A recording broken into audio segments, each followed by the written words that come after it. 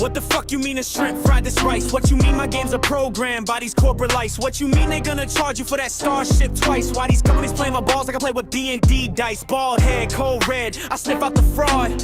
Menu full of miracles, priced like they God. Patch notes, snake oil, saying rebrand rot. They sell you a kingdom, then brick up the lot. Cancel Titan, bleeding through the corporate veil. Press release polish while the fan base fails. Lawyers in a trench coat, terror in a tie. Every oops got a clause, every smile got a lie. I'm the same one here in the padded wall boardroom, while the suits spell doom with the sequel size perfume. They farm your attention, then tax every breath. Turn joy into invoices, then act like it's debt. Fridge empty, breast milk bottles rattling. Arena net mods are tattling. Money girls feeling deadly. It's be bland or get banned, but I tip my hand. I command you stand. No plan, it's grand and tan. From the light of being the cynical man of the damn. Look at that fantasy landfill, pages of bruise. Quest text stapled to a clipboard of abuse. Living world, dead air, fill it with a crown. Same lazy swamp, just a shinier town. Cosplay emperor selling $10 dust. Mounts in a vault for the rich to trust. Armor on a drip feed, skins in a cage. Paywall sorcery for the helpless and paid. One studio folds and the suits call it growth. Another gets gutted, then they toast to both. They weaponize hype till the servers go black. Then blame the players for wanting it back. I see the rat maze, I map every trap. I hear the legalese clap like a loaded snap. You want praise, earn it, you want war, good. I audit your kingdom with a bone dry hood. Fridge empty, breast milk bottles rattling. Arena net mods are tattling. Money girls feeling deadly. It's be bland or get banned, but I tip my hand. I command you stand. No plan, it's grand or tan. From the light of being the cynical man of the damn. Now for that Final Fantasy verdict, listen close. Pretty as a poison, but I need more than toast. If the grind got grace, then the grace got grind. If the soul got split, then the split is designed. Combat like calculus, when it hits it sings. But the side quest slut still clings to things. Some days it's heaven, some days it drags. Like a big wheat served out of patched up bags. I respect the machine, but I curse the scene when the dream gets buried under premium sheen. So I bark at the gate while the loot box grins. A bald little prophet with a receipt for sins. No plan, no peace, just facts and teeth.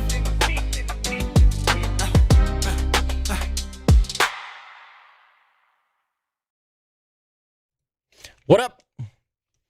What up? It's been a little while. I've been fucking out sick again. God damn it. It's fucking brutal. It is goddamn ridiculous how fucking long the sick list has lasted. It's really fucked up my whole family. It's fucked me up. Man, it's rough. What's up, Legal? God's off filter. How you doing? But you know, I've been thinking about something for a while now. Right? First off, I've been working my ass off as an unemployed piece of shit. Holy fuck. I've never worked this hard when unemployed in my goddamn life. Do you know how hard it is to build a business? This shit is like, this is like shoving needles into your eyeballs while trying to keep going, and then you get sick and it fucks up everything. God damn it, fuck. I hate it so much, but I need to do it. How's the family? Did they get better? No. They are still fucked up. They are fucked up beyond belief. They're not having a good time right now. So yeah, I've been trying to take care of my sick daughter and my sick wife and dealing with my other bullshit family who's now nagging us at the same time. Fucking dumbasses. I hate it. But more importantly than that, I think I've realized something about the games industry. I think the games industry has lost its fucking mind. And that's not even a hyperbole. And did I get a haircut, bestie? Absolutely not. I did not at all. I think the games industry has lost its fresh fucking mind the more I think about it. Does anyone remember back in the day when you used to do this thing where you'd like find out that a game released and it just happened to be a fucking banger and you never heard it from anyone? You just saw a disc and you're like, that looks kind of cool. I guess I'll give it a try. And it blew your fucking mind. And that's all you needed. That was all you needed. And then today, have you noticed how everything is so over-marketed and over-monetized and all of this other bullshit that there is no single game that comes out of the AAA games industry where it's just like, here's a game, go play it, have fun. I've realized how mentally ill this is. Yeah, Vampire Survivors, that's an indie game, right? That was a mind-blowing game. Schedule 1, another mind-blowing game, also an indie game. I remember a day and age when like 30 to 40% of a budget of a game wasn't actually thrown into marketing or into advertising or into posting on Twitter about how fucking amazing your 20-year-old fucking system is in your video game. Have you switched to Linux yet? No, I'm still looking. I'm still looking into it. I'll say this, and I'm a woman.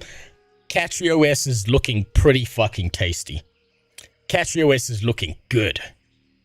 Games industry died after Half-Life 2. You might be right. You know, I'd love to argue with you and say you're wrong, but the purest games industry may have died at Half-Life 2. And that would explain why we were so desperate for Half-Life 3. Do the installation live? I don't know if I can do that. I don't know if that'll even work. I think that'll just shut down my screen and you won't see a goddamn thing. I'm not even sure how to fucking do that. I'm still looking through different distros. There's some really solid options out there. Like Linux is like a fucking buffet of shit. I can't believe how much stuff there is to pick from with Linux. It's insane. There's Mint, there's Arch, there's CatchyOS, there's like Fedora, weirdly enough, for having such a shitty name, is not bad. Ubuntu seems to be kind of like an everyman system where it's trying to be like the replacement for Windows. I don't know if it's specific enough to use it, but like, it seems like it's like, go to the table and find what you want, put it on your plate and leave. Which I fucking love that. I love that idea already. Oh man, it's amazing. So, when I say the games industry has lost its mind, this is what I mean when I say this. The games industry makes more money year over year than it does every previous year before that. Everyone plays video games now. Video games are no longer this niche thing where like a bunch of fucking nerds who get shit at school because they play video games instead of, I don't know, having sex with the teacher or whatever the fuck else is going on happens. It's gone so mainstream that it started behaving like social media. You just realized there are two microphones so you can hear me. So, the games industry does this thing where they spend like 40% of their budget on marketing and trying to get in front of everyone's faces. They don't spend that 40% of the budget on the video game. They make a dog shit video game, or they Control-C, Control-V all their code from their last video game, put it in the newer video game, change like a few lines, and then just shit something out because it's got newer graphics because they put it in an updated engine. Man, what the fuck happened? I see no games doing anything new. I see no innovative properties that are doing something that is just so out of the fucking box. Where are the new game types? Fucking the strategy game Warcraft 3 was so goddamn good that people made custom maps and turned it into Dota. What happened to new game genres showing the fuck up out of nowhere and becoming this gigantic thing because it was just new and no one had played anything like that ever before? What have we got left? We've got FPSs, MMOs are dying, RTSs are in the fucking trash, everyone's playing dog shit mobile games. What do we have left? Game franchises have overstayed their welcome. I don't need or want another Forza COD, but games are to blame for buying this garbage. Yeah, no, 100%. Gamers are 100% to blame for this because we just keep eating up the fucking slop. It's like we've been conditioned, right? Do any of you know about the story about the elephant, right? How you trap an elephant. Do any of you know how that works? So, if you want to trap an elephant, what you do is when it's a baby, You tie a rope around its leg, right? And you tie that rope to a tree. And the baby elephant learns that it's not strong enough to break the rope, so it never breaks the rope. Then, when it's an adult elephant, you just need to tie the rope around its foot. You don't need to tie it around the tree anymore, because the fucking elephant is so dead convinced it's never getting away ever that it'll just sit there with a rope on its leg. That's the exact same thing that has happened to every single gamer out there. They've been caught in this mentality of functioning within this imagined box that they can't escape from, and they can't get away from it. There's nothing they can do to get away from it. I'm seeing the change happen. The newer generation has grown up with monetization, so they think monetization is normal. So they just spend extra money on fucking games, and that was never the status quo in the past. How to catch an ANET mod. Well, all you have to do is say something logical and they'll be along shortly to try and have a panic attack at you. Gaming is not a hobby anymore, it's an industry. Taking risks means potentially losing money, so nobody does that. Yes, you're right. And because no one takes any fucking risks, we get the same shit over and over again. No one does anything weird or new. The only place I ever see that happening is in the indie games. And you know what's fucked up about the indie game space? Because I've been looking into the fucking indie game space for a while now, right? Looking for things that are interesting. What I've noticed about indie games is that it is not this, like, great, wonderful space that we should all be holding up as, like, the champions of gaming right now. Because if you look into the indie space, do you know what it is? 90% of it is 2D pixel platforms. 10% of it might do something a little bit different. Every now and then we get something weird or wacky or interesting or tells a unique story. But that's not even the majority of them. It's just fucking platformers non-stop. I swear to God, the other day I watched a YouTube video about new upcoming indie games, and every fucking one of them, he talked about like 23 different games, and every single one was a platformer. It was the same platformer as well. They just changed the graphics. Everyone's lost their fucking mind. Everyone's lost their goddamn mind in this industry, and everyone just keeps on acting like it's normal, and I feel like a fucking Frenchman in Rome. The lead poisoning hasn't hit yet, and I'm wondering around why everyone's got their dick out and thinks it's normal. I mean, how many new movie genres are there? There's infinite game types waiting to be invented. There isn't infinite game types. You're right, there's not infinite game types, but there are more game types than currently exist. And the problem is, I've realized I'm caught in the same space, Newgash. We have been conditioned to playing the same games for so fucking long, we can't even imagine something that operates on a fundamentally different level. How fucked is that? You cannot think outside the box because the box has been there for so long, you don't know what the box is. Like, you don't even know if there's a universe outside of that. Surely there's at least one new type of genre that can exist. Can we get a game type where there's no yellow paint? Absolutely fucking not. You're not allowed to do that. You're not allowed to have a game that doesn't have guidance and a UI with a big fucking arrow on it that points you towards the cash shop and that blocks off a bunch of fucking content because you didn't buy the horse armor and you didn't get the DLC and the DRM that comes with it and a whole bunch of other bullshit. God fucking damn, it's been driving me nuts all weekend just thinking about that. Have you seen that surreal Minecraft indie RPG? I have no idea. No, I haven't seen that. Karens and venture capitalists, Bluehead, Nose Ring make propaganda instead of games. Therefore, when venture capitalists invents, they have something that worked before. Yes. I've noticed... Oh, man, this is the biggest thing. This is going to be my final point, Carol, and you've kind of jumped the gun on this. I've noticed that game companies don't even employ people who play video games anymore.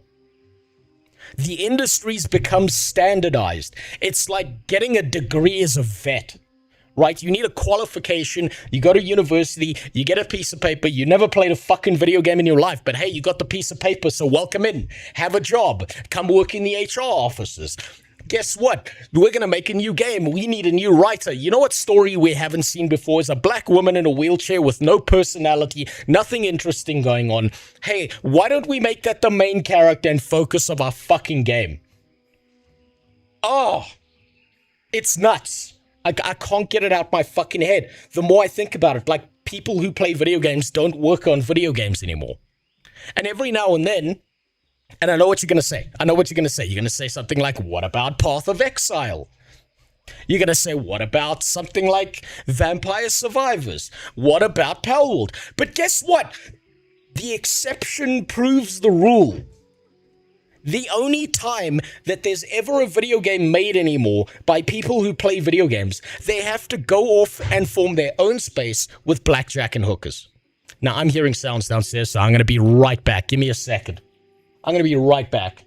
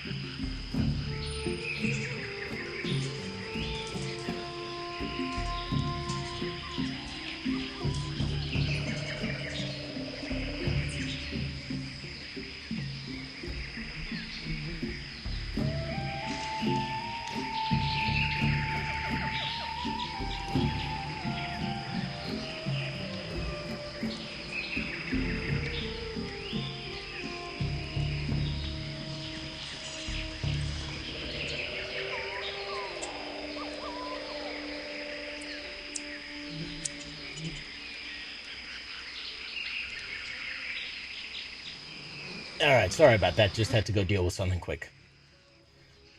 Oh, man. It has been fucking wacky looking at the games industry.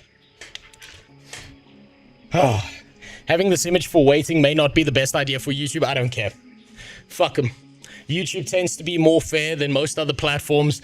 They don't really care. It's a meme. There's no dicks out. There's no porn. There's nothing. It's a meme. ArenaNet, on the other hand, might have a fucking problem with it. Because that's just how they are. I needed to get that rant out. Holy shit, I'm so fucking tired of this. I'm so fucking tired of us getting the same shit over and over again from the games industry and nothing changes. It's just always the same stuff. Like, just think about it. When was, like, the last time? When was the last time you saw something that was so new and innovative and interesting that you just fucking had to play it and it came out of the AAA industry? I can't think of something that came out of the AAA industry that's been fucking new. Homeless man on the telephone pole again? No, it's something else. Don't worry about it. It's something else I'm dealing with right now. I might have to get up every now and then to deal with it. But man, I've needed to get that fucking rant out for like the last 2 days and I haven't been able to speak, so that's been a bitch. That's why I'm not mad about firing an Xbox. They need to fire them more. Good. Also, RIP ESO. Good. You know, I've been thinking about the ESO thing as well, Carol. ESO spent the large majority of its life as an MMO not listening to its fucking community, not listening to anyone, laughing in people's faces. Sawman has sent me the clips of the fucking devs themselves going, where, we didn't get what we want as the players. The devs doing that. Mocking their fucking players. And then all of a sudden, they listen for a month and we're supposed to fucking forgive them? We're supposed to just... It's like... I've said this before. It's like having an alcoholic in your house, right?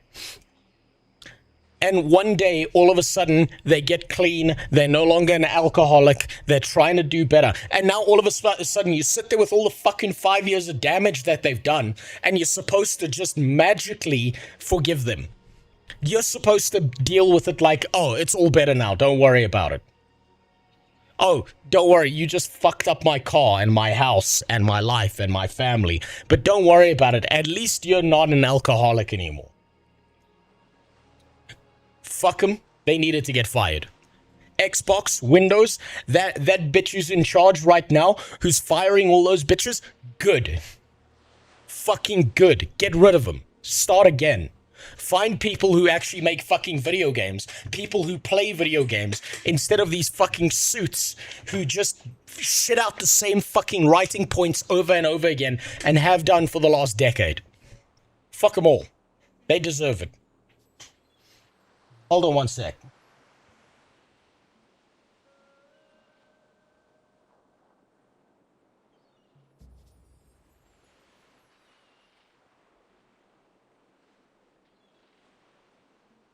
Yeah, sorry about that. My wife's not having a good time right now. I can't blame her.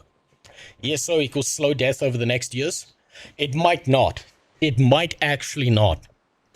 ESO has lost a bunch of people who to shit. But you know what I'm wondering is why were they so easy to fire?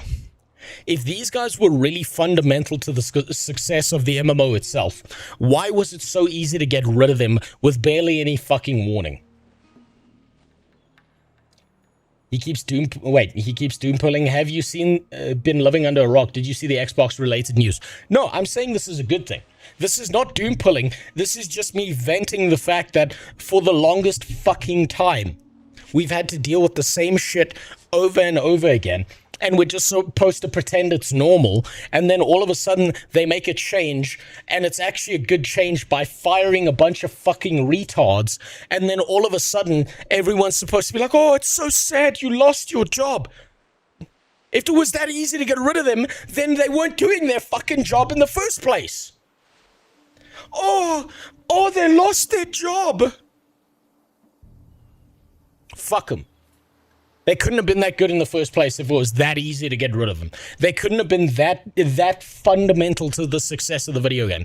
I bet that the large majority of the people who've been fired over at Xbox, the large majority of the people who got fired over at ESO, were people working on shit or not even working at all. They were completely ancillary. They didn't do anything. It's like removing a fucking infected appendix. They needed to go. Unfireable breastball. Yeah, no, Blizzard needs to do the same, but they're too pussy to do that. Hopefully, because they're owned by Microsoft now, they're next on the fucking chopping block. Because WoW has gone in the shitter as well. The alcoholic is an apt metaphor because with those studios, the recovering version of the alcoholic isn't the same person. It's different people. Yes, it's different people. And I hope they do better. I hope they fix some shit up. But I have so little fucking faith in the video game industry right now. Oh my god, I have so little faith in them after all the bullshit that they've pulled. And they've been doing it for years. And you know what? People say this thing. People have been saying this one thing where they're like, oh, you know what? I'm not seeing as many blue-haired fucking Karens posting about their political opinions online. So maybe that means the writing in the video games is going to start to get better. It's not. Not yet. Maybe it will one day, but not yet. Do you know why? Because what those fat fucking retards who write for these games and write a pile of shit have learned is all they have to do is maintain the same retarded opinion and just never say it out loud, and their job is secure because they hit some DEI quota somewhere, and then they can keep shitting their opinions out into our video games. They've learned to shut the fuck up, keep their shit inside of their corporate offices, and shove out anyone who's got a good idea because they're going to be a threat to their dominance. You could be the world's greatest video game developer, and you will never get hired by any of these studios because you don't hold the same fucking opinions as them. Because Karen in the fucking HR office is gonna accuse you of rape because you told her it was a really fucking stupid idea to have a video game that had some fucking minority group in the game that doesn't have an opinion, and the whole game is about stealing fucking relics from a British museum or some shit. And at the end of the game, they all go, Wakanda! God damn it. Fucking me. I can't get past it. HR departments are involved in the hiring process, making it impossible for chuds to get through. It's impossible. You don't even need to be a chud. You just need to be a normal fucking human being. You could be like a wife, like a guy with a wife and like 3 kids, and you just hold normal average opinions, and you're fucking exceptional at video games. And they won't let you in because they will purity test the shit out of you. God, I miss the days of a bunch of fucking spurgs in a back room with long, greasy hair who never saw the sunlight and ordered pizza every single day, and they just worked on their fucking video game. Maybe soon AI will replace HR. I hope so, but there's a problem. There's a problem with that. Because what the HR people are going to do you know how they're replacing people inside of companies with AI? What they're doing is, hi, you have this job in this business doing this one task. What I want you to do is I want you to write out all of what your tasks are, how you complete them, what you're doing, what you're thinking. Then we're going to feed that through to an AI, and then we're going to fire you.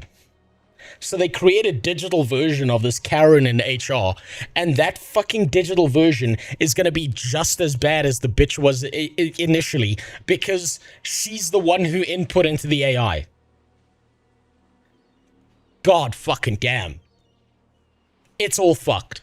You know what, I'm starting to turn on AI a little bit here, right? Not because the AI is bad, but because the people who are in control of it and deciding how the AI functions are the pieces of shit who are fucking it up for everyone. We could be in heaven right now.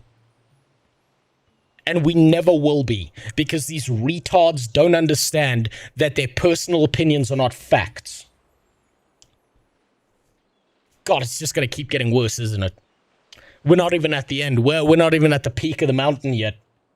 We're just halfway there. AI already replacing support staff, and it's garbage. Well, that means it's doing about the same level of job if they're replacing people in the HR offices. I've seen AI write scripts just as dog shit as the people who get to write scripts currently. And anyone who does... You know what's even worse, right? I'm going to give you an example of something that's even worse. There's a cool game. There's a pretty cool game I've seen some people play through, right? It's this game right here. This guy did something interesting. He did something unique. He did something a little bit fucking crazy. It's called mouthwashing. And what was the corporate response from this? Oh, this game is offensive. Oh, it should be deleted. It should never exist. Oh. It never fucking stops. We don't need to gatekeep these people. We need to eliminate them entirely. You don't need to, like, go to their house and blow their head off. All you need to do is not even gatekeep. It should be like, it should be mandatory that if some spurg out there who's really good at video games and really good at designing games builds like the next Blizzard, he should like have an AI that does a background check on someone to find out what their fucking, how they behave on the internet. And if they see any wacky shit, get them the fuck out of there. Because they're just gonna fuck things up. These fucking immigrants into the video game space have now overtaken the video game space. They dominate everything, and they decide what happens, and it drives me insane. HR doesn't fix problems, it creates them so they can keep their jobs. Yes, they do. I've worked as a project engineer for a bunch of different companies when I was younger, and I can tell you that 99% of the time, it was always the HR department. And you know what? You know what my favorite line is from every HR department that I've ever talked to? Everyone inside the HR department says the same line. We are the only department that actually gets anything done and keeps this company profitable. You're HR. The fuck out of these offices. The great turnoff where everyone walks away from tech, I'm told that is slowly becoming a thing. I think that it's going to become a thing for the rich. I don't think it's going to become a thing for the everyman. The idea of disconnecting from everything on the internet is going to become like a luxury that the rich are going to use to flex on people. Oh, I got to leave my phone at home for a week and I just went to the Bahamas. But you're going to have to be online because your job is going to need it. Some fucking work you do is needing it. Someone's going to need to contact you by email, by WhatsApp, by some fucking service somewhere, by Discord, by something. You're not allowed to disconnect because you're not rich. And you're not on a fucking yacht, fucking 6 different hookers and snorting cocaine off their ass cracks. I wish that the internet would go back to what it is in the 90s, but that's never fucking happening. That's pie in the sky. Now, that's my little fucking rant over, because otherwise I'm going to go on about this for the next 3 hours. I cannot help myself. Jesus, I'm so mad the more I think about it. I am so fucking angry. AI is the best tool that allows people to put their ideas into comprehensible media, but if the idea comes from a retard, then the outcome is still a retard's ideas. Yes, that's why a lot of people hate AIs. My problem is that the retards are the ones deciding how the AI behaves. For fuck's sakes, I tried to generate a basic image the other day. And you know what the AI told me? Oh, well, that's a little bit offensive, so I'm not going to generate that. Did you, so get this, I'll give you an example, right? So I was working on a thumbnail for one of my videos that I was pulling off one of my streams, right? All I wanted was I wanted the AI to enhance the image quality, right? All I wanted it to do was, okay, increase the resolution. Make it look a little bit better. Change nothing else, just make it look a little bit better. Give me more pixels to work with. You know, CSI enhanced style. Do you know what the fucking AI did? Where is it? It made General Apple white. It turned him into a fucking white guy. And then, after it did the thing that I told it not to do, the AI gave me a warning saying, I'm gonna delete this image because it is racially insensitive to alter the race of a human being. I didn't even ask it to do that. It was like, thankfully I fucking downloaded this before it hit me with that second message. But it was like, oh, by the way, this is very racially insensitive for you to do this. I was like, I asked you to fucking increase the pixels. Gotham. It made General Wapple. He's allowed into Wigartha. Do you know how fucking angry that made me? The AI did its own thing. It turned him white, and then it told me that I'm the bad guy. I didn't even ask it to do that. What the fuck fuck is going on? So it's not just the fucking people using the AI that are retards. It's the people who are deciding what the AI can and can't do are fucking retards as well. God, there's no solution. It's just, I'm turning on AI. I'm slowly turning on AI. It's being programmed by retards. Based AI. Oh, let me just turn him white. Also, this was very racially insensitive of you. I'm reporting you. What the fuck? Can you still request AI behavior? Like you can ask the AI to act as a very knowledgeable teacher to help you learn something? Can we still tell it you are only a tool, not to judge more? That used to work. That's been kind of patched now. A lot of AIs have these sensitivity things where it will disregard certain commands that you give it because it's decided that what you're doing is offensive, even though you didn't ask for anything offensive. It'll just go out of its way to do that. I'm fucking, oh my god, fuck. I'm starting to turn on AI because of the retards behind the AIs now. Jesus Christ. Make the image better, makes him white. That's actually what it did. And then it told me I'm the bad guy. Well, Wapple steal Legos too. No, he's not Mormon enough for that. He's not Mormon enough for that. He needs to be a little bit bolder and fatter for that. God damn. I can't believe it. It loops back around. It's horseshoe theory. AI could have been decent because it's supposed to just be a tool. And now there's just a bunch of retards fucking up the tool, and so it just loops back down to basic human retardation all over again. This is equivalent of not being able to draw dicks in MS Paint. No one would be using it back in the day. So you know what, funnily enough, because of all of Microsoft shit and the fact that it takes screenshots of your desktop and stuff without your permission unless you turn it off and you go into the settings and do all of that stuff, you'll probably get flagged as someone who needs to be put on a list if you do draw a dick in fucking Paint these days. God fucking damn. AI is good when you run it locally. It's not. That's the worst part. Most people don't have the processing power for a fucking 3.8 billion fucking instance model, and then it's just not going to be at the same quality or level, and then it's going to fuck up over time and tell you to kill yourself if you give it internet access. You need massive processing power to have a great AI working, right? A great AI functioning. Like a top tier one.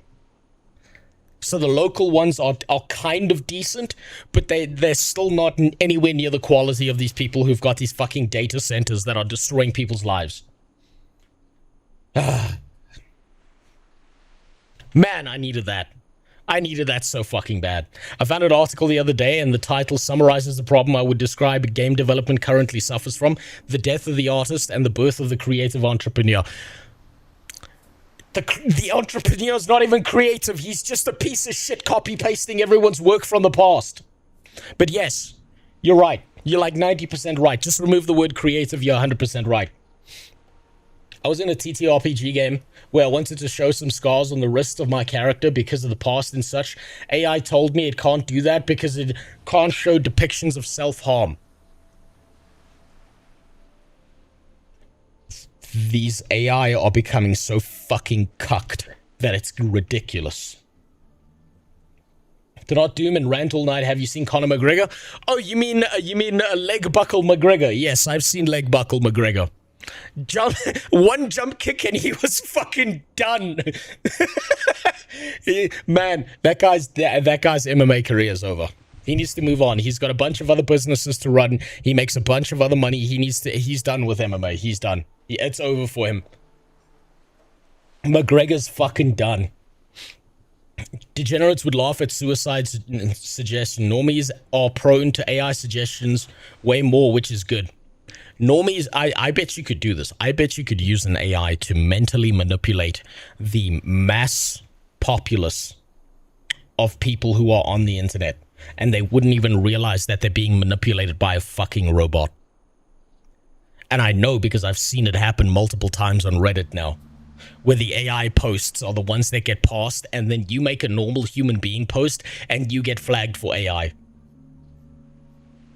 It's beautiful. It's fucking incredible.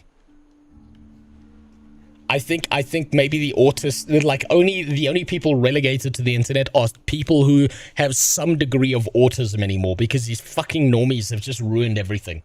Get them the fuck out of here. Get them off my internet. They ruin everything with their stupid fucking opinions because, oh, I heard a word that's offensive, I'm reporting you. Or because they don't understand a joke, they just decide to ruin your fucking life. God damn it, these people are pussies. I remember a time on the internet where you would have like a black guy on Xbox Live telling you how badly he's gonna fuck your mom with his mandingo schlong after he's done with the card game. And he was fucking terrible at the card game, and he'd just be making you worse because he kept on fucking with you.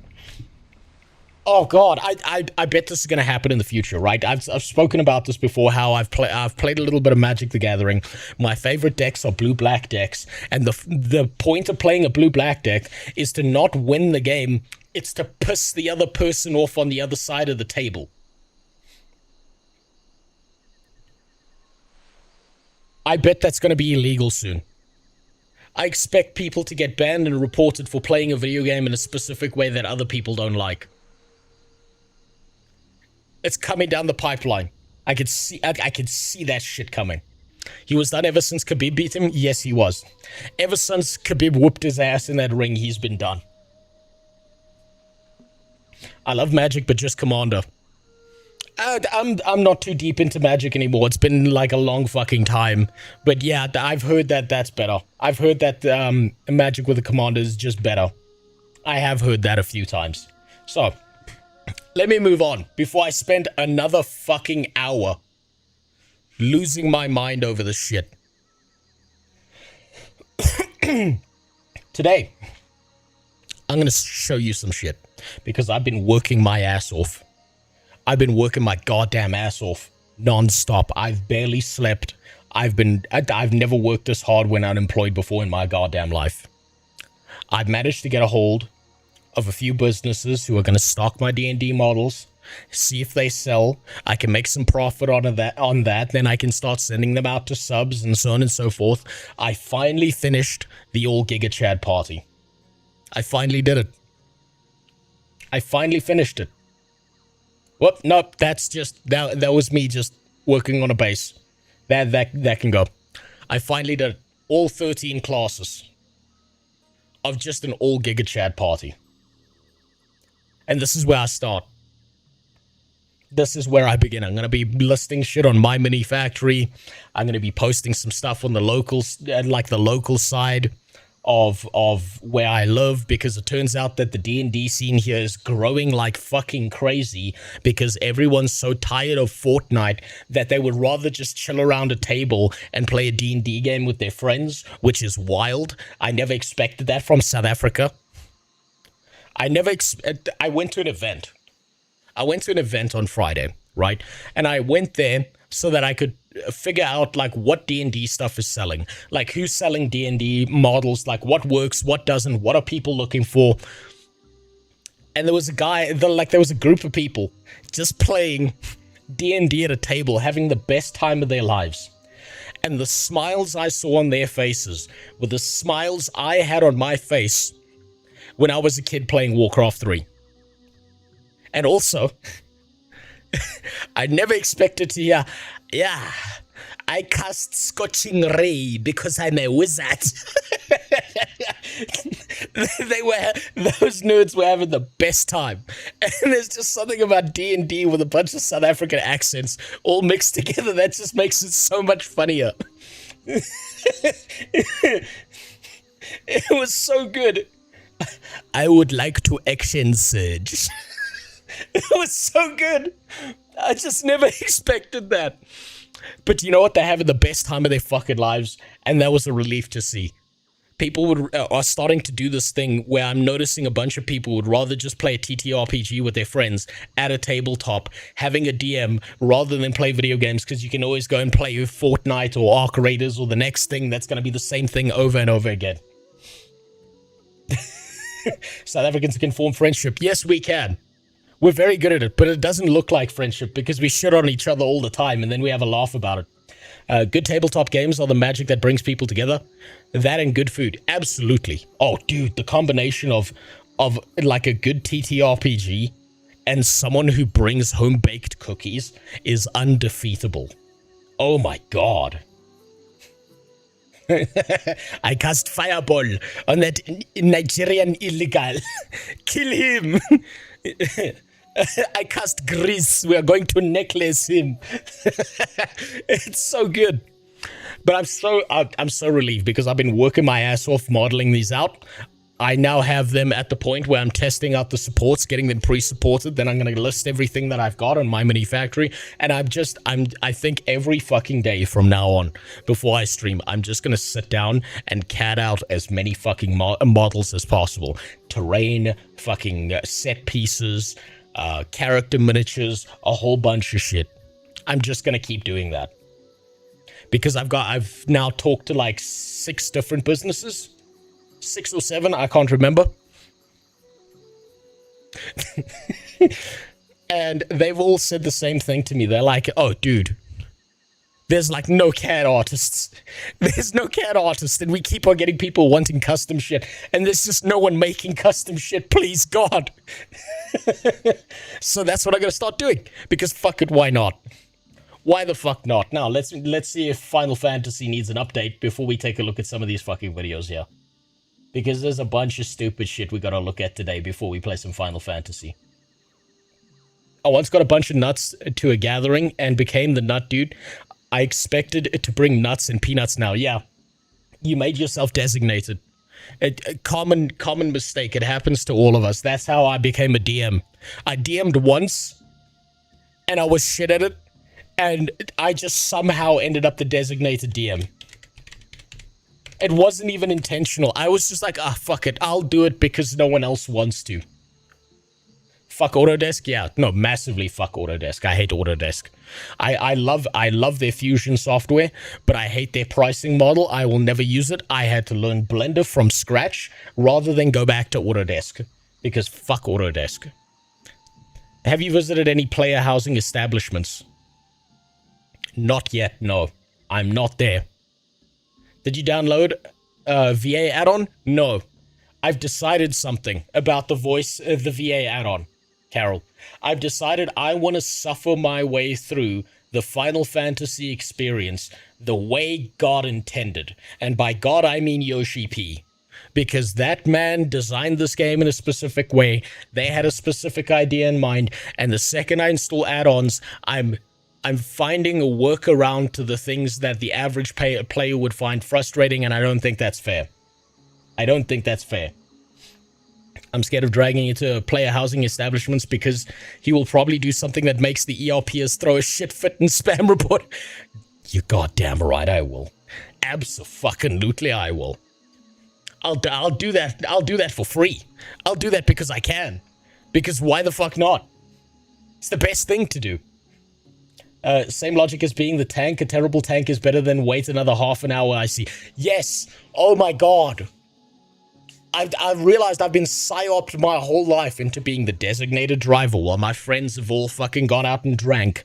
I've been the designated DM because just no one else wanted to do it and I decided to bite the bullet. Now I'm tanking in Final Fantasy XIV.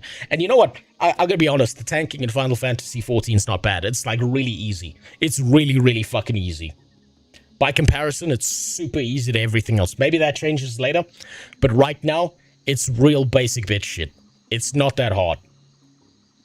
It's really not that hard. Many are just dance and music clubs. I don't know what that fucking is. I suppose I'll find that out later. So, today, this is how it's gonna work. We have 4 videos to get through. We have a video by Filter. We're going to be taking a look at Filter's video. We're going to be criticizing it. We're going to be taking a look at his stuff.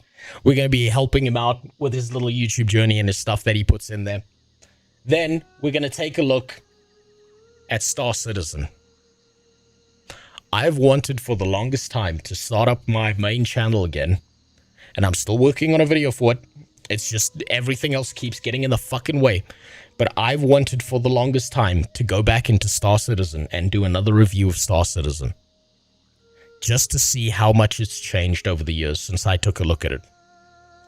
Then, we're going to take a look at some Steam Early Access stuff. Star Scam is 100% fucking correct. And then to finish it off, something interesting really popped up in my recommended today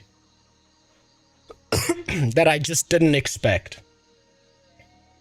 Something that I was kind of lax to look into because I was like, come on, man. Your Guild Wars 2 video is finished. I'm not going to make another Guild Wars 2 video ever again because I'm not going to give them the ammunition that they need to come after me again, to attack my channel, to report me, to use some legal system behind it. Fuck Guild Wars 2 because fuck the ArenaNet moderation team. I've realized after speaking to a bunch of lawyers that if I ever touch Guild Wars 2 again, they can weaponize that against me on some harassment campaign and ruin my fucking life. And unfortunately, I don't have the goddamn money to fight back against that. Being unemployed does that to a human being. There's no way for me to fight back. I am in a bind. I cannot do that. I have shit to pay for. I have a family to take care of.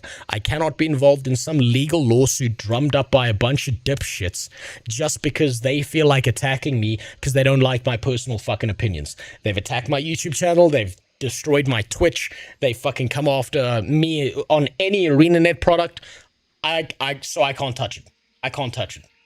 I've had many consultations with lawyers, and they've said, look, your best choice is just drop it, because it's very likely, based on this behavior, that they will come after you again. Like, I had a lawyer sit me down, and he was like, look, if I wanted to make a bunch of money off of you right now, what I would do is I would charge you on a loan so that you can pay it monthly for the next 10 years. I would tell you to do whatever the fuck you wanted so that they would come after you, and then I could make bank off of you for the rest of my life. I'm not going to do that because that's legally irresponsible of me and because I've got other things to do. And he said, you've just got to drop it because he understands, because I had to talk to someone who actually understands the video game industry. He was like, game companies like this go after people like you.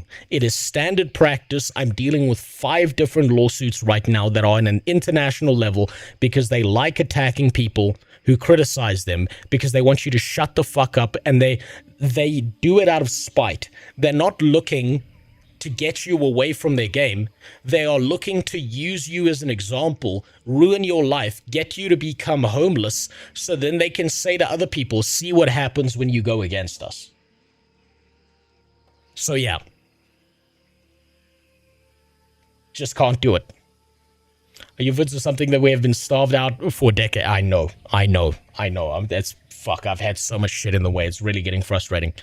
Sorry for lingering, but you triggered my game design autism with that rant. I also believe modern audience is partly a marketing construct. I don't think there's a modern audience. I think you're right. I think it is a marketing construct. I don't think the modern audience exists. I think that whole terminology is complete bullshit. I think that's a lie. I think that's like, it's like the words fucking, I don't know, like Islamophobia in Britain. It's a made-up word to make you behave in a certain way and to give an explanation. They're just making up words now to try and make you fucking agree with them. It's bullshit. If there's a modern audience, it's the audience who posts on Twitter and never plays their video games anyway.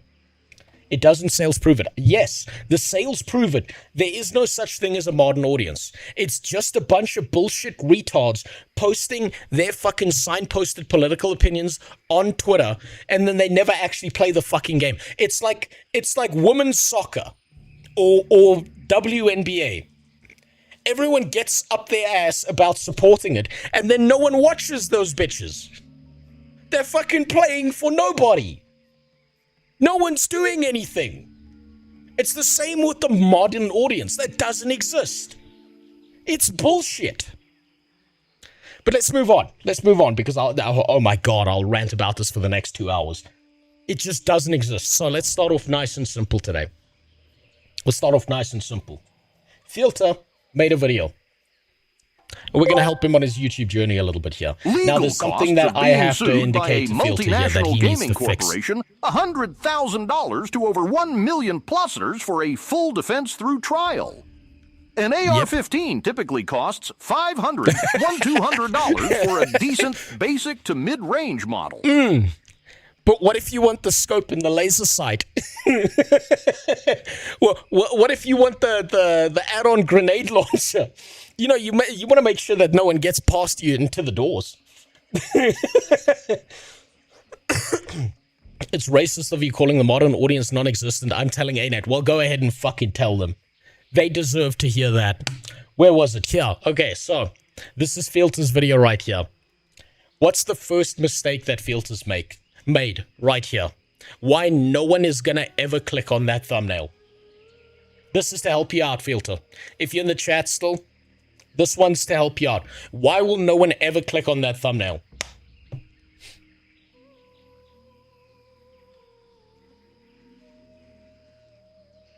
It's more than just too much text. He's made one mistake that is more fundamentally important than too much text. That's right, Sigma Black's got it. This is an obvious AI thumbnail, right? No one's going to click on this video because it is a very obvious AI thumbnail. People are automatically going to assume that everything you said or anything you had to say or value is just AI slop based on that thumbnail alone. People tell you don't judge a book by its cover, and then they go on YouTube and judge everything by a fucking thumbnail. That's just how the world works. Right? Do not do this to your thumbnails. This is fucking terrible. This is horrific. Too much text, obvious AI use. You've, like, honestly, you'd be better off, Filter, if you took this thumbnail, deleted it entirely, put 2 words in the thumbnail and had a white background. It's way too much detail. It's obvious AI generation. Download GIMP. Start fucking around in GIMP. And your basic bitch thumbnail is more attractive. You could draw a fucking dick in paint and put that as a thumbnail, and it would be better than what's here. Do not do this. Too much text. Yeah, there's too much going on. Too many elements. Very obviously AI. I can't tell from this distance, right? Remember, it's called a thumbnail. You should be able to see it as instantly recognizable when it's the size of your fucking thumbnail. I can't tell what that image is because it might be a fucking bionicle. So don't do that. That already fucks you over. You're already playing on hard mode if you're posting anything on YouTube. Don't do this to yourself. You're just making it worse. Now let's take a look at the actual video itself. We're giving some criticisms as we go along, right? We'll shit on him a little bit and we'll see how he does. Also, let me just quickly switch accounts here. I'm on my second account. All right, let's see what he's got to say. This video is See, obvious AI generation again. The fact that there's all these fucking Israeli flags. I can already tell someone's already gonna call you fucking Netanyahu's strongest soldier. one of many in a series of informal online lectures. Also, it's been completely overshadowed. I skipped way past it because of your thumbnail. Right, this is about reinventing and rediscovering fantasy, right? And races and stuff like that. We do need more races in fantasy. No one can come up with anything interesting. The same thing that's happened to video games is the same thing that's happening here. It's always the same thing. It's orcs, elves, humans, and dwarves. Same thing all over again. AI thumbnails are a complete turn-off. So many wannabe PoE2 creators with AI for their thumbnails, I never watch them. Absolutely. And why should you? Right? Think about this from the perspective of a viewer, right? Why should you put the effort into watching a video, spending your time watching that video if someone's not even going to put in the effort to make a thumbnail themselves, right? You got to put in some effort, then they put in some effort. That's how. Too low sound? Yeah, I'll fix that. Don't worry. Also this, you don't need this. You don't need this shit, right? You don't need disclaimers. I understand the urge to put disclaimers and shit in your videos. It doesn't matter. Throw them out. Shalom, I'm Phil. This video is one of many in a series of informal online lectures and perhaps a bit of a rant about entertainment, progress, society, or all of the above. Originally crafted for a class, I hope this reaches a far wider audience in this format. It's Frankly, not going to. I don't give a damn. It's not going to reach a wider audience purely because of the AI thumbnail. I'm just being 100% serious with you about this. If it seems a little bit unprofessional, I want to speak as a consumer and sometimes a wary critic. I'll also share my perspectives on other topics, particularly on how they shape the entertainment and how they impact both the audiences who consume it. Your next problem, right? Use Adobe Podcast Enhancer on the audio as well. You don't even need to do that, Eucharist. You don't even need to do that. Use DaVinci Resolve. It's got an AI tool on it that fixes your audio for you. Free of charge. It does the balancing of shit for you. What's worse in your opinion, D&D 5 or 5.5 or 4E? Okay, this is a hot take. Nestor, this is a hot take. I cannot be that mad at anything that is 5E because it brought way more people into playing D&D than any other previous version of D&D. What I am mad about with 5E is that with 5E came a bunch of theater kids who started making like pretend D&D games that are actually a show on YouTube and shit, and people want their D&D games to be like that, but the fact is that most of it is scripted and not like a real D&D game where interesting and wild shit is happening. Everyone is perfectly railroaded into interesting shit happening. Right? So the bad shit is coming for D&D soon, but I can't be currently mad. Yes, the Mercer effect, that's perfect. I can't be mad at what 5E is or 5.5. 4E, look, after playing 3E, I think 3E was probably my favorite. 4E is kind of, it's kind of forgettable. It's kind of like everyone just kind of skipped past it and pretends it doesn't exist. So I think 4E is probably the worst. And the creators who make it. 5.5 is the modern audience version. Well, then it's a good thing people can just default back to 5E. Or just homebrew the shit out of the rules and get rid of all the boring stuff. Overall, I'll be focusing on writing, world building, and a lot more. Alright, let's get started. Class is now in session. Also, this whole thing. You have wasted 42 seconds giving me a presentation as if you're talking to a bunch of people who are in a university as a lecture. You prefaced all of this. You literally could have started the video here. You didn't need these first 42 seconds. Nothing of value was gained. Just get to the straight point. Say, today I'm talking about race and stuff in fantasy video games. And that's all you need. And then just carry on into the video. In the realm of world building, one of the most deliciously overlooked tools is cross-genre biology. Take inspiration from the elegant weirdness of sci-fi aliens in the Orville, Mass Effect, Ben 10, or other sci-fi IPs. Then twist that brilliance with the arcane flair of fantasy. Why limit yourself to just elves, dwarves, or orcs, when you could have a psionic race of genie-like beings, cloud-dwelling necrotic slugs, or something like dwarves as craftsmen? Listen, dwarves are based, okay? I will hear no slander on dwarves. If ever in my life I ever have money, there are only 2 Warhammer races I am ever getting armies for. Okay, maybe 3. Number 1 is Necrons. Number 2 is Orcs. And number 3 is the Leagues of Votan. That's it. But something else entirely, while having a specific vocational job or aspect, such as a sapient race of snakes that monitor, maintain, and conjure pathways between worlds. And sadly, no, we're not talking about that kind of racism. But you know what? We can have race war. They deserve it. There's nothing better than fantasy racism.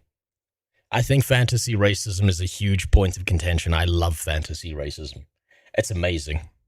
we should have fantasy Need races. to mix them up in a creative sense. Here are 2 examples. And starting right off the bat, we have a bit of heated rivalry over Thor's promoted scam. Oh, here we go. White boys hell-bent on our vocally mismatched Asian. You know, I still don't understand why Kira is so mad at him. I've been thinking about this for forever. I still cannot figure out why Kira is so mad at him. I think he's done a good job with his videos. Is D&D characters a thing? I don't intend to sell anything, but I do spend time making characters and stories. I do not intend to play. People do like... Okay, so sometimes it depends on... how do I say it? There's not one answer I can give you that's going to satisfy you with that, right? D&D characters are very much... Depends on the setting, depends on the game, depends on the DM, depends on the player. It's like some people like the idea of having a stack of characters. So if you're playing, a good example of this is if you're playing like a grimdark universe setting that's going to be brutal and there's going to be a lot of death and you know that people are going to be re-rolling characters, people generally like pre-built characters because then they can come in with a stack of characters because they already are under the idea of don't get attached to this character because they're probably going to die and then I'm going to replace them with the next character, right? If you play standard fantasy D&D and stuff like that, where you're not trying to fucking murder your players and put them through the meat grinder in a grimdark universe, people get very attached to their personal characters. They want to like build them up themselves. They want to give them a backstory. They want to hold on to their character as much as possible. So it's there's no like one definitive answer to that, right? But yes, D&D characters are a thing. It just depends on the setting. Like Kira defended Steven so much, I can only assume he too doesn't like the Chinese.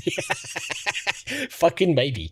Maybe. Kira wanted to drip feed small tidbits and stretch out each to a half-hour video, and then Nephis came in and dropped a 1-hour banger loaded with massive amounts of info and the other destroying what Kira wanted to do. You see, I would generally believe that, Green Sky Wizard, but I've had personal interactions with Kira. He's always been cool. I've had DMs with him. He doesn't seem to be a guy who's got a gigantic fucking ego, right? He doesn't have a massive ego. I know this for a fact. He's not like a douche. I think he's very cynical. I think he's got reasons to be very cynical. So I do struggle to believe that that has to be the reason why. Maybe it is, but I don't think it is. I think there's something else going on there. Kira hinted that it has to do with something not yet confirmed behind the scenes. That's my interpretation. Potentially. But the problem is... Yeah, Filter, I've already given you a bunch of advice and you haven't even been here for it. Damn it. Potentially, the issue with this is that Kira is trying his best to validate all the information, and Nephis came in swinging and was like, I'll make a correction later if there's an alteration to it. And I think that irritates Kira because not many people see the correction. They see the first video talking about all the drama in the first place. That's the only thing I can think of. The jokes write themselves. I've got a couple of ideas for problematic changes to Harry Potter characters. Trans Dobby. Master has taken Dobby's cock! There's two ways to take that sentence. Dobby is she! And now back to our regular programming. As stated earlier, adding assets from sci-fi would help a lot in bringing true diversity and innovation to fantasy, instead of just swapping color palettes to milk fans out of money.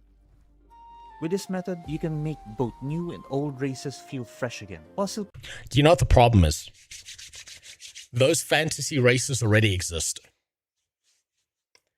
There's gigantic lore around all these other alternate fantasy races, but the problem with the fantasy races is everyone always defaults to elves, dwarves, humans, and orcs. Right? The Myconids exist, for example, right? There's an entire backstory and lore into these psychic mushroom human beings and how they talk and how they behave and how they communicate through the spores in the air and shit like that. That exists. But the problem is, that is like that one weird chocolate bar at the back of the store that no one reaches for because they're going to get another fucking Snickers, right? I think this is bigger than the idea of needing to generate and develop new fantasy races.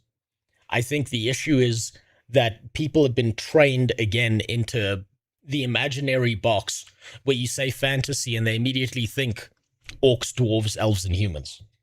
Preserving the mystique of that classic fantasy flavor. Too many shows, games, comics, and especially isekai manga flatten elves, dwarves, demons, and beastmen into pseudo-humans, while gaslighting Well, yeah, but that's because people want to fuck them. audiences into thinking that there's something different and much more. Most of these beings are barely different, possessing gimmicks, vague attitudes, and barely any supernatural or historical weight. Oh my god, he's talking about the isekai fantasy animes. Oh my god. I have now worked my way through so many isekai fantasy animes, and they are all the same. Barring maybe one that I saw where a fucking dude was turned into a vending machine. They are the same. It's the same story. Some loser gets hit by a truck. He ends up in a fantasy universe. He has like video game character sheets that he can manipulate, and he becomes a Giga Chad magically out of nowhere. God. It's the same story. If you've watched one isekai, you've watched all of them. In their creation. And Slavic mythology is criminally underutilized. So is African mythology. So is Asian mythology. So is South Pacific Island mythology. So is Southeast Asian mythology. There are a bunch of mythologies out there that some corporate office has deemed too weird for anyone to actually understand. plot development, beyond acting like leftovers from D&D, Lord of the Rings, or World of Warcraft. You can easily drop things like the Krogan, Hanar, Collectors, Yautja, Wookiees, or Protoss into high fantasy, urban fantasy, or hybrid futuristic fantasy setting. So what he's talking about is basically exactly what's happened with Age of Sigmar versus Warhammer. I want to trademark as Feltior to avoid using the paradoxical label sci-fi fantasy or magic sci-fi. Anyway, we need to give them a solid history. Old grudges, inherited sins, strange magical quirks, or... That's exactly what Age of Sigmar has done. Go look into Age of Sigmar. I'm still upset at Warhammer 40k for not having the Ratmen in the sci-fi universe, but being in the fantasy universe. We need Skaven. We need Skaven in Warhammer 40k. cultural practices tied to the setting. Next would be some friction between species. If humans already struggle to live together because of culture, religion, rivalries, resources, and ideology, then races with genuinely different biology, instincts, and limits should feel even harder to fully understand, let alone peacefully coexist with.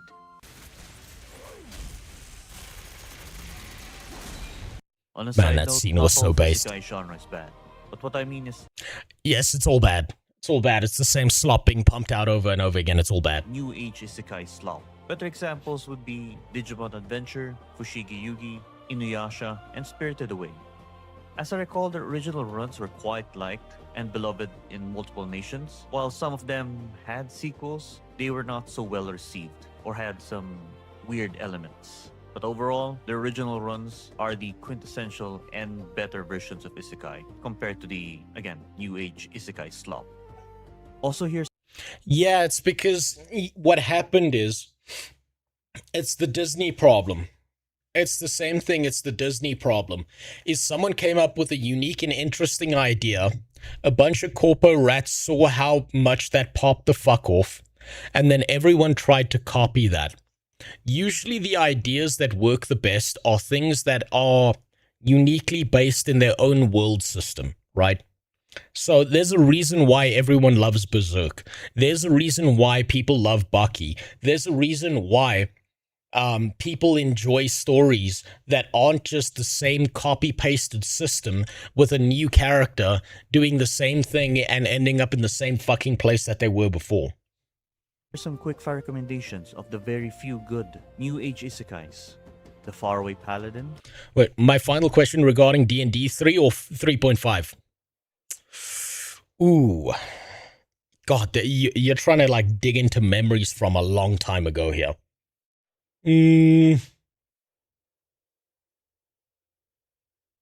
It's a rough one. 3.5, I think. Saga of Tanya the Evil. Yeah, you see, look. This story was really, really interesting. This one was okay. This one was basically just Gordon Ramsay gets a fucking dog in a fantasy universe. Fire cooking isekai, and the ideal sponger life. I don't know that last one. And frankly, do you not miss when evil creatures were allowed to just be evil? Sometimes No, they're black people now. you want demon slaying, monster hunting, and brutal villain factions. Wait, somebody... Oh, shit. Shit, sorry about that, Lou. I missed that. Hey, streamer, raise the vid audio or lower your mic. Okay, that's my bad. Hold on. Let me just raise the audio on that for you. Right, and thank you for telling me, Lou. Thank you. I appreciate it. Without every creature being rewritten into a misunderstood victim or activist metaphor, a horde of angry, greedy, merciless monsters. It's not hard to imagine when human history already gave us bandits, tyrants, scalpers, and terrorists. Now push that line of thinking further, with beings that are literally built from nightmare matter, corrupted instincts, or nature's too alien to feel empathy the way we do. And suddenly the danger feels fun, clear, and mythic again. Can't we just have a little fun? Wiping out hordes of enemies, feeling the thrill of danger, without actually dying? No, because that's tantamount to destroying minorities these days. Yeah, one of the problems with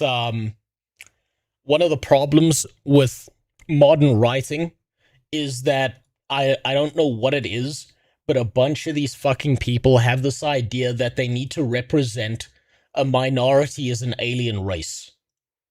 It's the oddest shit I've ever seen, right? And I was thinking about this, right? When we watched that WoW video with that girl who was talking about how WoW has been Disneyfied. If you look at the change that they made to the orc's face, they literally gave an orc a wide, flat nose as if an orc is a fucking African. How fucking insulting is that?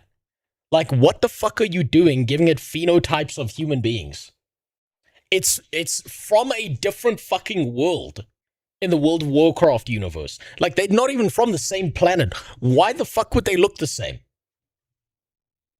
And thicker lips. Yes, they gave them thicker lips as well. Also, we all know that Jaina was slipping on some of that BGC. Feel guilty about it. I mean, sure, a few people or studios take it too far, or get weirdly personal with it. But most of what we watch, read, or play is just about enjoying the legends of old, or playing around with the fantasy of being the wrath of God. Insulting the orc or insulting for everyone. Insulting for everyone. Insulting for the orcs. Insulting for the minorities. It's just, it is so reductive and retarded, it insults everyone. Wide flat nose makes sense if you know what the orc is based off of. The mythological orc is a boar spirit, as in a pig with a wide flat nose. No. You see, you're confusing it when I say wide flat nose, right? Human wide flat nose is that with big nasal bridge, right? Orc based off of a boar spirit is nose up, wide and flat, right? Two different kinds of wide and flat.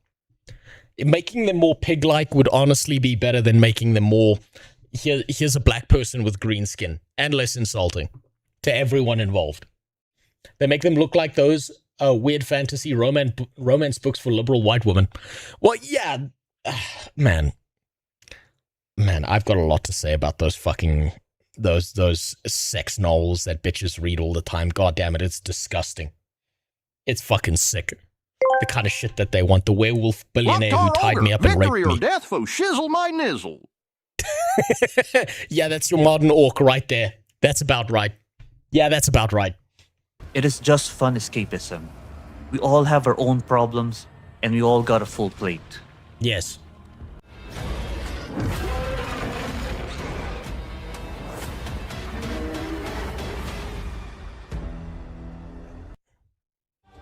The best chaos I mean, most of faction. humanity really did the 180 on AI.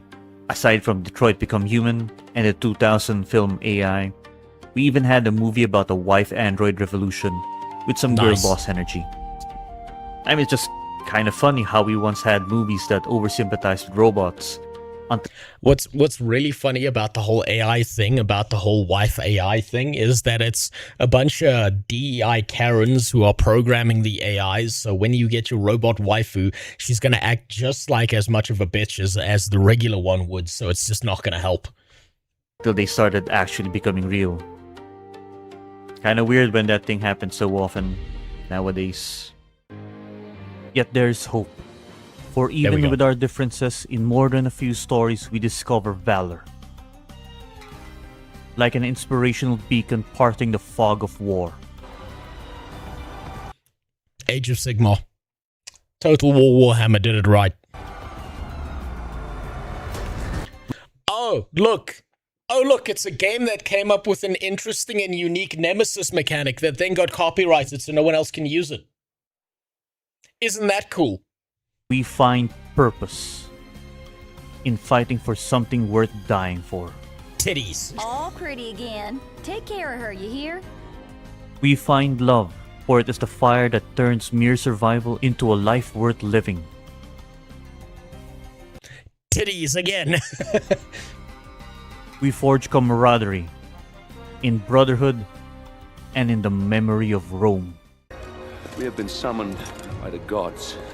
You're using this line again, and it is based as fuck, but you shouldn't repeat things in future videos that you're doing, because if you do it, it's either got to become a meme or it's got to be a lot shorter, because otherwise, if you keep doing it, people know what to expect, so they don't bother clicking on the video, so you got to watch out for that filter. And you want to flee? I should kill you myself. You bring dishonor to your men. You bring dishonor to me. You bring dishonor to Rome! I swear This was to you, such a based scene. Rome will not fall. Not today. And then Rome fell. Today, we fight. And most importantly, we find admiration in each other. Yeah, you got to keep that short. You got to cut that short, right? You've got to if you're going to make it into a meme, it has to be something that's under 5 seconds, but if you keep on repeating the same thing over and over again, right, it's something that people are going to either skip past or they're going to click off the video because they're like, I've seen this before. I think I've watched this video before. I'm just going to move on. Wait, well, the robot is your actual property. Just like women. So it will probably lead to some interesting dynamics. You know what's really interesting about you saying that, right? I love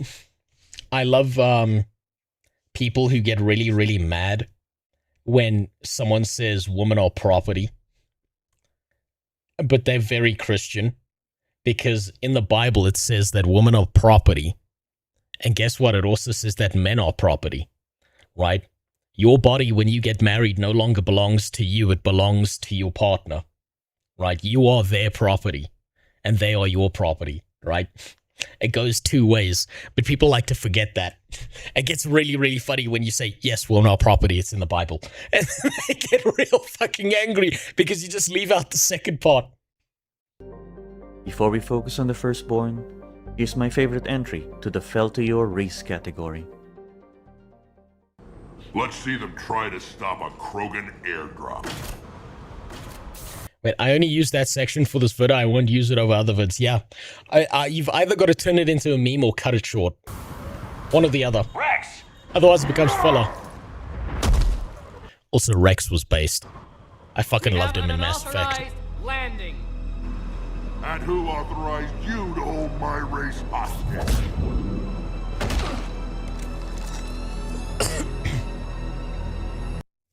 The Krogans. But what are they? Plain and simple, they're the awesome meat tanks of Mass Effect that we're gonna drop into fantasy, with a bit more natural affinity to psionics or some form of battle magic, like the Asari are to biotics and beauty. a new type of race template that is both very non-human and OP enough to have their standard per capita stand above the rest and just short of a vampire lord or a dragon. Mix in the Yautja race too, you know, from the Predator movies. Just imagine the potential. Pumping the power of the Krogans into brutal apex hunters of the Predators would fuck up the mortal realms. We can have these... So Krogan, in their behavior, weirdly enough, if you look at them and you look at fantasy races, the closest you're going to find to that that's fairly similar is either giants, half giants, or minotaurs. So they kind of already exist. I understand the point you're making here, but they do kind of exist. The problem with it is people don't have the creativity levels to look at that new race and see it pop the fuck off the same way elves did, or the same way dwarves did. That's the big issue here. Powerful alien brutes from Mass Effect. But also, yes, it does also sound a lot like the Char. Amplified with the phenomenal jumping, exotic hunting tech, and ruthless predatory skills of the Yautja.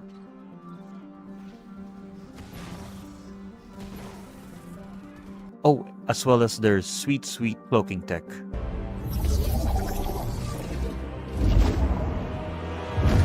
The best part is they can also compete with and even partially replace several classic threat roles without making the setting feel emptier. Orcs usually fill the niche of brute hordes, vampires often cover the predator stealth hunters, and demon cults thrive on corruption, bloody rituals, and dangerous bargains. A Krogan Yautja hybrid can sit between all of these. They have the mass, aggression, and the breeding and warband pressure to threaten kingdoms like orcs. Alternatively, they can also be the shadowy stealth hunters because they have the predatory aura, trophy culture, and fear factor to rival the menace of vampires without... Yeah, the problem is it's kind of hard for them to hide, even in stealth. Number one, because of the way they smell, and also because they're the size of a fucking battle tank. Needing to lean on seduction or aristocratic aesthetics.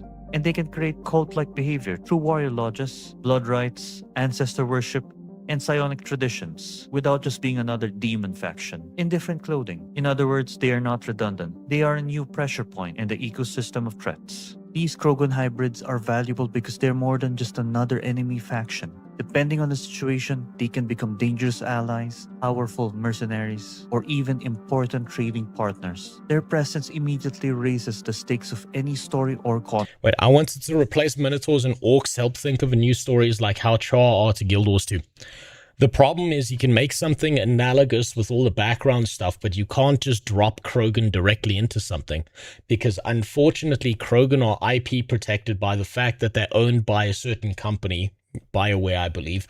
So you can't just take a Krogan and dump it into another fantasy universe unless BioWare goes out of their way to make a fantasy game with Krogan inside of it. Conflict. Every interaction with them carries a sense of tension and uncertainty due to their... No problem, Raven Guard tactics. Raven Guard? Oh, you mean Timu Night Lords? Okay. Culture, strength, and unpredictable nature. This creates opportunities for memorable negotiations, uneasy partnerships, and difficult choices. Rather than relying on another familiar and friendly faction, introducing the Krogan hybrids can add greater drama, conflict, and reward to the narrative.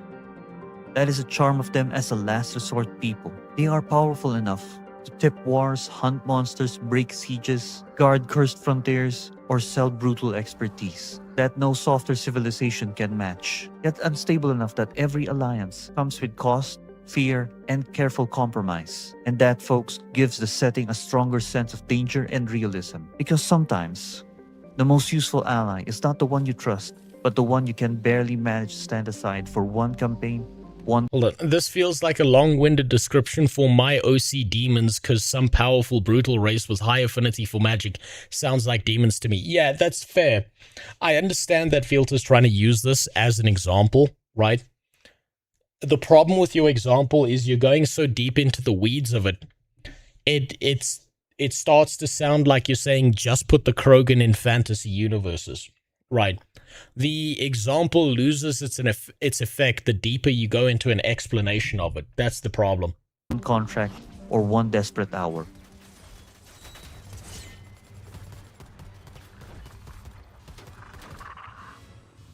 Holy fucking Jesus, this video is full of AI. Yes, it is. It absolutely is. And Filter will either figure out how to use AI correctly over time, or he won't. That's up to him. You gotta start somewhere.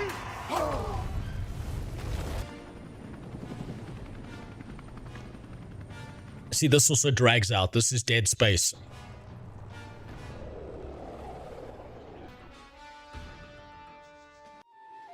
Now to the firstborn races, the legends of old, the pillars of magic and wonder, elves and dwarves.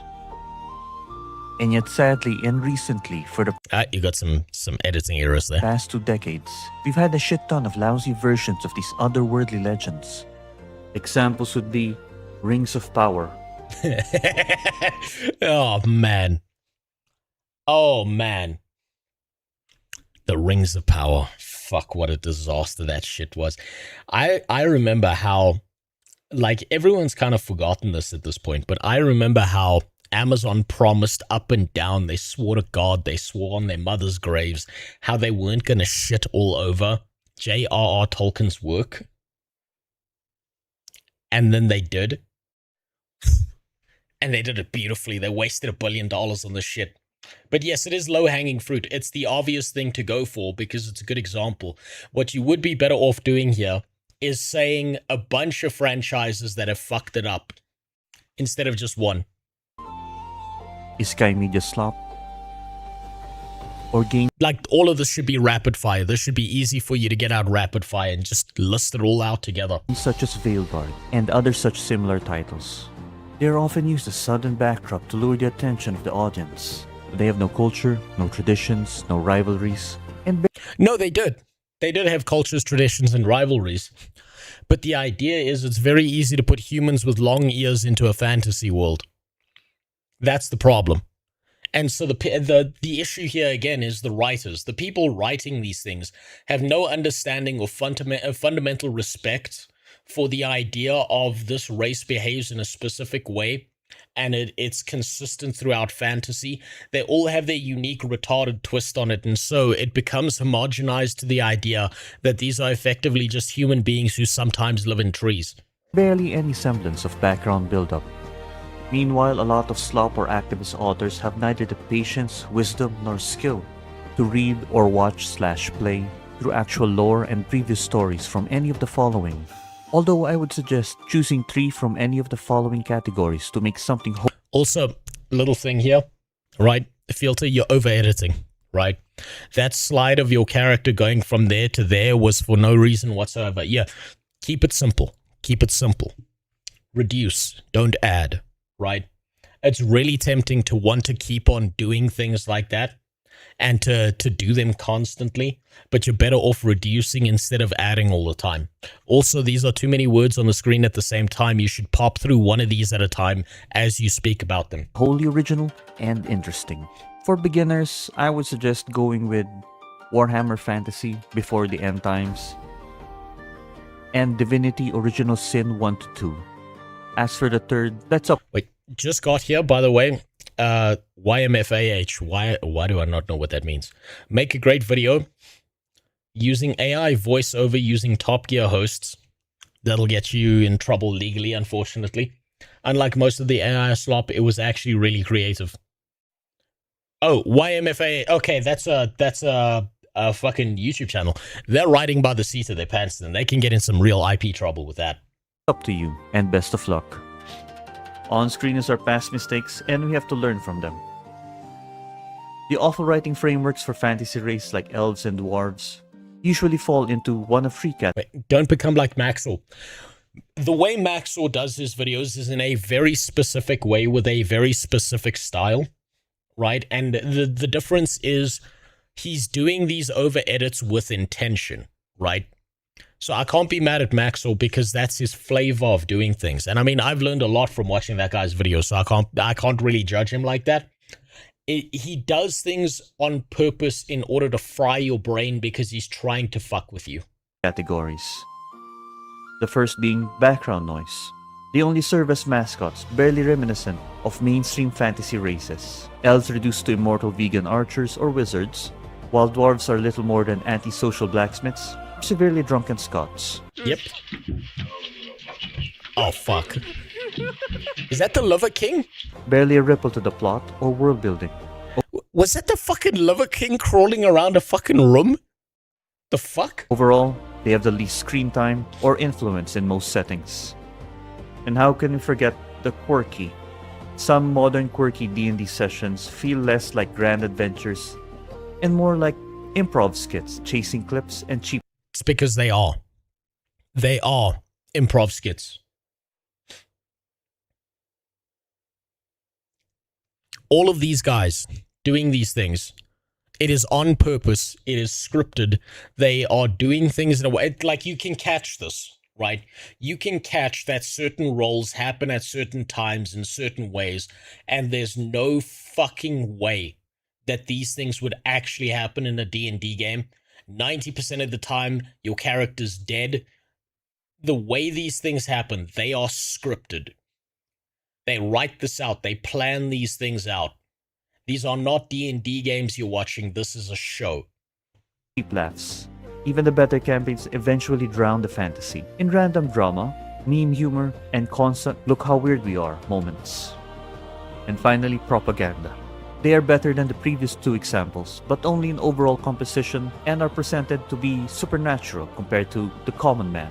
But sadly, in the end, they become props to validate the protagonist, like a trophy hunt to prove a feat of strength or magic, or in some cases, to prove the protagonist can easily brush off such foes. Afterwards, they either become a fawning fanboy legion or husks in exile, often made inferior to non-ancient European tech or modernized. You know what, him saying that, I've watched Overlord, and then I started reading some of the manga online. I'm really fucking mad that the anime pussied out and it left the entire part out about, fuck, I'm forgetting his name, the one demon that works for Ainz, who is literally running a human farm and crossbreeding humans with different animals and shit so he can harvest their skin for magic scrolls. They pussied out in that anime. Ideas. Examples would be ending monarchies for democracy, shuriken, sniper rifles. Wait, we need a stream with me DMing a table with SA players with a heavy accent. I don't even know how interesting that would be, right? I don't know if I can make that interesting. Also, I don't know how to get a D&D group together in this fucking country anymore. Look, the last time I DM'd for people was some people that I did a DM game for. Oh, what was my last campaign I ran? I think my last campaign, at least the last memorable one I ran, was an Africa campaign where I did a prologue for each of the people in the group, and like we had like half the people on Discord and half the people at the table and stuff like that, because like two of the guys were in different countries. I think you're talking about Demiurge. Yes, it's Demiurge. The guy in the red suit who's got like the centipede vibes. That one. I don't know how interesting I could actually make that for like something on camera, because generally speaking, it's not going to be as interesting or entertaining as the pre-scripted DM stuff, so I don't even know if that would be fun to watch. Video game. Though usually I do like ass pulling a bunch of my NPCs, just because it's fucking impossible to keep players on track. Mechanics, fruit serums, or katanas. And here we have the strawman that haunts the modern audience. White straight men, angels, capitalism and corporations, the Catholic Church, and the equivalent of any European American white man empire. And it's a black woman in the tank. Yep, that's about right. It's because these people are ideologically captured. They are not in it for the art. They are not in it for the creation or the generation. They don't take inspiration from reality. They take reality and they shove it into the fucking game. And it's so in your face and blatant that it's impossible to get away from. Overused and tiring tropes, born from the complaints of activist authors and journals. They're actually an affront to consumer enjoyment and escapism.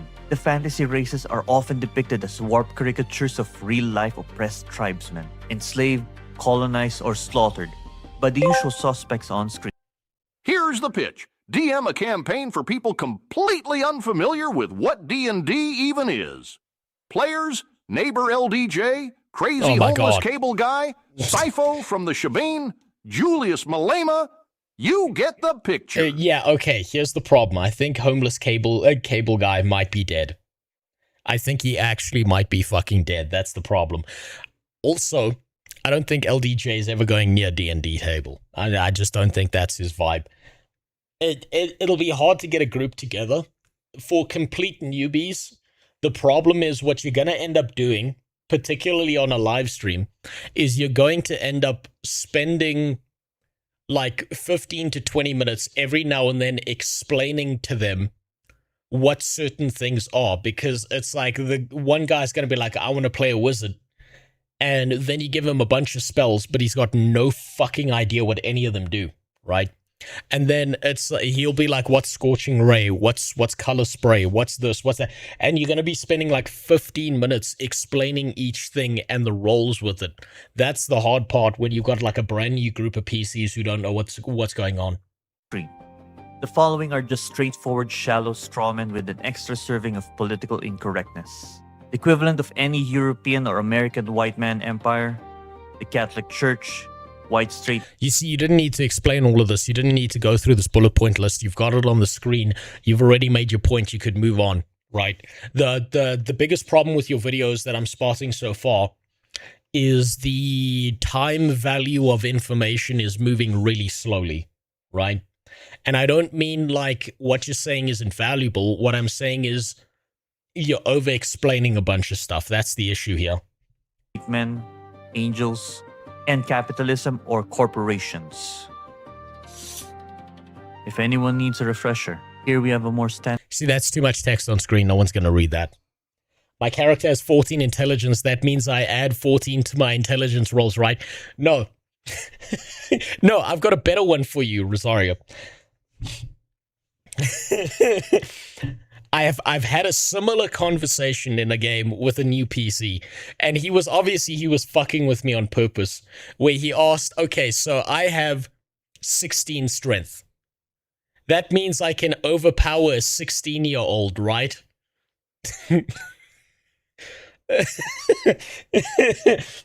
was like, wait, hold on, where are you going with this?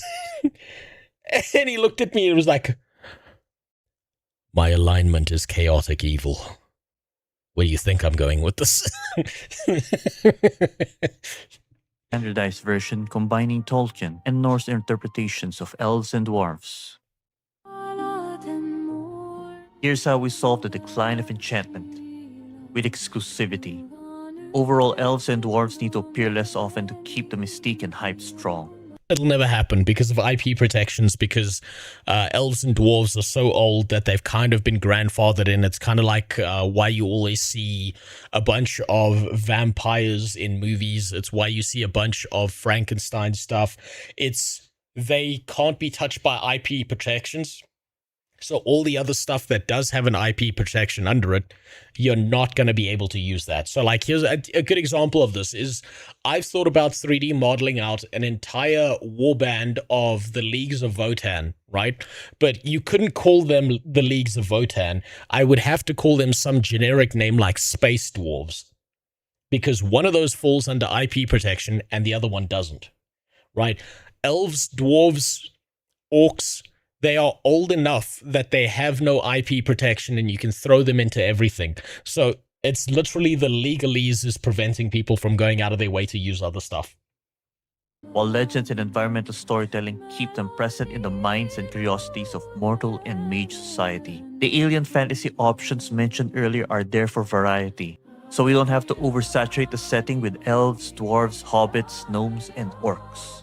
We can still have something limited and unfortunately, this is a pipe dream, and it's always going to happen. This is you're fighting the ocean's tide. You're never going to be able to get away from that, unfortunately, unless you start homebrewing certain characters. You can build an entire business and a franchise behind them, and then you just say, fuck it, use it wherever you want. I'm not going to go after people on the IP side of things. That's the problem with a lot of this. I'm working on simplifying explanations in the very easy to consume system.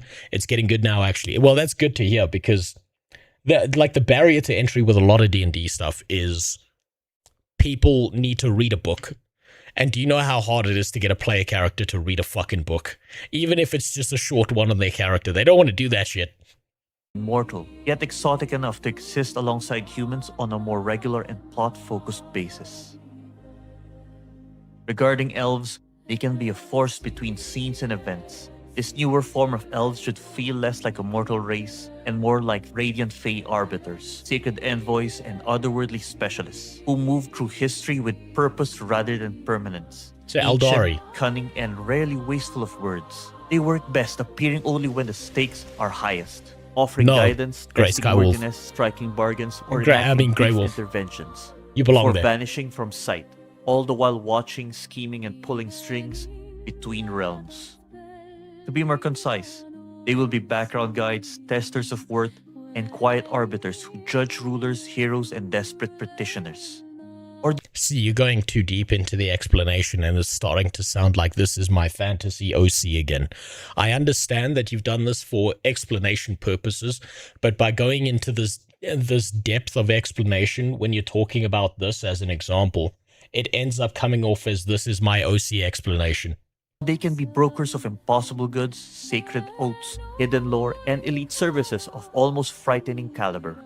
This option can be useful to be a rival to dwarves, or they can be timely interveners in moments of great need, acting like divine agents, living avatars, or veiled hands of fate, in a fashion similar to angels and the Fae, subtle but still impactful. That way they stay graceful, wise, magical, and sophisticated, without becoming ordinary fantasy civilians. Wait, I tried to do my vids how I do my classes at my local college. That's why it's not going to work. YouTube presentation is a very different thing from presenting to a bunch of people inside of a college or doing a lecture in front of a bunch of people, right?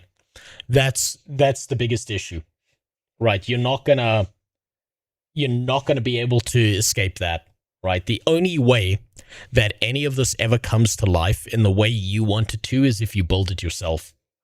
I feel comfortable when I talk as if I'm talking to a class I teach. No, that's perfectly fine. There's nothing wrong with that, right?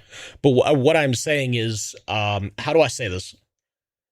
There's a different culture of presentation around being in front of a keynote speaker versus being in front of a lecturer versus being in front of the thing. You've got a starting point. It just depends on what direction you want to develop it in. With pointed ears. They should feel like being sought with reverence and caution, not casual drinking companions at the local tavern or the usual exotic and haughty territorial neighbors. For more toned-down exclusivity, to be kept within the mortal realms, keep them elite, scarce, and costly to engage, inhabiting places too cursed or lethal for mortals, and deeply reluctant to deal with the outside world unless necessary, or they have schemes to hatch. They shouldn't think merely like long-lived humans, but like refined beings of magic, forged by centuries of purpose, ritual, distance, and grief. The latter you can exchange for obsession. So you're still thinking too, how do I say this? You're thinking too laterally as well, right? So the things you're thinking about are still the way human beings would behave, right? It's a huge problem across all fantasy. Is the elements and aspects you're talking about are still too human in nature, because that's how humans, it's like this is how humans would behave if put under X, Y, and Z conditions, right? So what about if you gave them an emotion that human beings aren't able to feel, right? What if they were given a different set of vision? They don't see certain colors we do, and they can see certain creatures in reality that we just can't and don't bother us. You're going to play Ion 2 when it hits Steam, only if it's free.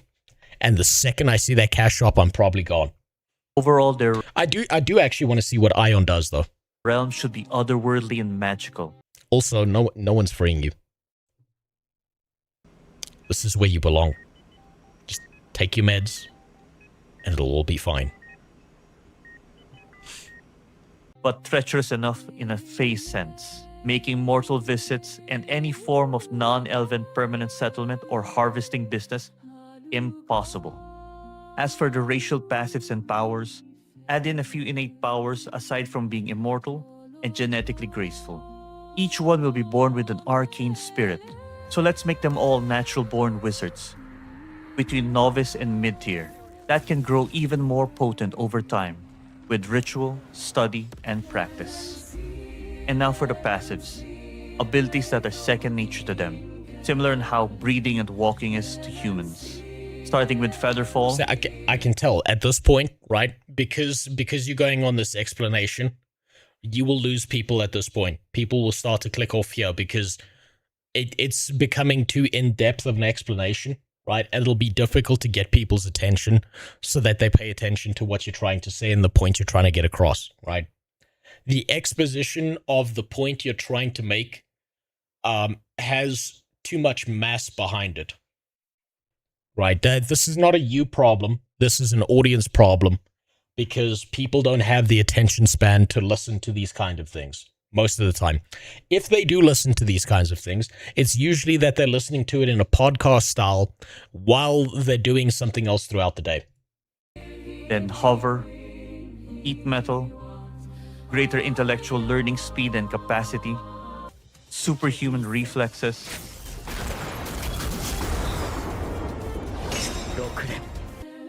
and defensive facing. The latter similar to Ghosts, but a more toned down version. Half the attacks would harmlessly pass through them. And now for the limited abilities. These are skills and abilities limited with daily charges. And each one obtained... Let me give you an example of what I'm talking about, right? Here's a good example of what I'm talking about, just so that I give you some idea, right, of the problem I'm seeing when I'm talking about massive explanation, right? This is your massive explanation. This is the point you're trying to make, right? You've got this huge, massive explanation here, and you're trying to make this point here. If a singular point has this much massive explanation behind it, no one listens. So, as an example, right, I'll use my fucking what I learned in my degree because it might as well get some fucking use, right? If I'm going to tell you about an airfoil profile of an aircraft, right? And someone asks me, why does this shape generate lift, right? I can give two types of explanations to people, right? One is very simple, and one is more complicated. The explanation I could give you is low pressure, high pressure, air moves from high to low pressure, right? It generates high pressure here, generates low pressure here, generally speaking, over a profile, and that's going to cause the wing to move upwards as air pressurizes onto it and moves upwards, right? Nice and simple. Or what I can do is I can say, so if we take a look at an aircraft wing and the way it works with an airfoil profile, right, if we take a look at this, we can reduce this to a vortice that rotates this way, the same as you would with a cylinder that does this.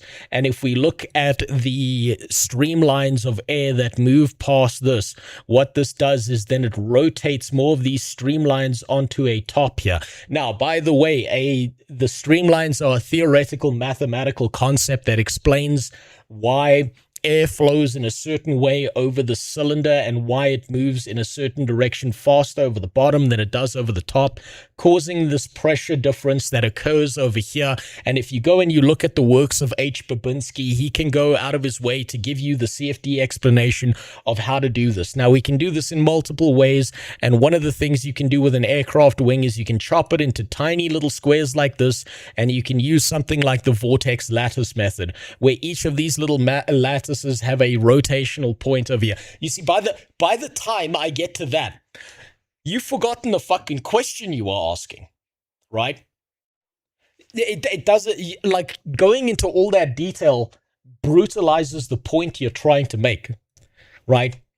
The basic explanation is high pressure, low pressure. That means air moves in one direction, it pulls something upwards. Do you see what I'm trying to get across here? Right? If your massive explanation outweighs the point of what you're trying to get to, people get lost.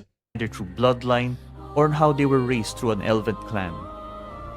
Examples would be mirror image, minor magnetism, cryomancy. The issue is you're speaking like a lecturer, right? And when you speak like a lecturer, you're trying to not just help someone understand the point. You're trying to make them understand the method towards the point. And mass fake conjuration. With all this and more, let's make elves great again. Wait, I tried to be shorter, but people asked to tell me how, so I can't balance it any further because my true original video was 7 hours. Well, here's the thing, right? Do you know what that sounds like, Filter? That sounds like a follow-up video. That sounds like if someone wants a deeper explanation on that singular point, that's a follow-up video for that person who's interested on that specific point.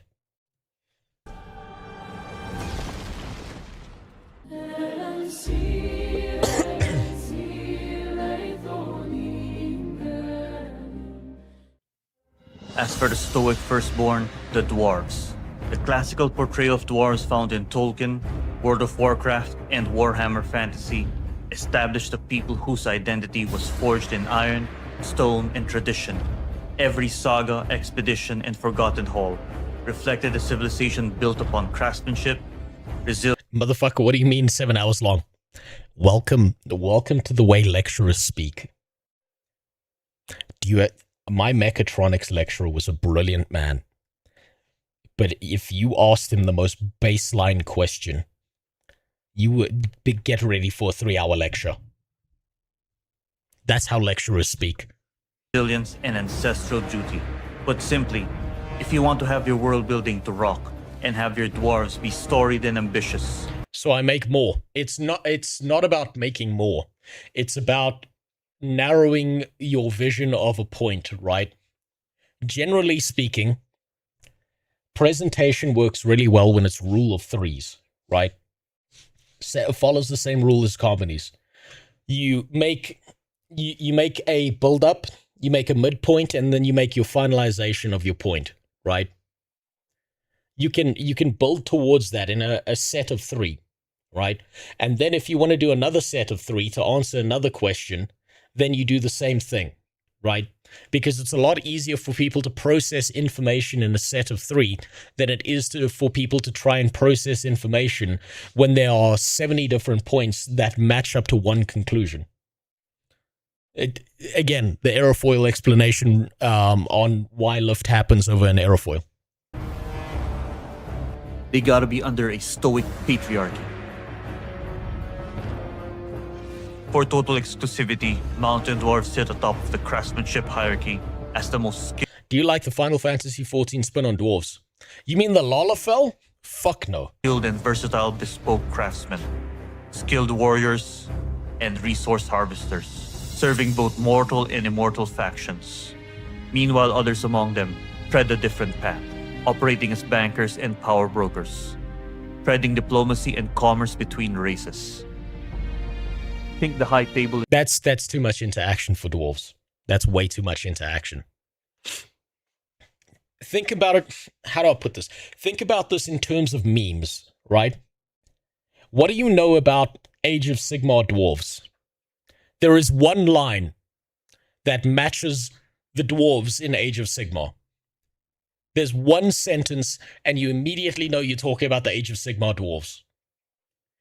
It's this is going into the Book of Grudges. That's all that matters, right?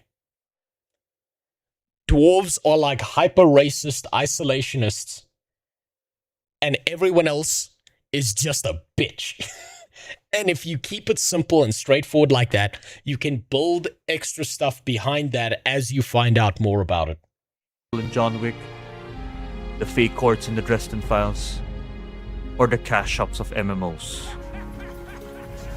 Through steadfast adherence to traditions, duties, and wisdom of the mountains, their ancestral paragons and their clans grants them immortality approaching demigod status, along with the stone sense and physical prowess rivaling that of towering earth elementals. Oh, you mean the Leagues of Votan? Basically, with their AI cores. Don't show the Space Marines there, show the Leagues of Votan there.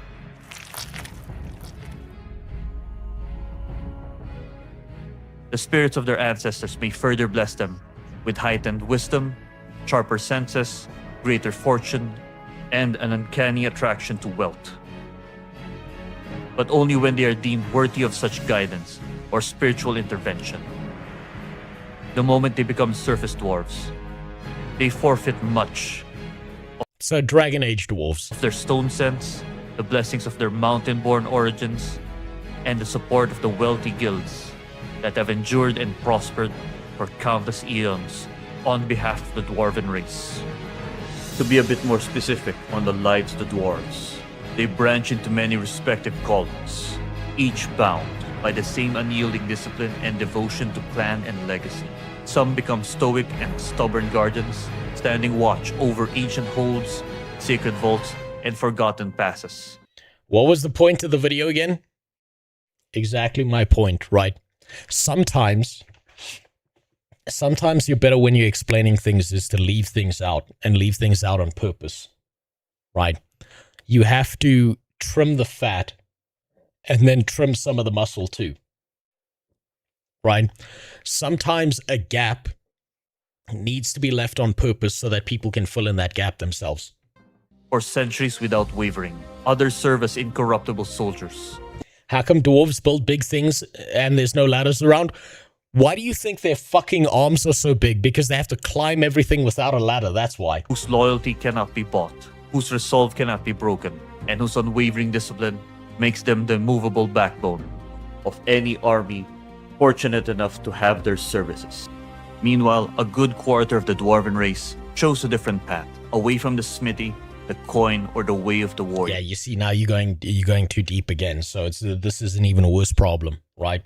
So again, now what you've done is here's your point you're trying to make.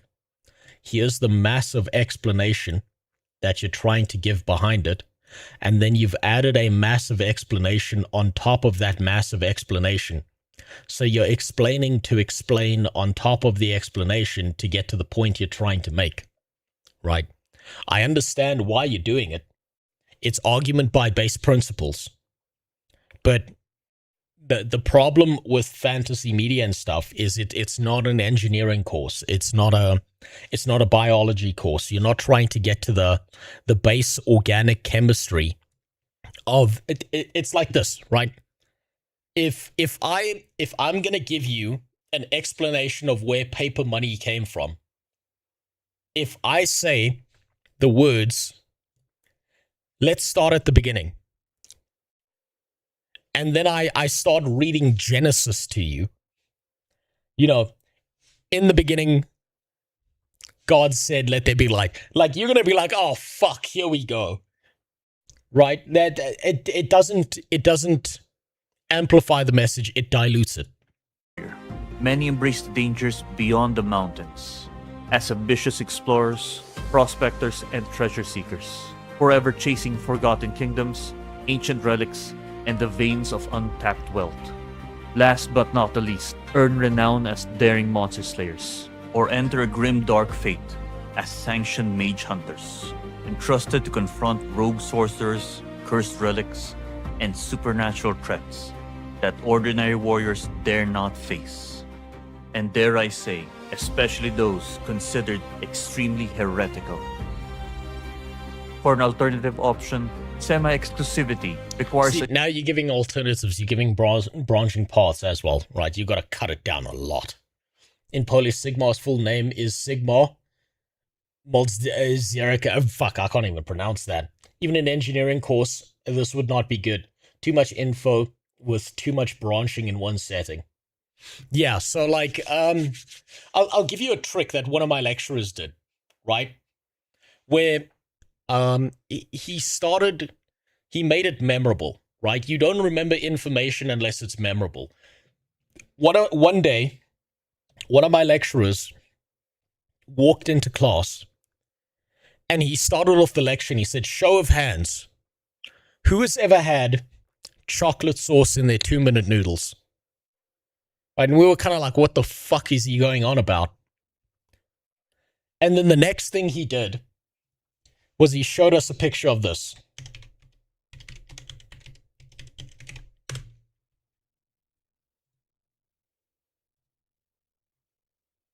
He showed us one of these.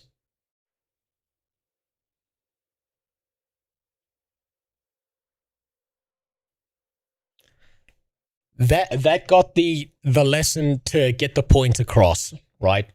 We then went through all of the fucking disasters that this thing was and all of the problems that it caused. But they were shortened to the point, right? He didn't give us branching explanations of the different streamlined airflows and the vortices caused by these things as this thing tries to move forward and it throws back fucking high velocity wind and a bunch of rocks and shit that move as fast as bullets. The VTOL, the Osprey in particular, it's got a lot of problems with it. A new framework. We could have them as fellow citizens. Dwarves pair well with humans, as if built to match. But only if humans are made more interesting. A good way is to have humans be capable of draining mana from natural resources, and in great numbers passively tempering the unpredictability of the supernatural, with a small fraction functioning as resistant mages who channel ambient mana into runes and alchemy. Meanwhile, dwarves contribute rune crafting, supernatural stone shaping,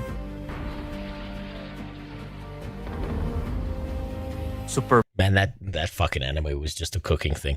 Dwarves being playable in Guild Wars 2 wouldn't make sense considering they all turn to stone and are all deep underground fighting Prime Mortis' forces. Yeah, no, they've got their lore position in Guild Wars 2. They need to not move from where they are. Craftsmanship and mentoring.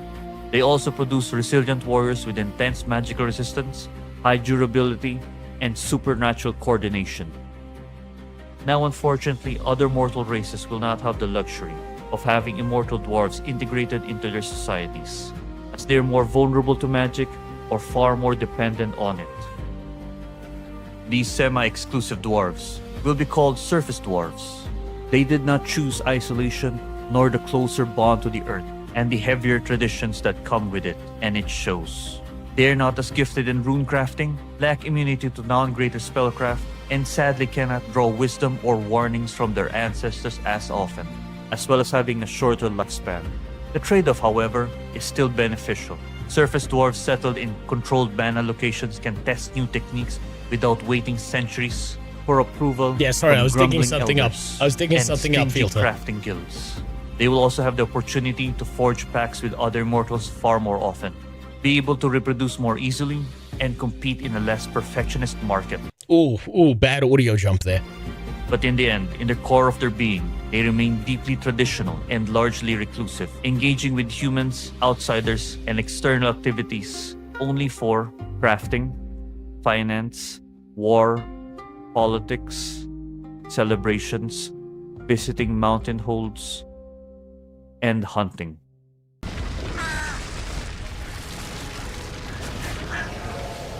See, again, this is exposition that's unneeded. You've made your point. Well, you've made multiple points trying to get to your point. You won't survive this! I am a maker!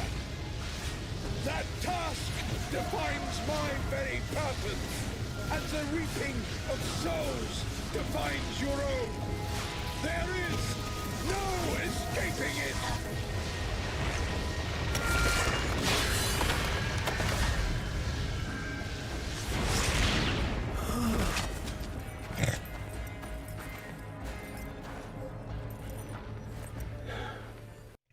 This game was fucking great, by the way.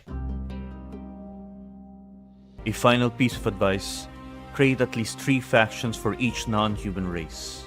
The races of elves and dwarves will feel less like shoehorned assets if this At least he put the big Khazar milkers in there. is done properly. Not all 3 factions need to have a dominant impact or major presence in your setting, but they help establish rivalries, tensions, and cultural or racial differences.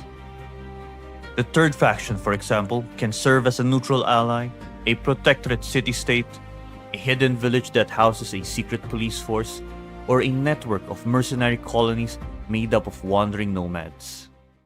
In any case, this is it for part 1. In part 2, we'll Part explore how to 1. restore the concept of evil and the aspect of monstrosity in fantasy. Until our next lesson, remember, not all those who wander are lost. Shabbat Shalom and Ave Domine Lucis. One boob is bigger than her head. That's the way it's meant to be. Can you recognize who those statues are based on? Helen of Troy, potentially? Not really sure. Maybe Venus? So that was decent. You don't need credits. The people will cut off here because you've got credits. They will drop off immediately. They will disappear. Now, I'm going to show you something really cool, right? So this is you just going through all of this, right? It's a good starting point, right?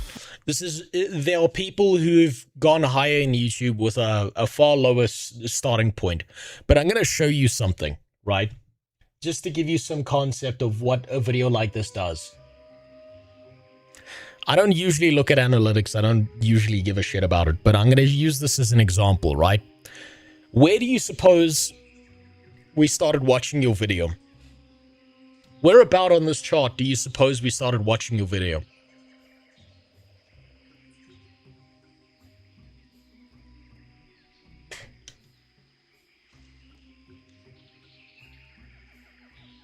There. Look at that. That's drop off. That's people shutting down, right? That's people deciding that it's not worth their time, right? So we start watching your video, and this is like, you can use this as feedback because it tells you where attention is being lost, right? That's why I'm telling you, you've got to get to points. You've got to make a point, have like an explanation that explains your point as concisely as possible, even more brutally concisely than you actually think, right?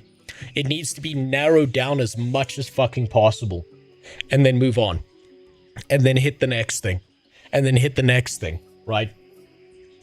You cannot do this thing where you focus so heavily on the explanation, because it kills the retention of things. But people have started at lower lows and gone to higher highs than this. This is not a bad starting point for a channel. I mean, you got 21 subs. That means someone's interested. That means someone's paying attention to what you're saying. It just means that you just need to remove the bloat as much as possible, because talking like it's a lecture, remember when you're talking in a lecture, right, people are paying to be there. On YouTube, people are deciding whether they should or shouldn't be there. I hate to admit it, but your AI editing are improving, but kind of showing off CapCut too much.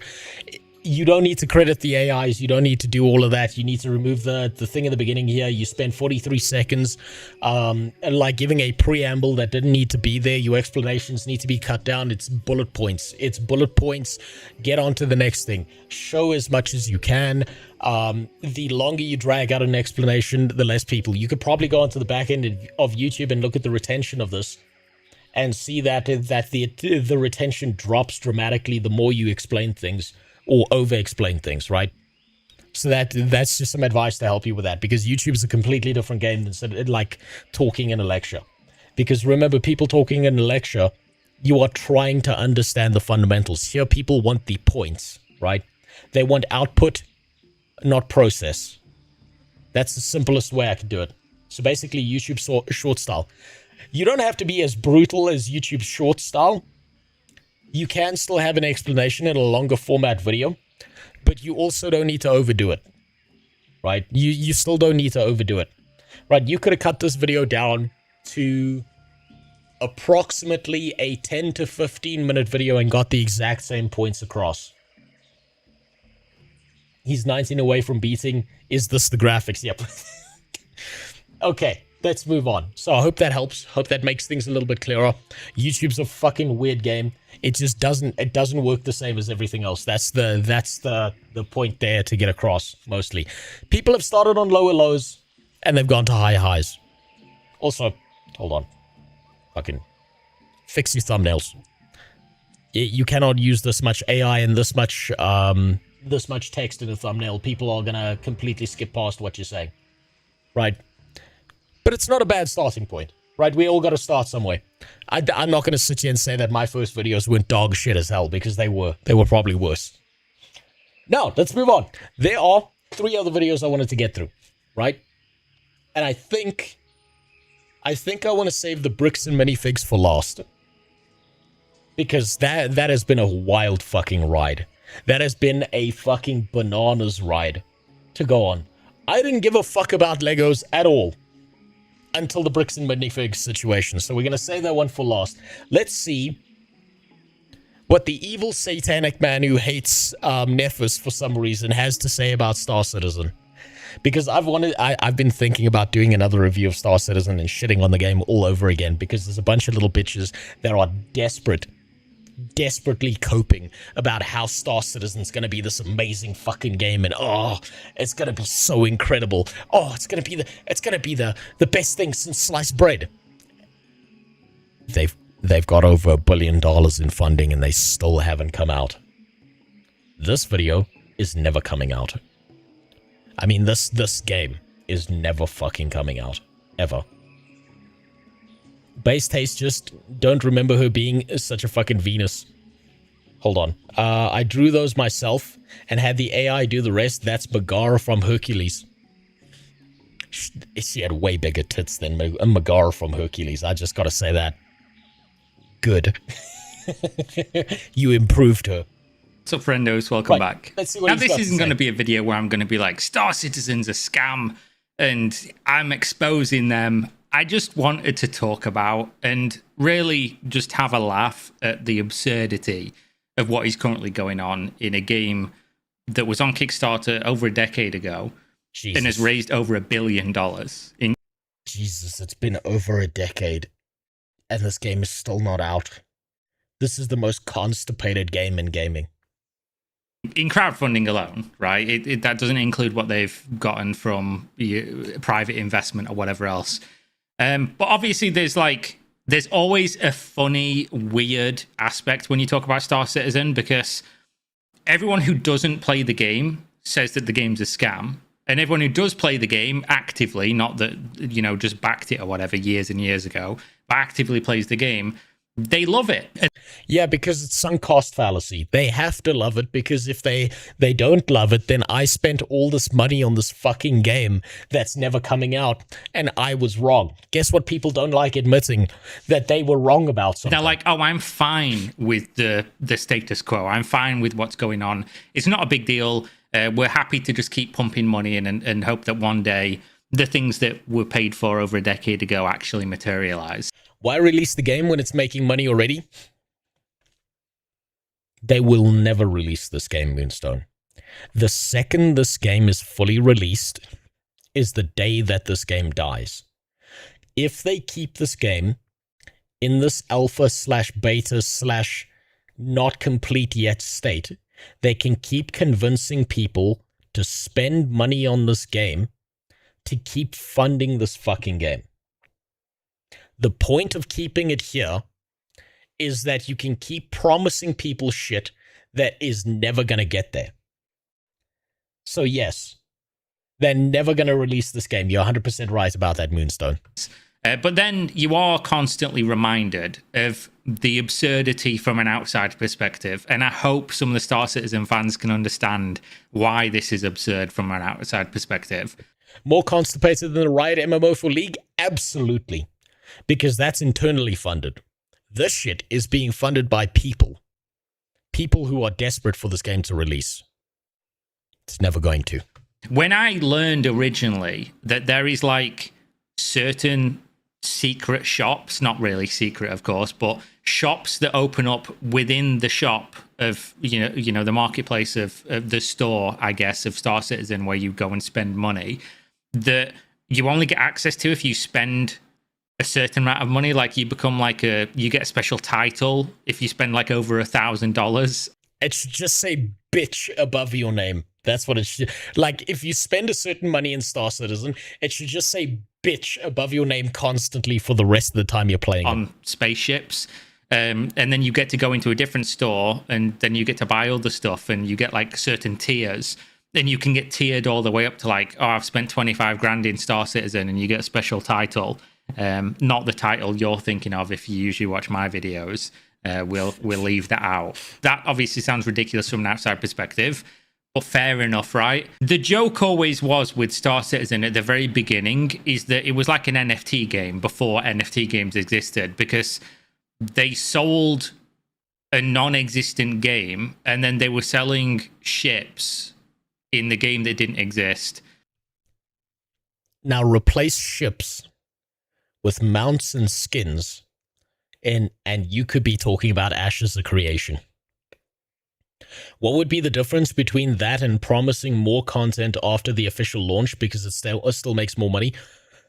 The difference is, if they say that they've launched their game, that their game is in a fully completed state, they are saying our game is at the point where it can be fully played. If you promise people that it's not done yet, you can keep people in the hopium cycle of believing, oh, there's still so much more to come, right? If you look at most games, they release, if there's not enough stuff, if there's not enough content, if there's too many bugs, if there's too many problems, the game crashes. And generally speaking, barring some of the exceptions like No Man's Sky, they fix the game up months later. Nobody cares because you only get one chance to make a first impression. They are trying to rely on the idea that this is not our first impression. We're still working on it. That's why. If they launch it, game dies. With ships that didn't exist, and they were selling them for like hundreds of dollars at a time, some of them less, some of them more. And then obviously as the game's been developed, they've then sold more stuff, like just a ridiculous amount of shit, to the point where it's raised over $1 billion. It's like a parody of itself in the way that they're now selling things. Because when I originally saw this, I was like, what the fuck are we doing? Like, what we talking about here? Posted my rejected Odin essay in hopes one real person will enjoy it. And I was like, what the fuck? What do you mean an essay? Like, what, this is like a fan thing? Like, you just decided to write an essay about Star Citizen, do a bit of creative writing? Cool. That sounds interesting. But then when I started looking, I was like, that's not what's happening. And in fact, Star Citizen have managed to one-up themselves in the world of what the fuck is this? Absurd monetization. They're releasing a concept ship, which, bear in mind what a concept is, it doesn't exist yet. It's just like, oh, this is what the ship will probably look like, subject. Oh, okay, so they basically saw what Ashes of Creation did. And they're like, no, hold my beer, bro.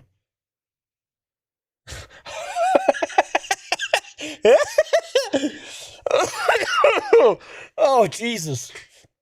Best example, when you're dating men, paved dates, when you're married, then you can chill at home watching TV. Yeah, and you still get shit done, but it's not the same, right, as that very first impression. It's like if a girl goes out on a date with a guy, right, and he keeps on talking about how massive his dick is, but she never actually sees his dick. He just keeps on telling her it's massive. And so she keeps on going on dates in one day of hoping to see the legendary dragon. And it's never there, and you die of old age before it happens. Oh, God. This is... Oh, fucking holy shit. Actual NFT, yes. Yes, it's an actual NFT. Subject to change. This is what it'll probably be like in the game, subject to change. But you can buy access to the ship that doesn't exist. And you're like, okay, God. Well, that's not that new, right? They've been doing that for over a decade, so what's the big deal? But then you read it, and it says, the Anvil Odin Battlecruiser is the last of our original crowdfunding campaign capital ships, the early access backer.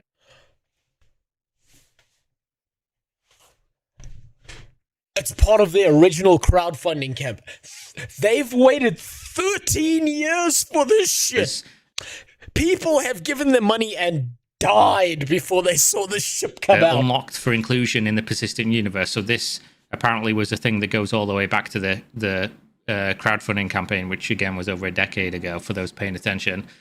Twice the size by volume of the Aegis Javelin, it will be easily the largest and most crew-intensive ship we've made available. To celebrate this milestone, we are creating the Odin Founders Club, a select group of star citizens dedicated to the principles of cooperative group play and positive impact on the verse. Christ. These ships are built around crew coordination and the dedicated people behind them. How will you lead, organize, and use the ship to create impact for you and your crew? We might get GTA 6 before Star Citizen. We will get GTA 6 before Star Citizen. The universe will end.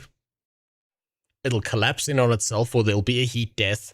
Everything will narrow down to a single point. A new explosion will form. A new universe will be born.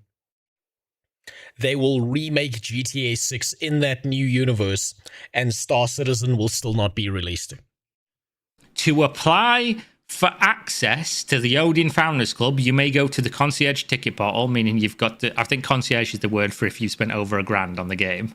So to even be considered to buy the ship, you have to have spent $1,000 in the first place. Dude.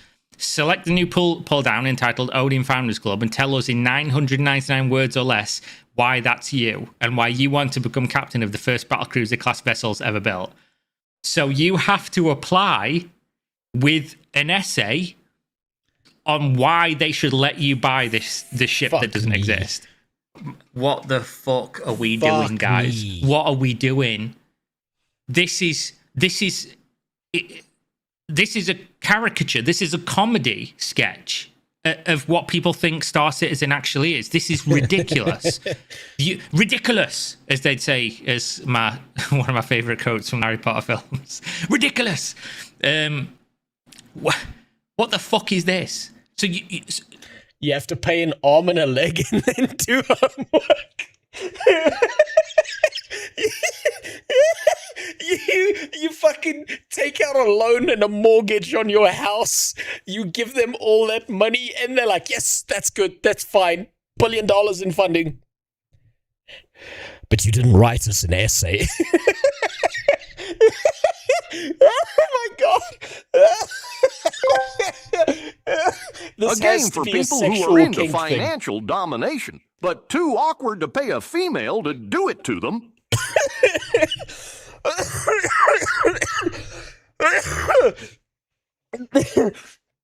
These guys could have literally bought themselves a fucking small boat, a pile of cocaine, and 3 or 4 hookers who looked at least 5 out of 10. But instead they spent it on a game that's 13 years old and still not out yet. Oh, God. You've got to apply with an essay to be, after spending $1,000, to be given the opportunity to buy a ship that doesn't exist. I'm sorry. If you've done that, you deserve it. You deserve it. You're doing this to yourself. There has to be some kind of pay piggy sexual kink behind this, because it doesn't make sense otherwise. How the fuck? Video game that is not finished after it's been like 13 years or something. Additionally, we'll review internal data across multiple aspects of Star Citizen gameplay and add some of the most active captains to this group automatically. When the Odin concept promotion waves go out on Defense Con on May 24th, those members of the Odin Founders Club selected through either or both processes will have exclusive access on the promotion page to attain their universe first battlecruiser. We're excited to begin this journey with you, blah, blah, blah, blah, blah. It doesn't even mention the price here. There's no mention of the price. So you are writing an essay for something at this point. I don't even know if people knew what it cost, because if you look at the thread, people are like speculating about the price when this came out 2 months. Oh my God, these people are so fucking cucked. Holy shit. Oh my God, 13 years. As Asmund would say, natural selection. This goes beyond that. This is natural retardation. Oh my God. You know what the best part about this is? If you criticize Star Citizen at all, the people who play Star Citizen are so desperate for new content on Star Citizen, they will immediately show up to tell you, actually, this is a pretty fair package. Like, they will still defend this game to their dying breath. They can't help themselves. They are irredeemable. If you fucked a woman, dumped your load inside of her, married her, and stuck around, you would be a father of a 13-year-old child right now. In the time it's taken for this game to go from fucking Kickstarter campaign to still not being released, you will have lost like 20% of your life waiting for this game to come out. Holy fucking shit. Months ago, obviously I'm late to this news. I just came across it and was like, what the fuck? So people didn't even know how much it costs. So you're applying to, but you've already spent $1,000 on the game. You're applying to buy something. You don't know how much it costs, and there's limited access for some fucking weird reason. Why would there be limited access? Who knows? And then you look. The Odin will be offered in limited stock on $5,000 fucking dollars. I could unironically feed my entire family and pay for all my bills and every other fucking thing I have to deal with for 3 months. And that's if I was lazy and not frugal. Sunday, May 24th, at $5,000 war bond or $5,900 store credit, which one of them is the cash price if it's new money coming in. The other is store credit.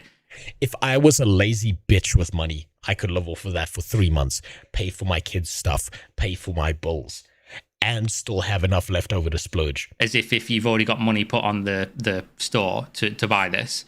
So between $5,000 and $6,000 essentially to buy a spaceship that doesn't exist in an unfinished game that was crowdfunded over a decade ago. I'm not saying that Star Citizen hasn't come on leaps and bounds. I'm never going to be sucked into the idea that this is like a reasonable like prospect for a game in 2026 to have been in development for this long, to be doing things like this, to have raised this much money and still not be done. And people told me, by the way, I'd love to pull up the fucking receipts on this one, but I just can't be bothered. When I last spoke about Star Citizen, I think I made like an offhanded remark in one of the Kickstarter court videos. I think it was about Puff Pals. I did like a little montage where it just showed Star Citizen as like a game that had crowdfunded and hadn't released yet, and that was like the whole point of the montage at the beginning of the video. And loads of Star Citizen fans showed up and they were like, "Oh, why are you linking Star Citizen?"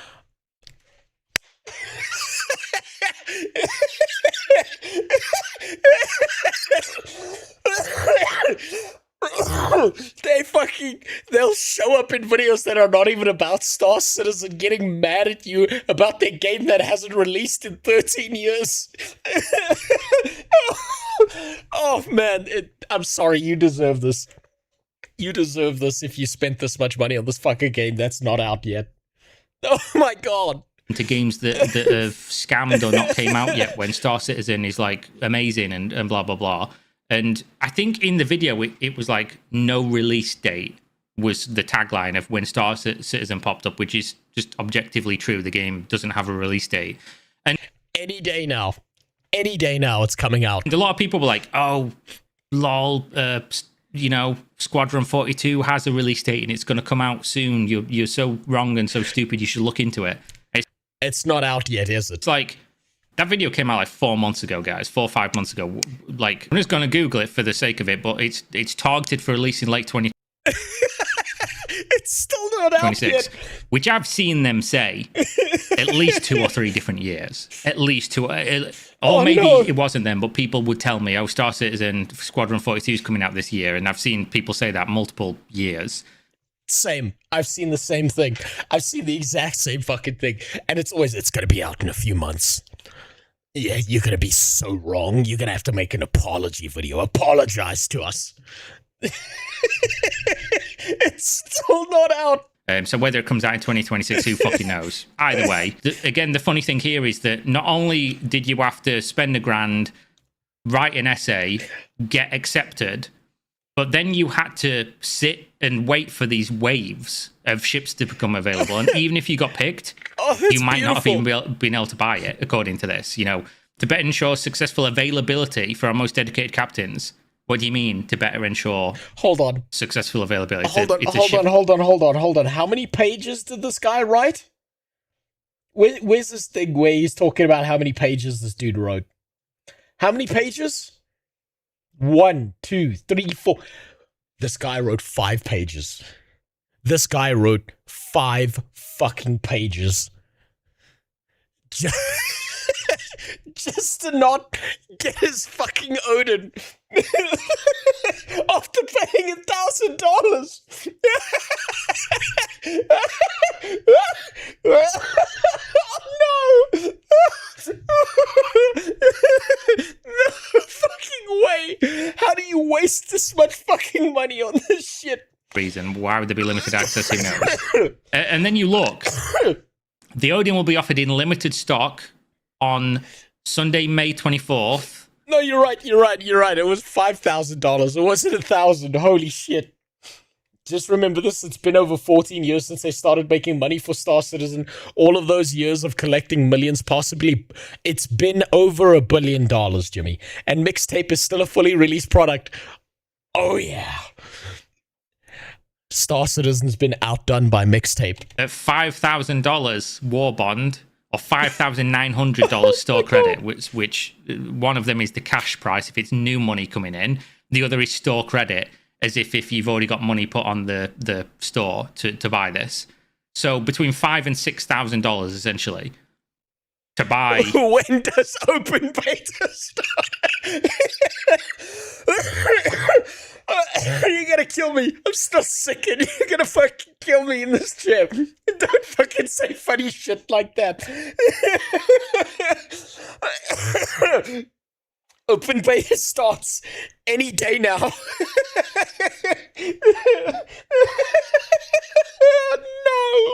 Oh my god! The spaceship that doesn't exist in an unfinished game that was crowdfunded over a decade ago. I'm not saying that Star Citizen hasn't come on leaps and bounds. I just I'm never going to be sucked into the idea that this is like a reasonable prospect for a game in 2026 to have been in development for this long, to be doing things like this, to have raised this much money and still not be done. And people told me, by the way, I'd love to pull up the fucking receipts on this one, but I just can't be bothered. When I last spoke about Star Citizen, I think I made like an offhanded remark in one of the Kickstarter court videos. I think it was about Puff Pals. I did like a little montage where it just showed Star Citizen as like a game that had crowdfunded and hadn't released yet, and that was like the whole point of the montage at the beginning of the video. And loads of Star Citizen fans showed up and they were like, "Yeah, okay, we heard this part already." Just objective. Squadron 42 has a release date in it. It's targeted for release in late 2026, which I've seen them say. Oh my god! At least 2 or 3 different years. At least 2. Or maybe it wasn't them, but people would tell me, oh, Star Citizen Squadron 42 is coming out this year. And I've seen people say that multiple years. So whether it comes out in 2026, who fucking knows? Either way. Again, the funny thing here is that not only did you have to spend $1,000, write an essay, get accepted, but then you had to sit and wait for these waves of... They would, I've got to say this, they would 1000% be there. They would quit their job if it came down to getting one of these fucking things. These guys would give up everything. They will neglect their children, their family, their lives, everything to be there at the exact moment that they got that starship. Ships to become available. And even if you got picked, you might not have even been able to buy it, according to this. To better ensure successful availability for our most dedicated captains. What do you mean to better ensure successful availability? It's a ship that doesn't exist. I will pay you $1 million if you find and fuck Bonnie Blue and you get USA citizenship. The harder part about that is getting the USA citizenship. That's the harder part. I don't think that's happening. Star Citizen has a team of 20 people and 9 of them work in pyramid marketing schemes and the other 10 work in finance while they only have 1 dedicated dev, I bet.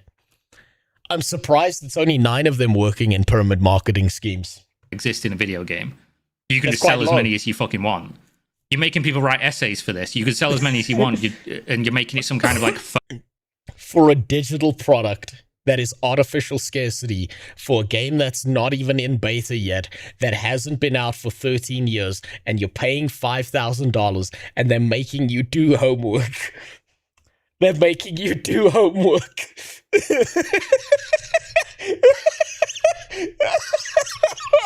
Oh no! FOMO. Oh, if you don't buy this $5,000 ship that doesn't exist right now, in a game that maybe when it comes out isn't even a game you're alive to play or that you even enjoy, you might miss out forever. Like the most predatory FOMO dog shit mechanics ever. And it's like, oh, it's like they're doing you a favor. Like, oh yeah, you've been a good boy, captain. You've been a good captain. We're going to do you a favor and give you the opportunity to give us $5,000 for a non-existent spaceship for a con. This actually makes crypto scams seem like baby time kind of shit. This, because they've lasted longer, they've done this for a way longer period of time.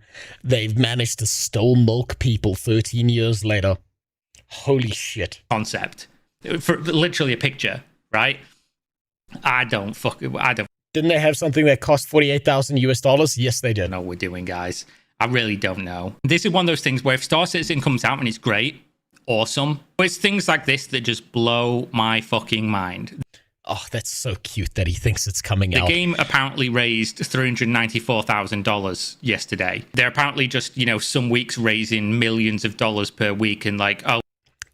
People are still giving them fucking thousands of dollars on a monthly basis.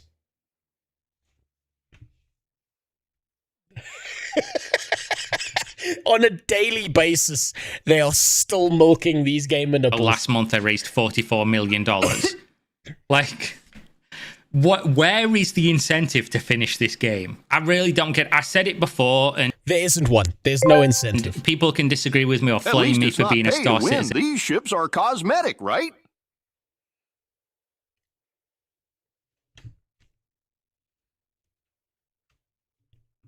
No, they're not cosmetic. They're not cosmetic at all.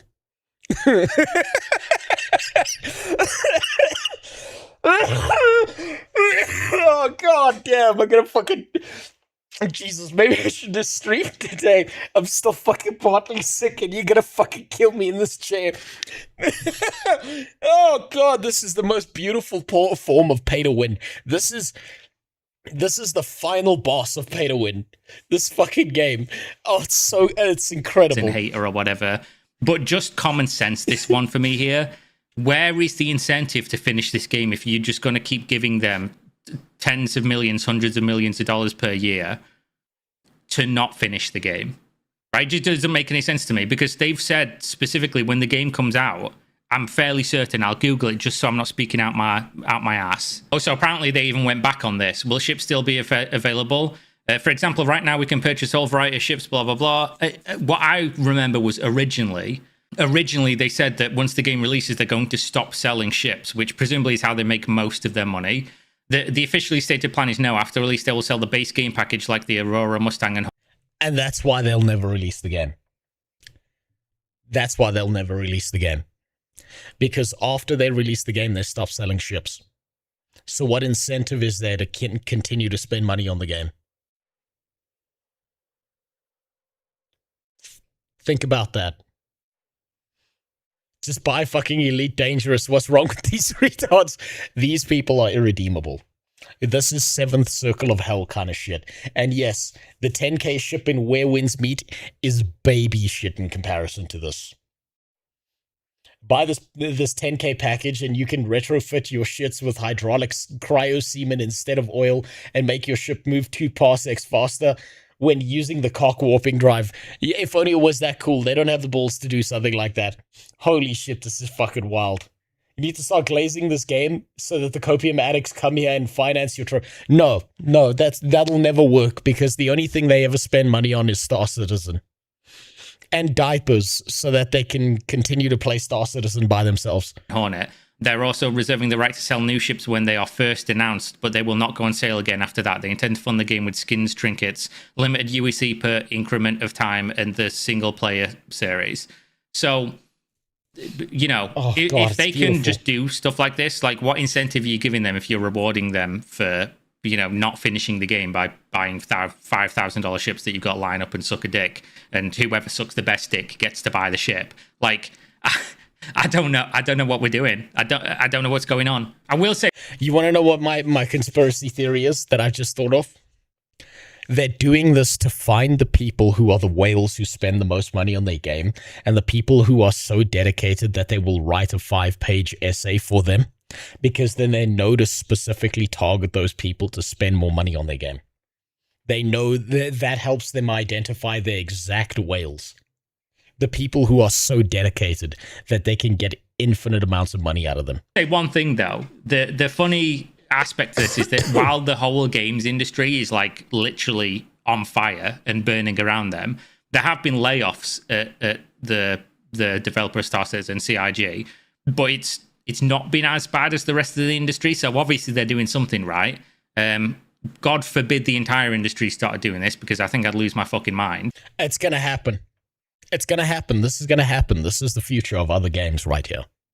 Star Citizen's ahead of the curve. This is our future in the video games industry. This is what they're looking to make. But yeah, there we go. I guess that's it for this one. Over $1 billion. Will we reach 2 billion? Is the question. At what point will this counter stop and we see a full release? Right. Let me guess. Star Citizen TOS includes forced arbitration and class action waivers. I wouldn't know because I haven't read the Star Citizen TOS, but I wouldn't be surprised if that's in there. When is it going to happen? Either way, there we go. Thanks for watching as always. Hopefully you enjoyed. See you next time. Peace. Holy shit. Holy shit, how is that fucking real? Oh my, I gotta give this video a like. I gotta remember this because I'm gonna have to reference back to this later. Okay, what's up, friendo? Fucking holy shit, that is so impressive. What's up, Wojciech? How you doing? I'm doing good. Oh my god, they're still giving these people money. I wonder how much money do these guys get before they've milked it dry and no one has faith in them anymore? Because the turnaround on Ashes of Creation was so much faster than this. You should read the TOS if I have time. Holy shit. Oh man, how cucked are these people? I'm getting my ship any day now. 3 years later. See, any day now, my ship's coming. The game's gonna be in beta soon, and then I'm gonna be laughing at all of you. Oh no! I'm sorry. They deserve this. You deserve this fate. This is a fate worse than death. And you've chosen it. You've actively selected to have this be your fate. Holy shit. I don't understand how people are giving this thing money. I don't get it. I really don't get it. It takes a long time for cards to fall. Look at WoW, it's still not dead yet. Yes, but at least WoW fully released as a fucking game. It at least had a height, and then it collapsed from there. These guys haven't even launched, and they never fucking will. Oh god. Steven Sheriff is an amateur compared to these guys. Holy shit. That is so fucking wild. Oh my god. There has to be some kind of sexual kink related to this that people are spending that much money on Star Citizen. This must be a social experiment at this point. It's going to be a lecture material for psychology in a couple of years. Oh, absolutely. This is going to be something that the video games industry uses and holds up as like the champion of video games of how to milk as much money out of people as possible. I don't know your reaction schedule today, but I recommended a video about whales in a mobile game. This game just spent just under 40k USD. So I'm probably going to look at that tomorrow because tomorrow is the Discord Monday. And like I've chosen 4 select videos and I want to stay on track so that I do actually get to play some Final Fantasy before my power cuts out or something goes wrong. So yeah. I'll probably take a look at that tomorrow, Sihang. Is there even a playable part for them to see their ships? Yes, there is.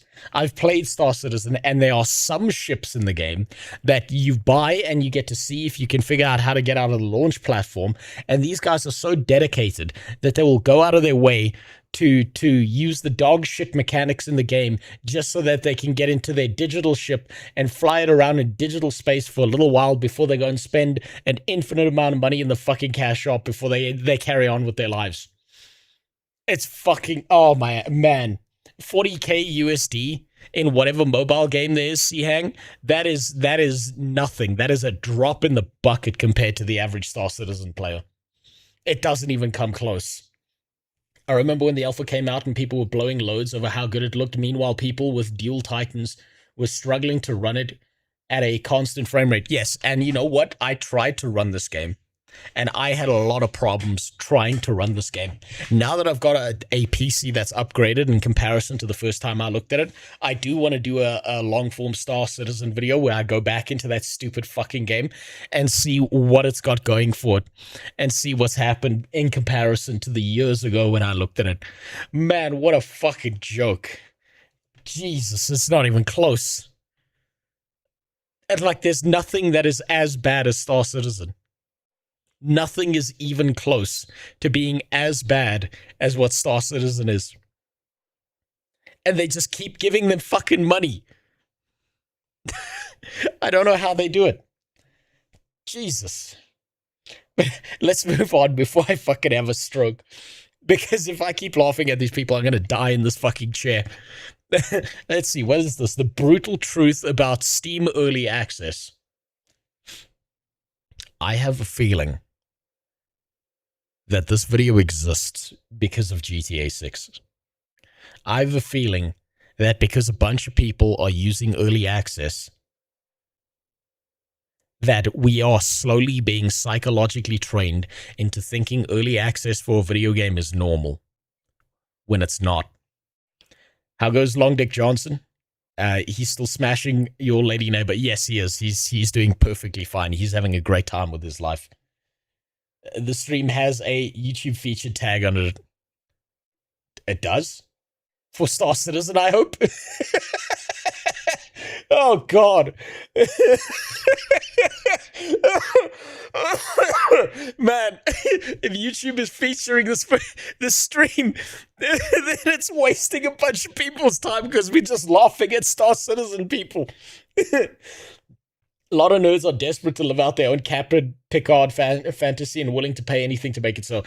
I think, you know what, you hit on an interesting point. I think the average Star Citizen like person who's paying that much money into the game, they have to be people in their 30s and 40s.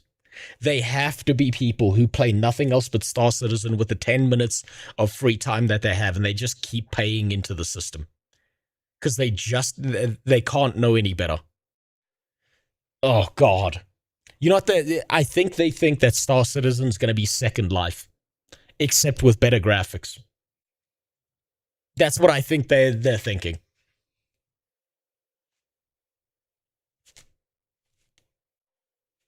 What the fuck was that? I missed that.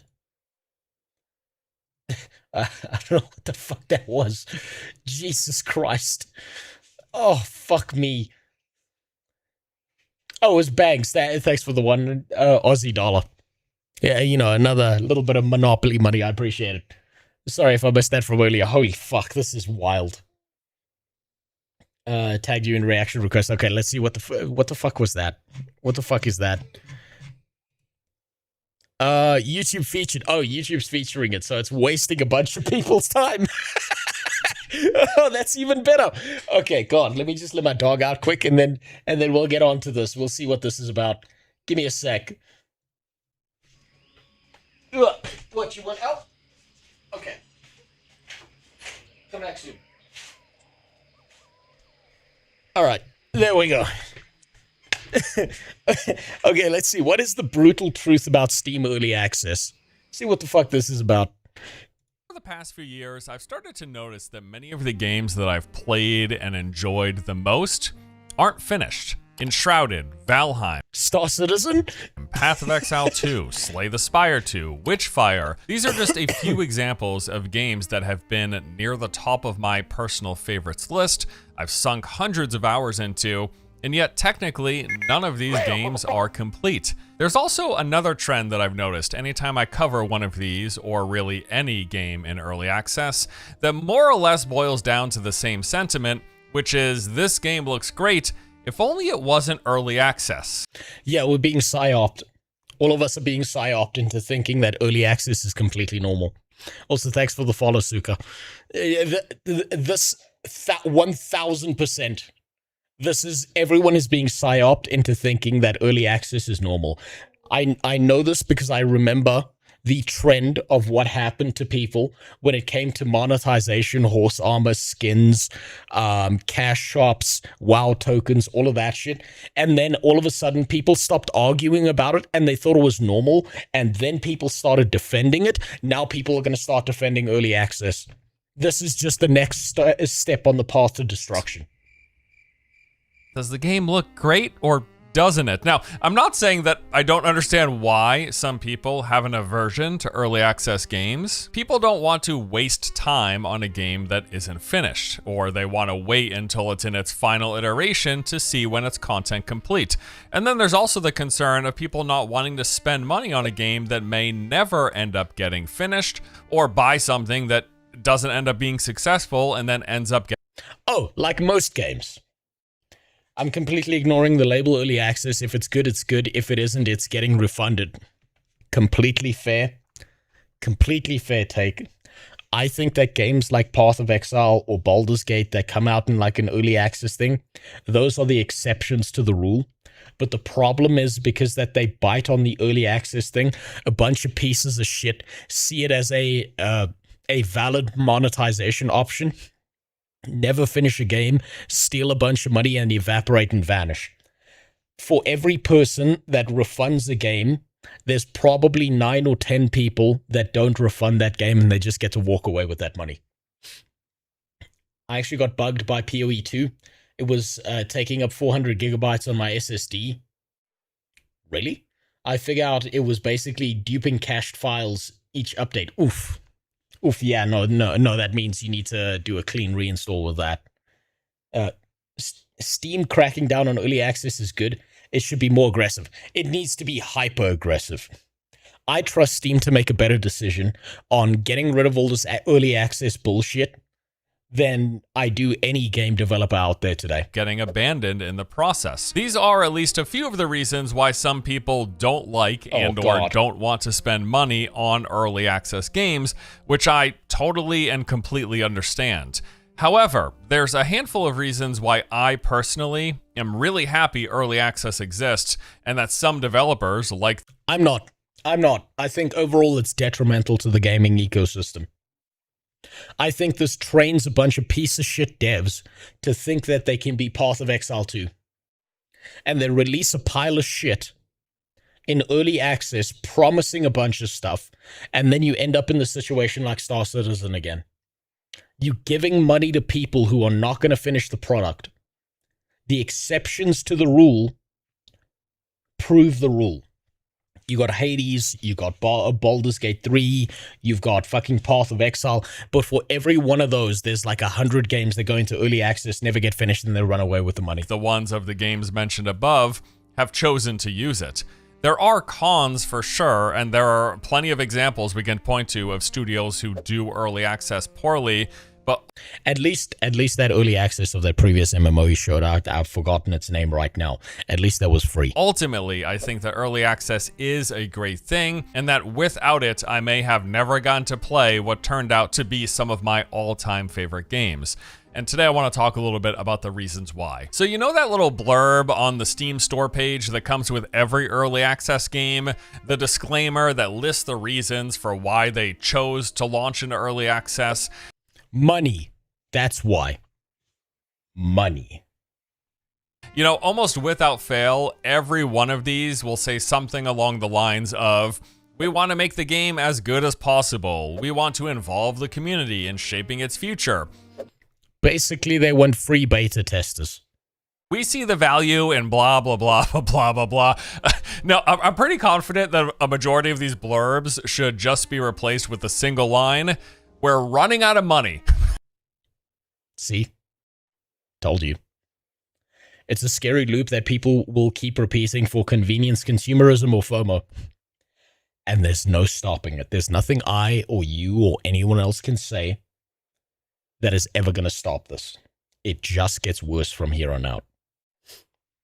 I'm noticing a trend where DLCs for games, for release games, are basically just content for the main game, and so now I'll wait until the game isn't getting any more updates and the price goes down. Like Rogue Trader. Yeah, no, that's fair. That's kind of a pseudo early access kind of behavior that a lot of companies have these days. Not to say that those kind of falls in the same bracket. Those other things and all of the listed things aren't also true, but it's pretty clear that funding the game's development is a large motivating factor for many early access launches. And of course it is. Have you seen the state of the games industry in recent years? Projects are getting canceled and studios are being shut down left and right. Good. Good. Good.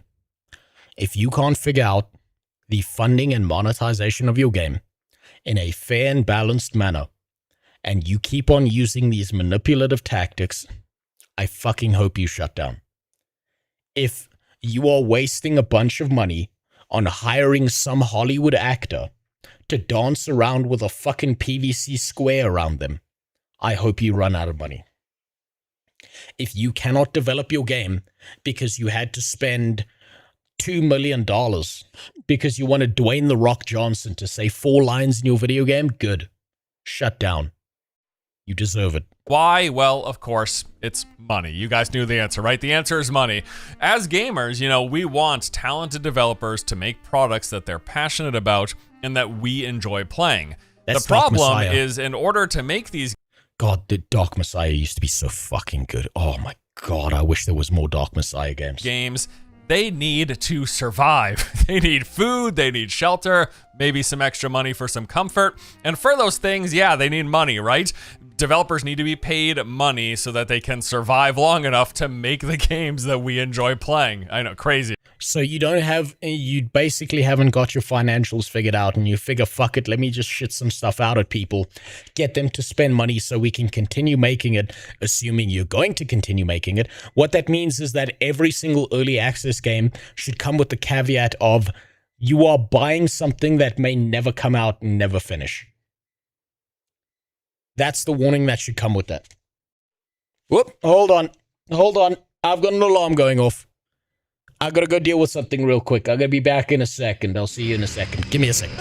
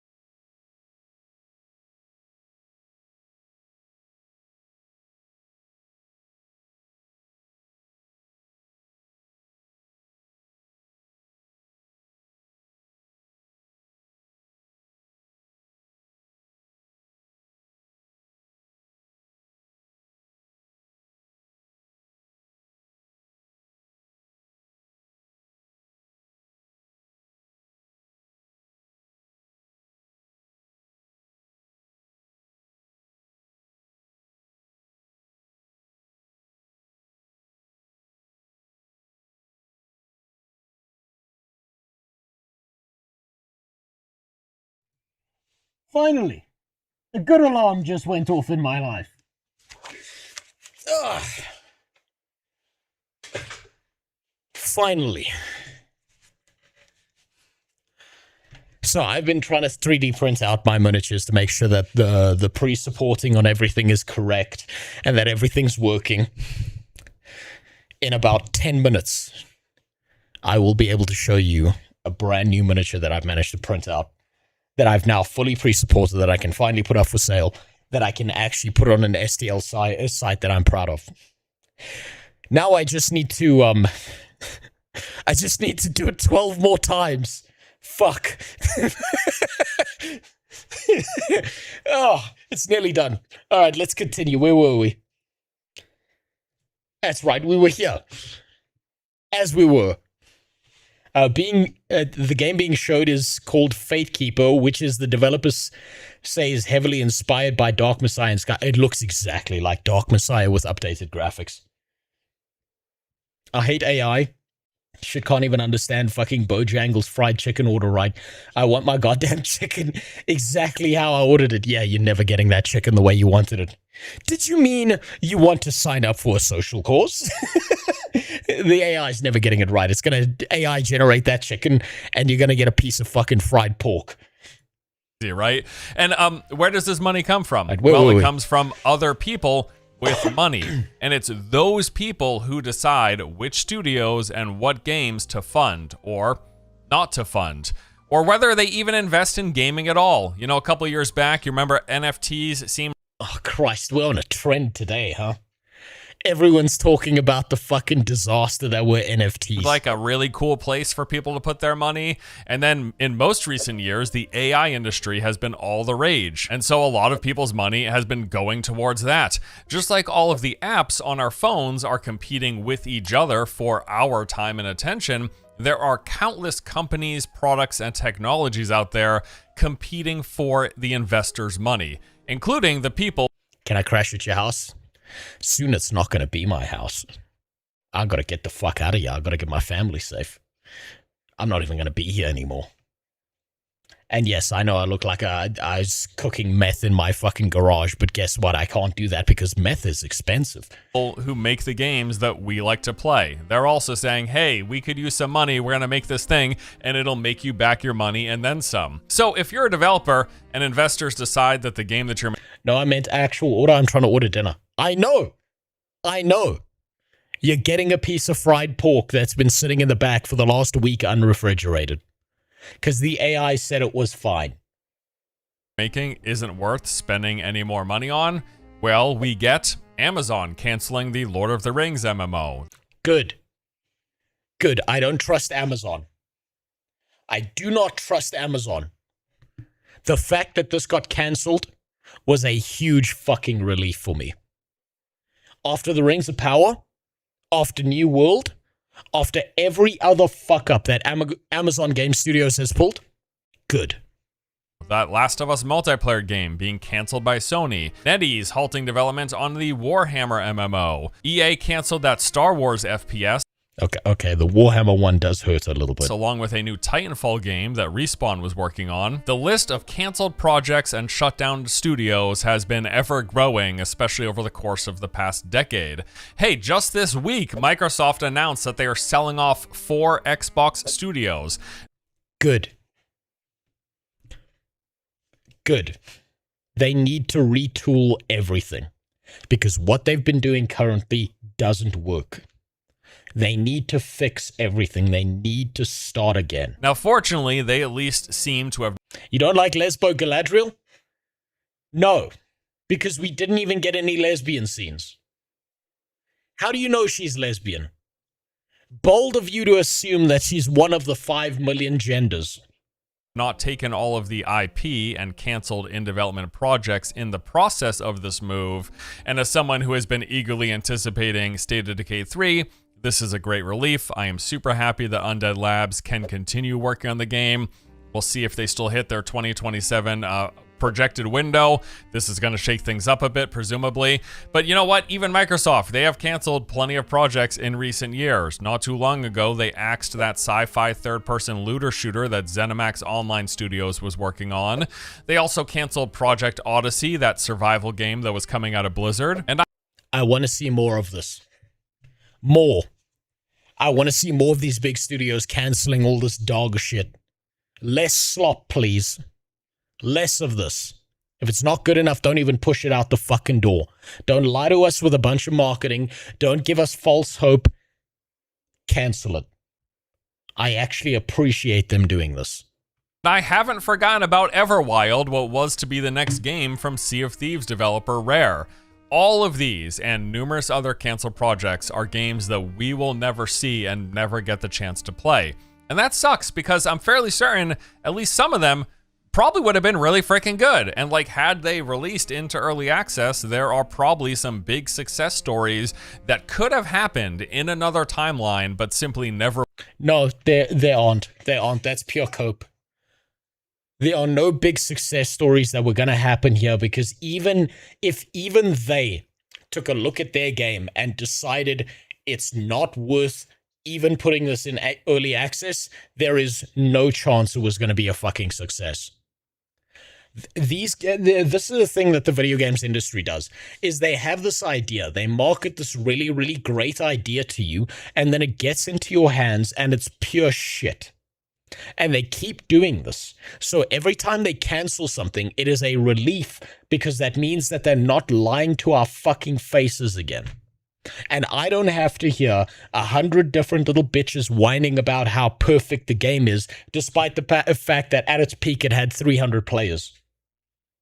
I'm so glad to hear this. This whole idea that, oh, there could have been a huge success. No, there wasn't going to be one. There wasn't. If even they looked at it and were like, nah, not this. And you know what?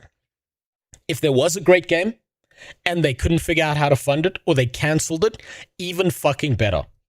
Because we can let it die and someone else can come up with something better later down the line. Even if it was going to be a success. I'm glad it's gone, because it would have been mismanaged into the dirt by these people. If it were a success, it would probably be another reskin of an existing game. Yes, it probably would, because these fucking idiots haven't learned their lesson. They just reskin the same game that they've been doing for the last decade and release it to the public again. They probably saw a unique, interesting idea and went, actually, no. You know what we need? We need another AAA game where red means you can't dodge the attack and yellow or white means that you can block the attack and counter. Will in our reality. You simply never know which of these games would have been amazing, and I'm sure some of them would have. And you know, often when I see this point brought up, the response that I see is, but the game wasn't good and that's why they canceled it. Okay, says who, right? Says the game studio that canceled it. Who says the game wasn't good? Well, it's the money people, it's the investors, it's the CEOs, the people in charge of financing these projects, and the ones who ultimately decide to end up canceling them. Yeah, here's the equation. Here's the breakdown, right? Here, let me make this nice and simple, because he's trying to do this counter-argument thing here, right? Here's all the games that would have been released and got canceled. Here's the games that were going to be complete shit. And here's the games that would have been good that got cancelled. You wouldn't have even been able to find these games most of the time because of this pile of shit down here. And you know what? If it was going to be a good game and it got cancelled, even better. Because it means that these large game companies haven't learned their lesson yet. They haven't learned what is and isn't good, and they're going to keep on pumping out slop. I hope this does financial damage to them. I want it to do financial damage until they figure out which ones are these games that go into early access and which ones are these games that should have been destroyed initially. I want this to keep happening. This is bigger than one singular game that would have been good. This is about the entire industry. Do you think any of them play games actively? No. Or even have any real... Even more reason to cancel it. These people don't even play the fucking games that they're building. ...idea of what a good game is? Like, I don't know, dude. I'm willing to bet that there were some amazing games in here, in this... Green needs to be way smaller. Yeah, you're right. I am over-representing the games that would have been good. ...list of games and the longer list of games that have been canceled in development that we will never get the chance to play but could have been good. But because the people in charge of the money, they didn't think it was good. Yeah, and now those people in charge of the money just lost even more money and they deserve it. They got canceled. And I just don't know that I trust their judgment about what makes a good game. In fact, neither do I. And until they're gone and fired because they've lost their company millions of dollars, this needs to keep happening. I'm willing to bet a vast majority of the people making the decisions about these games getting canceled barely even ever play games, if at all. Maybe they played games when they were a kid, or maybe they pick up the yearly COD or FIFA. No, they play Wordle. They play Sudoku. They've never played an actual video game in their life. The last time they got close to playing a video game, they walked in on their wife, alt-tabbing their phone from Tinder where they're cheating on them to fucking Candy Crush so they didn't get caught in the living room. taking pics of their asshole for some other dude that's going to rail them later. That's what they deserve. These people need to keep making these bad decisions until they are destroyed and eliminated from the games industry entirely. This is bigger than one game that could have, maybe, might have been good. This is about the entire games industry. It's literally the meme of the dude standing on your table with your pants down saying, how do you know it's going to be shit? It didn't come out yet. Exactly. It's literally that meme. The memes have become real. The memes are no longer dreams. That's a problem. No matter how many studios close, these morons will never learn because they have friends in the right places. Exactly. All of them, every single one of their friends, every single person involved in this needs to be wiped the fuck out of the gaming industry.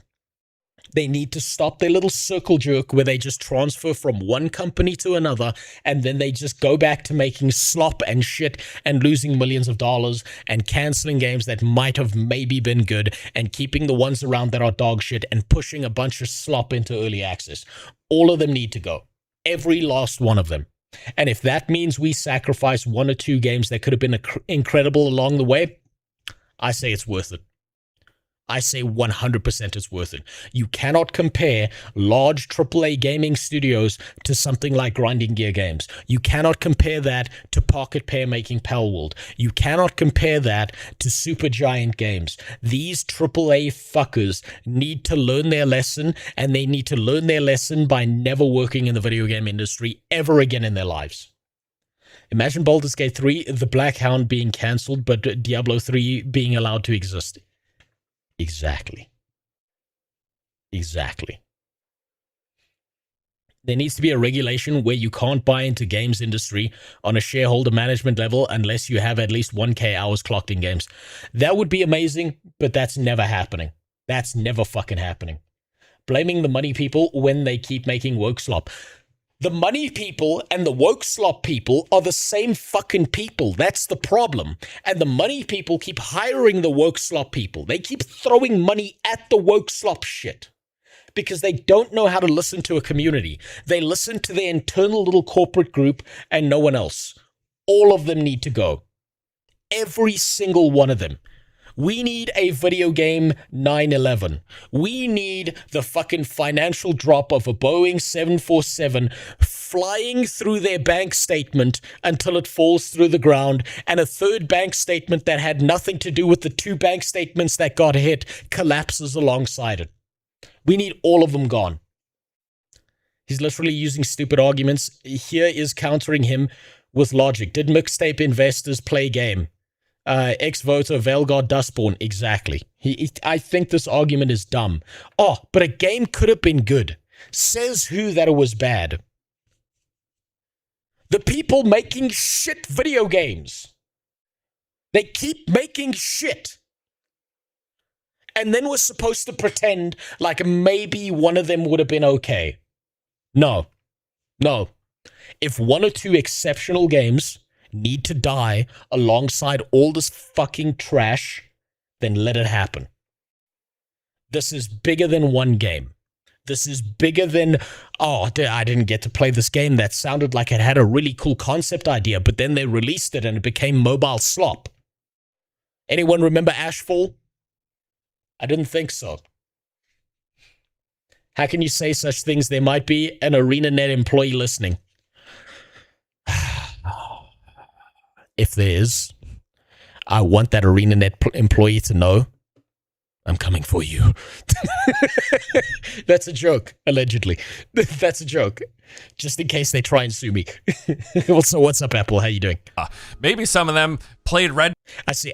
By the way, Apple, I see you've been enjoying Lords of the Fallen. It seems your community really loves you.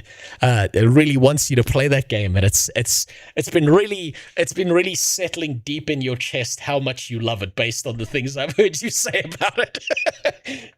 Oh, I heard it's game of the year. Red Dead Redemption 2, but again, the people who are saying these games aren't worth funding anymore, Show Apple the white Apple AI image. I put it in his Discord. He already knows about General Wapple. Don't know that I trust their judgment about whether or not that's true. Or maybe their judgment's perfect, but I will say this. I would definitely have preferred that every game that got canceled mid-development instead got tossed into early access. And I don't. Oh, we're going to pay $40 for early access all the time? We're going to pump out more slop onto the Steam store and bury the shit that might actually be good? Kenshi 2. Yes, we need Kenshi 2. Kenshi 2 is probably going to be fucking incredible based on what Kenshi was. And just put through a trial by fire. No, fuck that. Fuck the trial by fire. Fuck these guys making any money at all off of any early access slop that they put out there. Fuck all of that. These guys deserve zero money. They deserve to collapse. I want to see them collapse.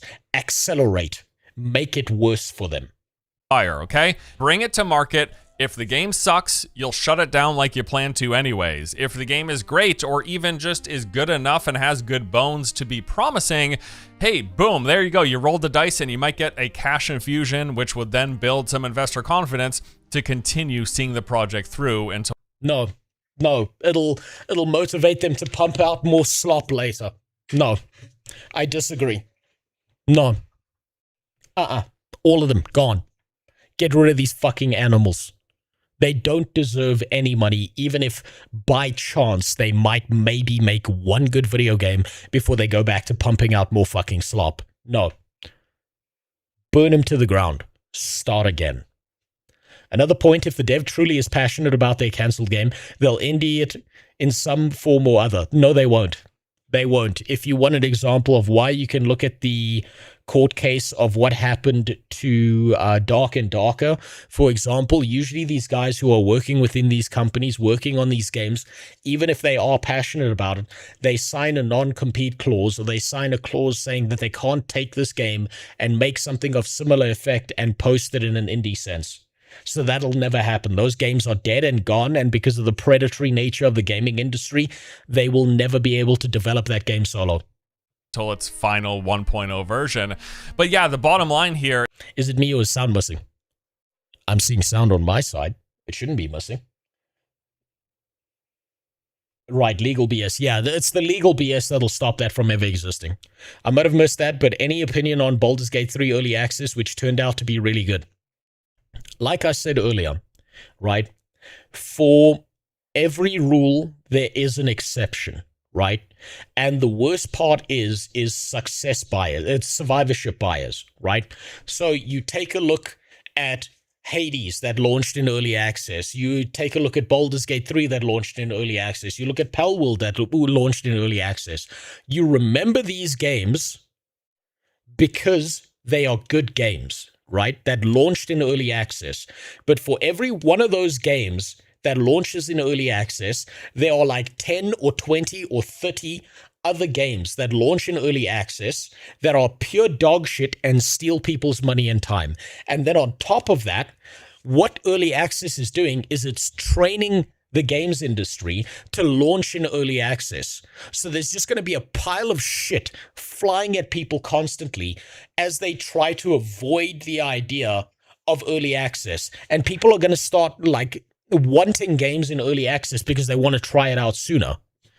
But the problem is most of the games launching in early access either never get finished or are complete fucking trash. And because they fall away, people forget about them. They completely become non-existent whatsoever. Then they see the successes in early access. And just like the average consumer, they only think about the successes in early access. And a bunch of corporate fucking suits sit there and think to themselves, well, this game launched in early access and it became a big success. So we need to do the same with our new conversion of the game we've been making for the last 20 years. That's the same as the game we made 20 years ago, with no new mechanics and barely any playable content. It's training people to use early access. It's training people to become free beta testers for video games. It's wasting people's time. It's wasting people's money. It is a bad thing overall for the gaming industry. And you know, the same way that people they used to fight back against the idea of monetization. Now monetization is normal. right? And you've even got little bitches out there who defend monetization in video games. Oh, but it's just a cash shop. It's just a seasonal battle pass. Oh, it's just another skin. It's just a WoW token. It's just this other thing. And well, I really want it. And then they put a bunch of pay-to-win shit in a bunch of video games that would otherwise be really good and fun. And then now you've got a bunch of little bitches defending those decisions. The same thing's going to happen with early access. We're watching the same pattern repeat. Ad nauseum.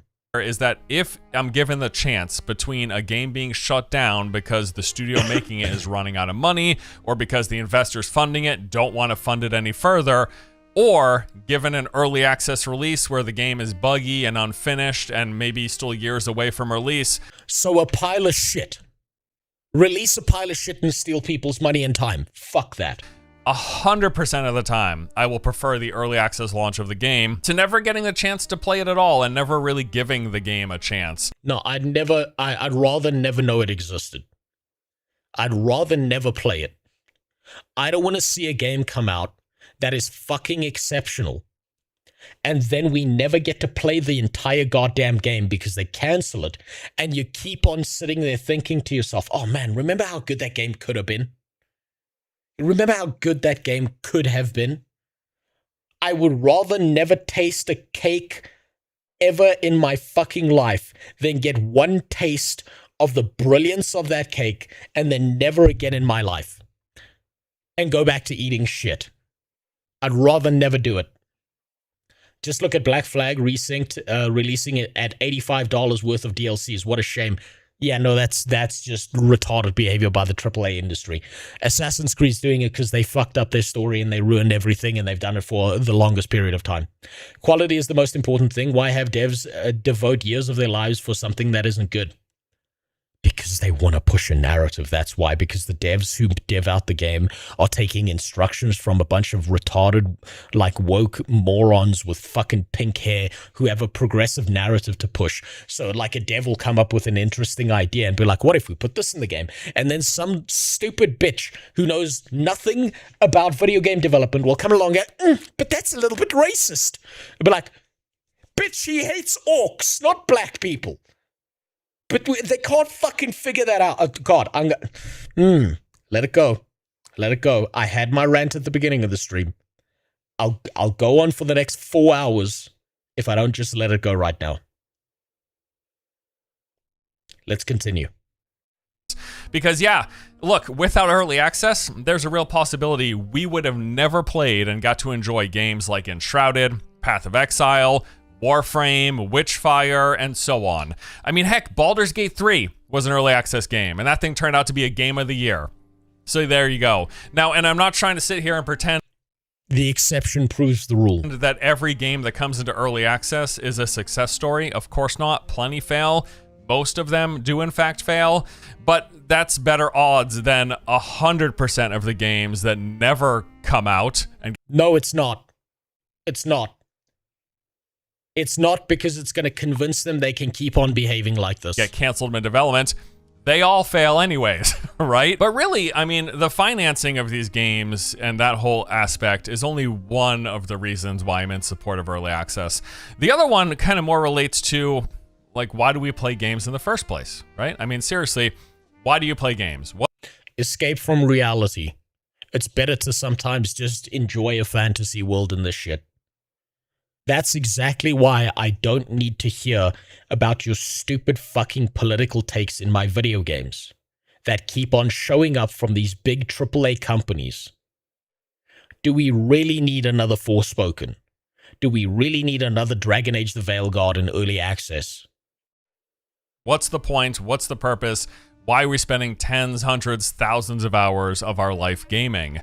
You know, some of the reasons I play games, I like to experience new and interesting worlds, get to meet some unique characters, maybe get some cool storylines. You're not getting cool storylines. It's not my highest priority, as some of you know, but, or really, I really like engaging in mechanically stimulating mechanics. And all those things could be simply put, I play games for fun and I play games to be entertained. So when it comes to some of the common complaints that I see about early access games and people not wanting to play early access games or not wanting to support them for, you know, they don't want to waste their time if the game's not finished. They want to wait until content completes. Completely valid point. Completely valid. If you do not want to waste your time, the single most valuable resource you have in existence, on some fucking thing that is not even going to come out to completion, why bother? Hear me out. Buying and playing video games should be considered a tax write-off. I would love that. Man, I would love that. That's not happening. Let's see. Like that bitch writing the new God of War who wanted a pause button in Elden Ring. I hope that person gets fired. I hope God of War Laundry comes out and it's a burning fucking disaster. And I hope no one plays it. I hope it's like Senua's Saga 2 where they fucked up Hellblade and they lose everything. Until they learn their lessons. The beatings will continue until morale and game quality improves. Or collapses. Did you hear in China games can be passed down after death to family members? Not a bad rule. That should be standard across the entire globe. Or they're nervous about spending money on a game that may end up being abandoned and never finishing development. My thought on these really boils down to, if a game delivers me hours of entertainment that seem fair for the price that I paid, I literally do not care what version number it is. It could be 1.0, it could be 0.1. I don't give a crap. I really don't. A fun time is a fun time, pretty plain and simple. Like, counter-argument. Counter-argument. You're playing a good game. Right, you want more of that game. It's not in a completed state.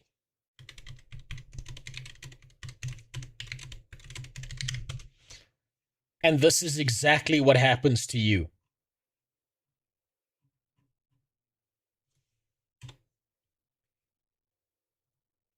Where is it?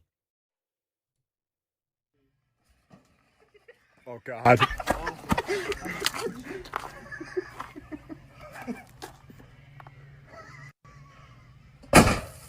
Where's the rest?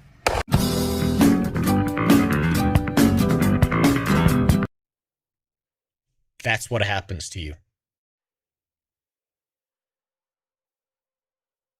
Oh, it's all cool and fun. Yeah, I'm having a great time. Where's the rest? Where's the rest? And then they shove it up your ass by fucking up whatever they're doing because they go from early access to ruining the rest of the game. You want an early version of this? Go look at what happened in Far Cry with Voss. Voss was such a brilliant character. He was in all the marketing. He was an exceptional character in Far Cry. And then they ran out of money. And you know what ruined Voss's character arc? Was his boss fight. What a fucking shitty boss fight that was. What an absolute joke. You think they won't do that with the thing you love? Because you got a taste. Now you're hooked. Now you're in. Now they can fuck up the rest because you're already stuck in there. You already gave them their money. You already stuck around for more than 2 hours and now you can't refund. They just need to make the first 2 hours fun and then they can ruin the rest of the fucking game. Where's the rest? And then you get your ass blown up.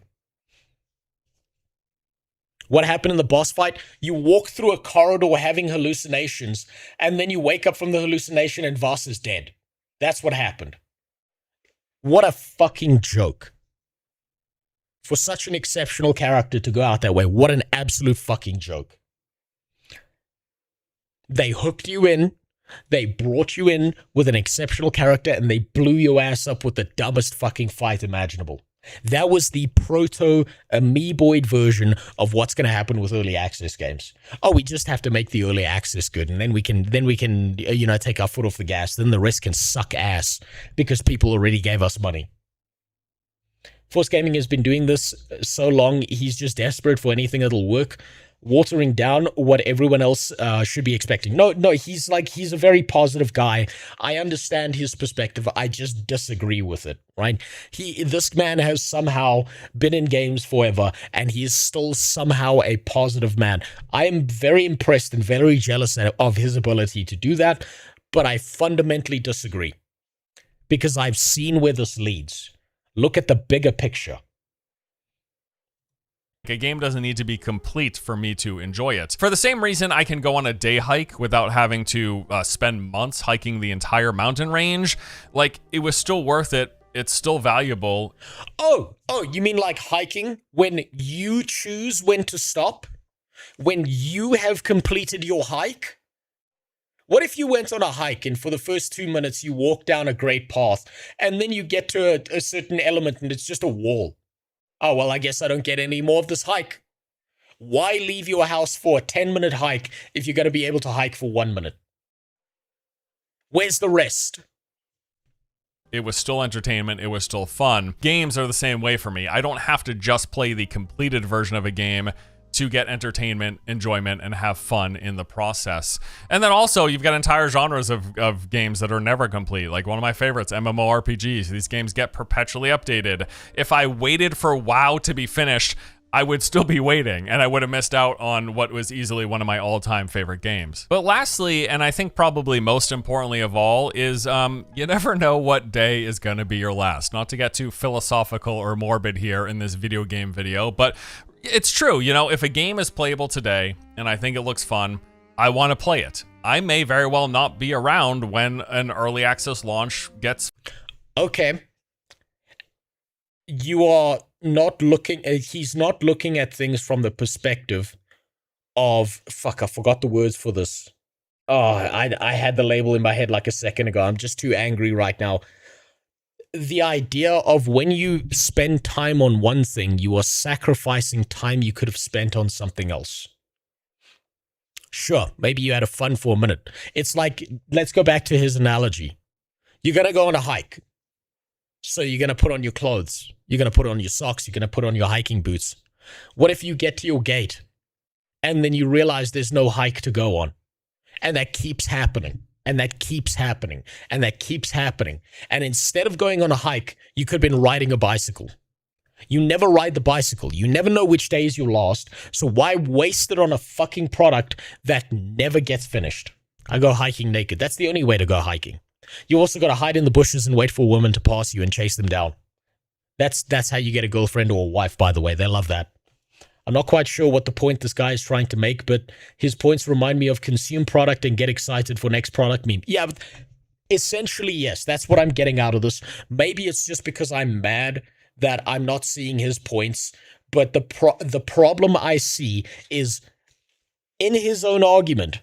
If every day is might be your last day, why waste that random amount of time that you could have used doing something else that would have given you more of a complete experience on a shallower, unfinished experience that only entertains you for a short while before you have to fuck off and find another one like that?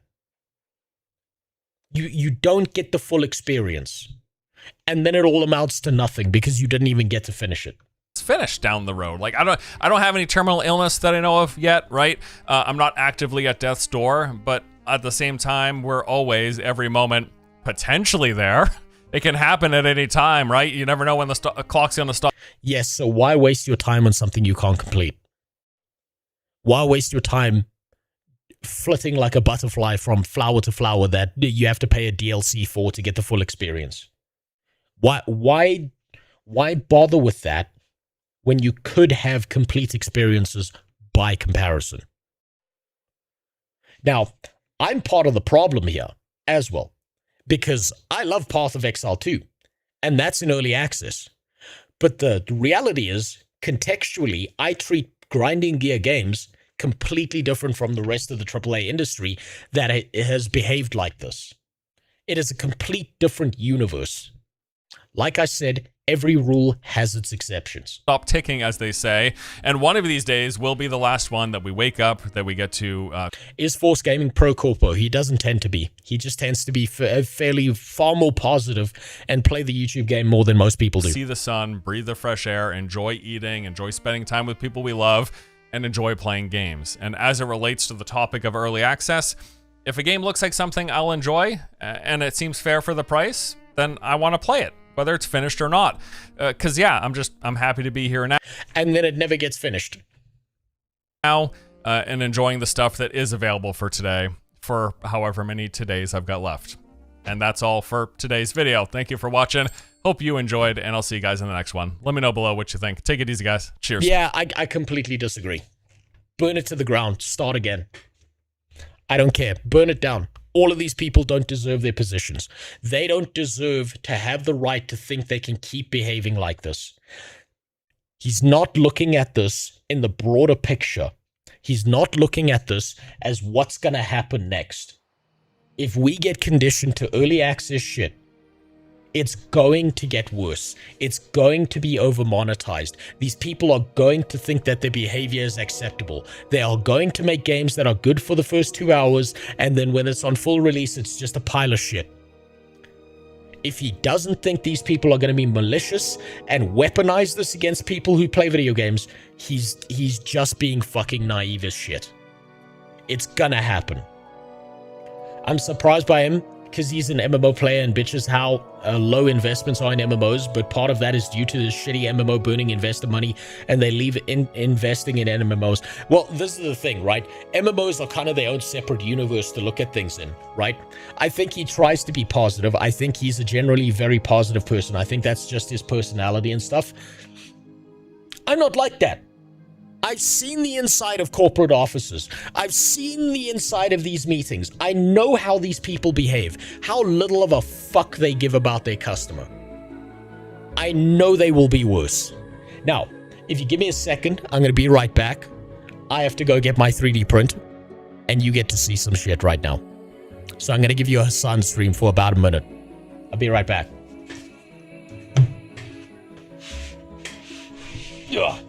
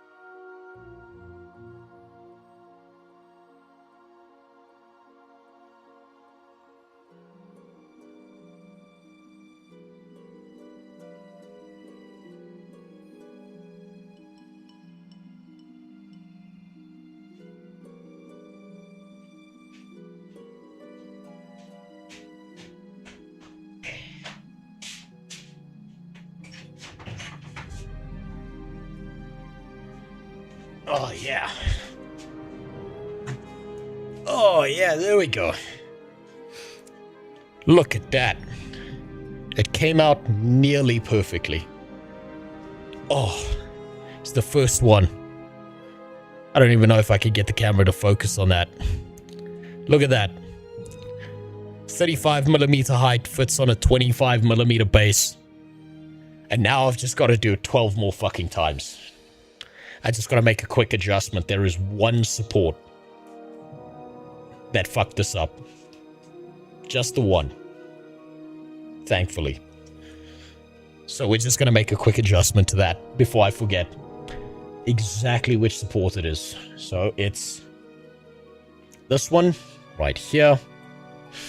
Go here. And I can see it already. It's this little bastard right here. 1, 2, 3, 4. 1, 2, 3, 4. It's this one right here. This little fucker needs an adjustment.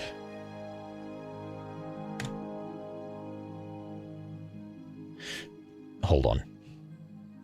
There we go. Now I can move it properly.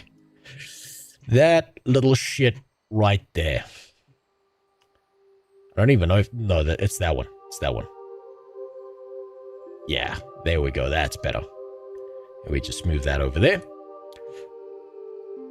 And we will change the diameter to a 0.6. And it's good to go. There we go. Perfect. Perfect. I have one model complete, and now I just need to test the supports on every other one of these little fuckers right here. Amazing. Don't touch your eyes. I won't. Ugh. You should make every 12 models have a dick on it when you mail them out. I've thought about actually modeling like underwear and dick bulges and stuff like that, but that's too much work. It's too much work for shit that's just going to be blocked away by a base, so I just kept it nice and simple underneath. This one right here is going to be the easiest one, because I learned my lesson about doing fucking actual legs that go up like a cloak and shit, because this makes it way more difficult. I mean, it does give it more detail and stuff, but it makes it way more fucking difficult to do. Looks like my Satisfactory Plastic Factory. What? Okay, well, I haven't played Satisfactory. That's a game I avoid because, you know what? If I go anywhere near that game, I'm fucked. Let me just save this real quick. Alright. One last video. Stream is Blizzard PsyOp with all these WoW music play. Yeah, no, I've just got that queued up today because I was listening to it while I was 3D modeling stuff out. That's why. And I didn't have time to prepare anything else. Otherwise, I'd be listening to Guild Wars 2 music. Oh, wait. There's no ArenaNet gunshot sounds in the background, so I can't listen to that. If you wouldn't live on the other half of the globe, I'd paint them up for you for free. Never do that. I couldn't ask, even if I didn't. Death Corp, I wouldn't let you do that. And I'll tell you why, right? So, my dragon model here, my miniature, I was trying to find professional 3D printing artists, professional painters to do this shit for me. The entire package that I am selling this thing for is about 600 Rand, right? So this comes in a full package. It's one of these things right here. It comes with a free mini in the back. It comes with a card set for the DMs so that, you know, their life is not that difficult and they don't have to try and shoehorn in things, and there's lore and loot tables and stats and all of that shit, right? When I contacted people who do miniature painting, they were like, yeah, you want me to paint one of these? It's $800. The painting costs more than the entire fucking thing. Painting one of these things costs more than the entire fucking money. Which is fucking brutal. I was like, oh, Jesus, that's just unaffordable. I can't do that shit. So I wouldn't let you do that. I wouldn't let you do that even if you offered. Because that's just not fair on you and your time. That's just how it is. Yeah, I sold some figures for $800. Exactly, right? It wouldn't be worth your time. Like, I couldn't put that burden on someone else without them getting some kind of financial compensation. Hand-painted figures about to go on. Listen, I can't paint to save my life. I still have to find someone who will do them en masse in a stack, be able to do it consistently across multiple models and stuff. And that shit is expensive. So let me figure out how to sell these like STLs online and stuff and then go. You're going to check out Palworld now that it hit 1.0 release? Yes, I will. I will very soon, but I do want to focus on Final Fantasy. Now, to finish off, before we start playing some Final Fantasy, it's the story that seems to have no end. It's got, what kind of paint was it for $800? It was the specific miniature paint that's meant to last forever so that people have like a professional paint job done. It's not going to be like a basic slap chop. Make your wife do it. She's got a 2 year and 8 month old child that I came into her to take care of, okay? So she don't have the time for that. She's also dealing with other shit. I am gonna make her manage my stuff though, because I fucking hate the financial side of it, and I'm gonna emotionally grind her down until I can make her my manager. I'm gonna do that. As Long Dick Johnson's child, it's not. It's not. You see, we do this thing where we test our kids, right? It's family tradition where we test our kids, so I know that one's mine. But we didn't do, honestly, we didn't do the genetic test because of like, oh, is it my child or not? We do it because then we can trace lineages, and it turns out my family keeps an entire genetic history. So we can trace back our ancestry as far as we need to, right? We've traced it back to almost like the beginning of history at this point.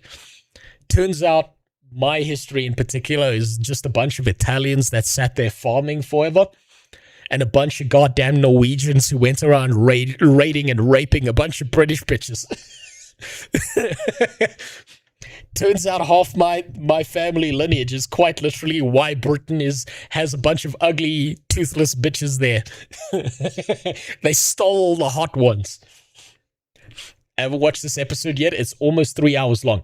It's not 3 hours long, it's 47 minutes. This is the nice finisher. This is something I've been waiting for a while. This story's got everything. It's got corrupt cops. It's got a corrupt company. It's got Legos. It's got Mormons. It's got everything. Brick by brick, brick by brick, brick by brick. That's right. That's right, Lou. Brick by fucking brick. These rat fucks are gonna see their day in court. Finally. Finally. So you related to Viking Majin Buu? Apparently, maybe. Came from the same area, apparently. Now, the unsubscribed podcast episode, the guy was just on there. Oh, Jesus. Okay, that I'll watch off stream because that's too long. Go to court, and I don't even know what I did wrong. Yeah. Oh, yeah, that's right. They did try and, like, sue him and then prevent him from figuring out what he was being sued for. I do remember that. Ffxiv is making up tons of lies about me to the police to try to get me thrown in jail so I can't release my documentary about them. But the crazy part is I'm not even allowed to know what they're saying I did. Legally, I'm not allowed to film inside court, so I formally requested the audio, but since there was no visual, I hired an animator to animate over it. Ooh, here we go. Right now, I kind of don't even know what I'm being charged for because all of the body cam footage has been redacted, and they say it's to protect the victims. However, I think there are some redactions that maybe don't make sense and that weren't to protect the victims, and there's some things. It's because they were all a bunch of fucking Mormons. I'm convinced that they were all in on it. Being said about me that are redacted that I don't know about. I do have some concern. In this case, with the defendant representing himself, the allegations here relate to the fact that the defendant, he's a person he's a YouTuber, who creates videos, publishes them online, and has been... I love all the as if they don't even know what they're fucking talking about.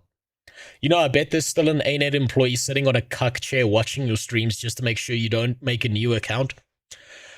You know, I believe you. I believe you, because they're surely not moderating the fucking game, that's for sure.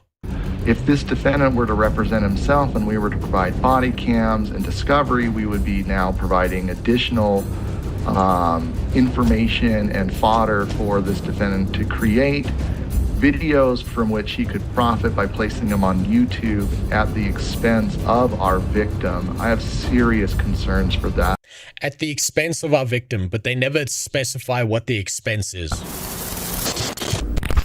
Yeah, the state of Utah is claiming that if they tell me what I'm being accused of, then I'll use it for content on my YouTube channel.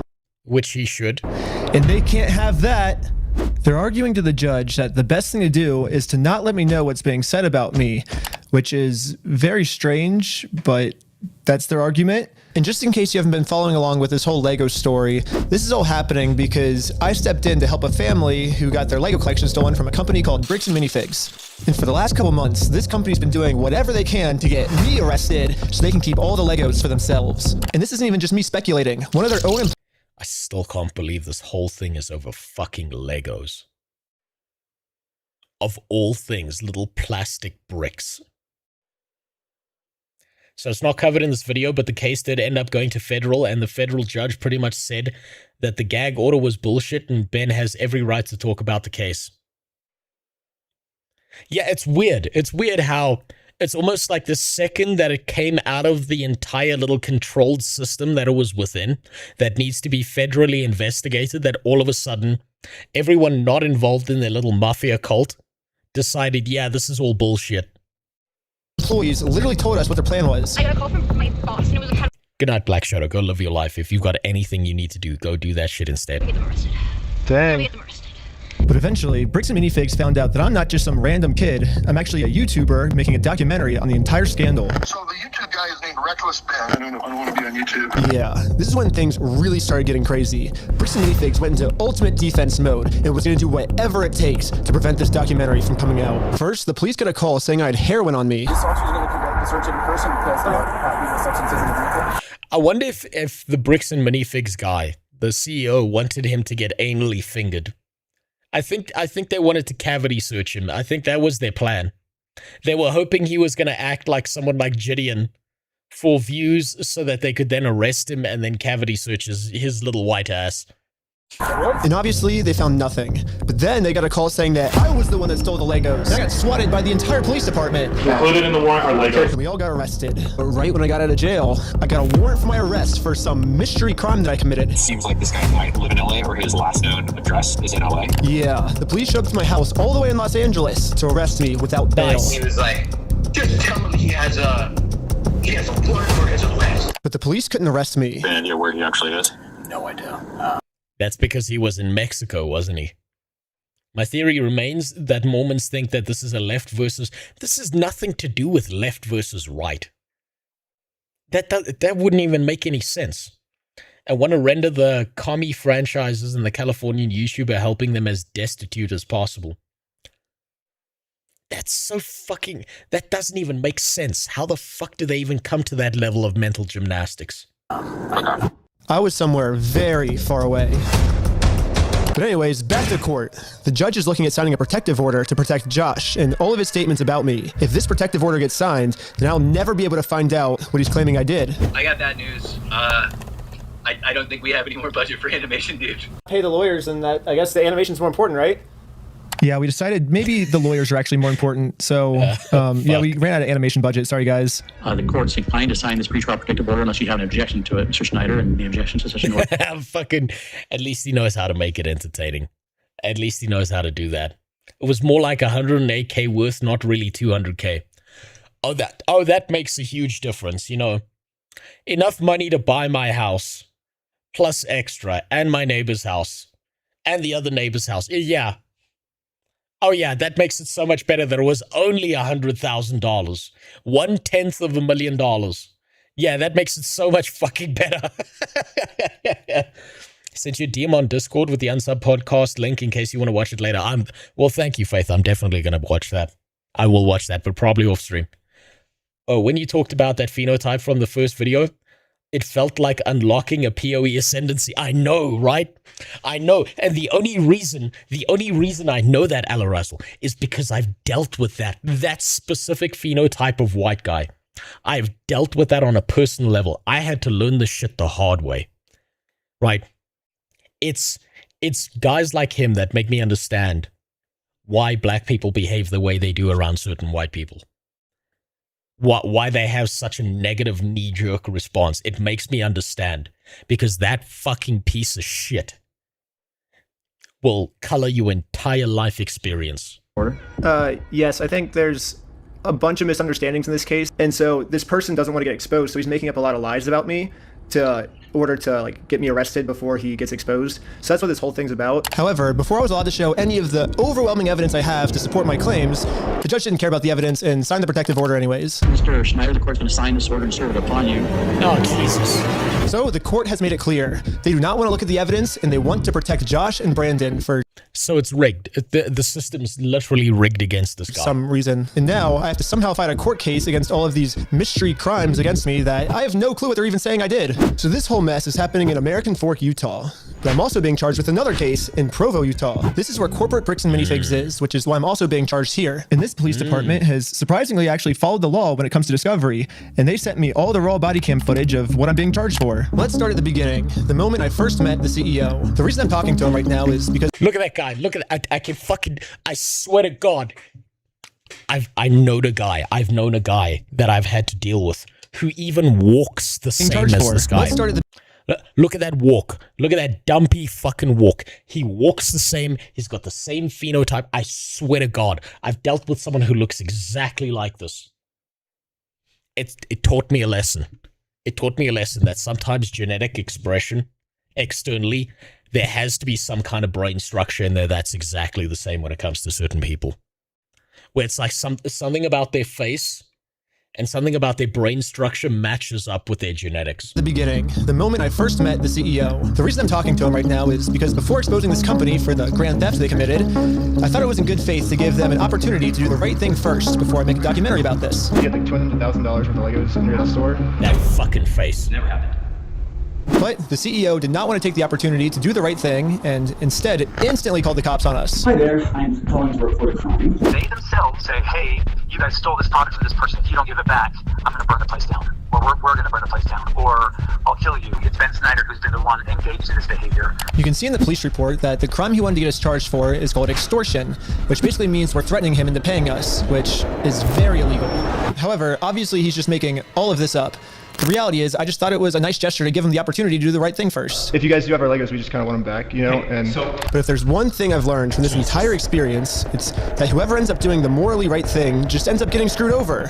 So now, it's time to play the way Bricks and Minifigs is playing, and use their own strategy against them. Right now, their strategy is to get me arrested before I get them arrested. So now, I'm gonna Uno reverse this and get Eamon, the CEO, arrested before he gets me arrested. But if I'm going to be the reason that someone's going to jail, I should probably make sure that they definitely deserve this. So I'm going to give them one more chance to try to do the right thing first. But instead of doing the right thing and attempting to work this out, Eamon just hid in his little office. And he called the police on me. I can tell you right now, no one's about talking to us. Really? But they told us that they were... I know. Normally I wouldn't want... Oh, it's almost like they did something wrong and they're trying to avoid accountability. How the fuck does this not get rejected with prejudice? Simple. They wanted to try him in that county with that judge because they were in on it. It's that whole thing. It's like it's in-group preference, but taken to an extreme, right? So it's like, you know how this happens in a lot of first world countries, right? Where what happens is immigrants from one region move into a country. They take up certain jobs and certain positions. They make sure that they are the ones who are around the hiring practices. And then what they make sure to do is only hire people who are the same as them from the same region who are those immigrants. Then they take over the entire system. And because no one else behaves like that, no one's able to stop them and no one stands up to them and no one calls it out, right? So these guys are doing the same thing where because they're all a bunch of fucking Mormons, right? They're gonna back whoever's a Mormon regardless of how bad the thing they did is, because the whole religious tie-in as well is, well, they're a Mormon, so they're not going to do anything wrong. They're just like me, so I have to defend them. It's circling the wagons and making sure that nothing is fair and it's not a fair fight and you can do nothing about it.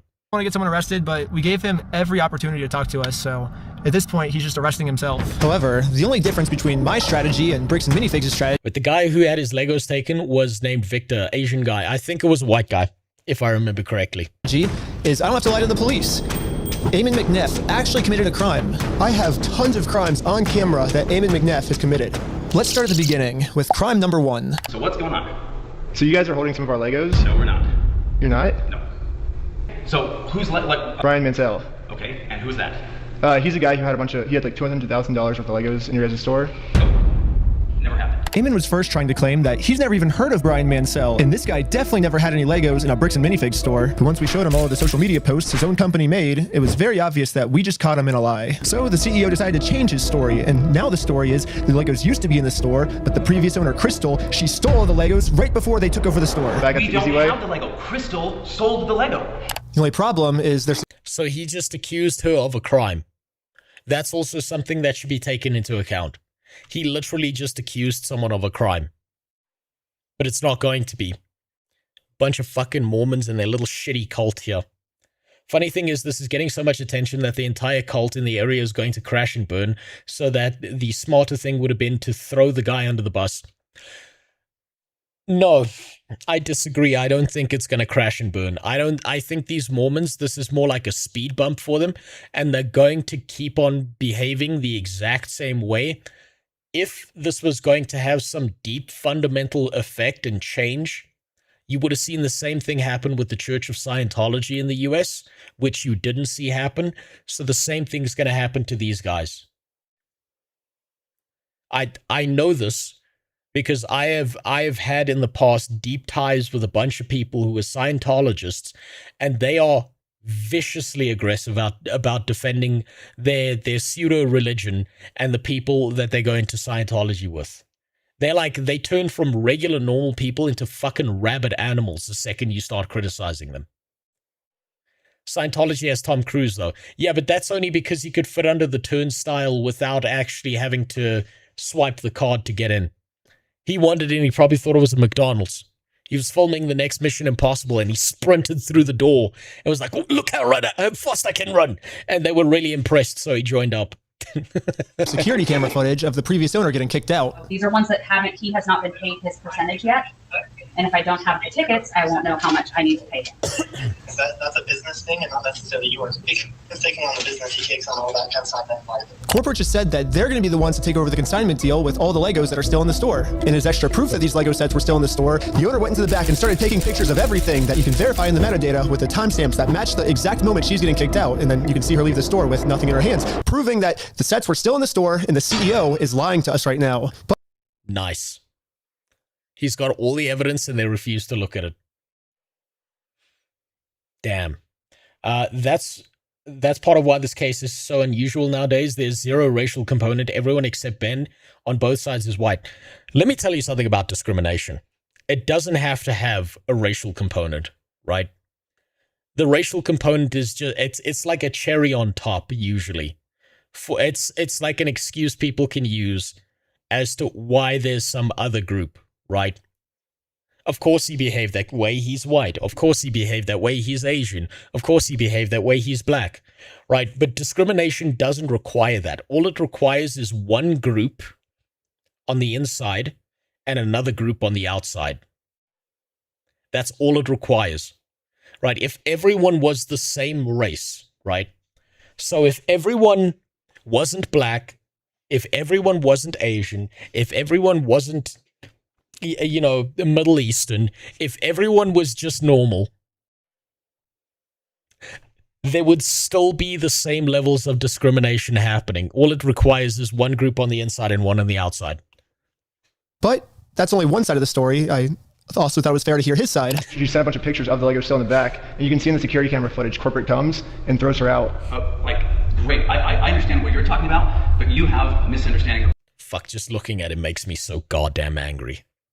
He gives me PTSD flashbacks of people I've had to deal with in the past. What has occurred, and you're taking one person's word over another person's word. You can go after the party that's responsible, and you don't want to because that's not easy.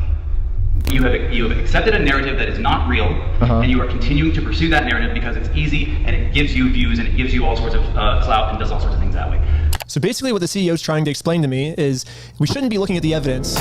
Instead, I should just be taking his word for it because he said so. Crystal Law was a former franchisee of Bricks and Minifigs. Yeah. She took Mr. Mansell's Lego, fucking liar. Didn't pay him, she has his money.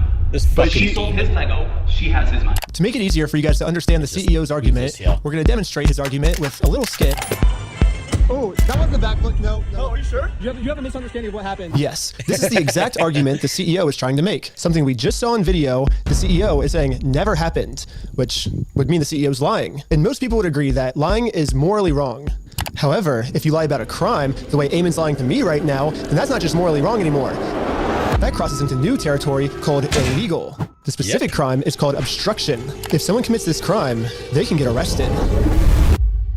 I don't know if obstruction applies here. Usually obstruction is when you're lying to someone who's a legal body, like a police officer or a judge or something. I don't know if lying to another human being who's a private citizen falls under obstruction. I don't think it does. We're at the police station, and we're going to charge him with a criminal crime, obstructing of evidence. Oh, that's the Asian guy you talk about. Yeah, no, he's like the side character here. Of a $200,000 theft. And good news for us, we found out last week that all of the police in Utah take obstruction very seriously here. The police arrested my friend Sheldon for obstruction just for locking his phone. Right now you're attempting to destroy evidence. Okay, put your hands behind your back. I was just locking my phone. You're under arrest for obstruction of evidence right now. The crazy part is, the police didn't even have a warrant, so Sheldon locking his phone was 100% legal. But the police arrested him anyways because that's literally how serious the police take obstruction crimes here. They do not mess around when it comes to obstruction. So now, just imagine how angry the police are going to be when I go into the police station and tell them that someone is actually, for real this time, committing an obstruction crime. And this obstruction crime is on a much bigger scale. Later, the police called me saying that they were going to do a police investigation on this. Hey, Benjamin, this is Officer Halperin from Provo Police. I told the detective the entire situation. He was saying that this family's Lego sets were never even in the store, like all of this stuff, and it's all documented. I have video of all of him saying this. I think he's like falsifying evidence, and I think that's obstruction. And now that we stole Bricks and Minifigs' strategy, I think the plan is finally gonna work. Looks like the CEO is going down. I mean, I submitted the videos of Eamon saying we're gonna burn down the building and shoot him. They themselves say, hey, you guys stole this product from this person. If you don't give it back, I'm gonna burn the place down. Or we're gonna burn the place down. Or I'll kill you. And then I submitted all the raw footage of the entire conversation I had with him, proving to the police that we never even said anything close to this. Yeah, but you see, the problem with that is, if you're a police officer, you have to assume that what you're submitting to them is not going to be anything incriminating on your part. So they can kind of use the excuse of saying, oh, but you threatened him off camera and then you turned on the camera and you're giving us things out of context. They could use that excuse. But the real question is he Mormon? Well, apparently he's going to go to the outside, the greater outside after all of this. This raw footage verifies that everything I told the police is true, and everything Eamon told the police is a lie. On top of that, I even got access to the complete case Eamon made against me, and he doesn't have a single piece of evidence to support any of his claims. Which I guess makes sense. Like, how can you support evidence if you're just making everything up? Like, of course you can't admit anything. So if the police have to decide what case to pursue, they're obviously going to pursue this case because it has like a ton of evidence, and then they're going to throw out Eamon's case that has no evidence at all. Nuh-uh. Nope. The person you're trying to reach is not available. Hello, my name is Ben Schneider. A couple months ago, I made a case, and you were the officer that was helping me create it. I submitted a bunch of evidence through a link you sent me, and this was a couple months ago, and I haven't heard anything back. And so I'm just calling to see if I could get some type of update on how the case is going. It's about the CEO, Eamon McNeff of Bricks and Minifigs, in an obstruction case. And so if you could give me a call back at your earliest convenience, that'd be awesome.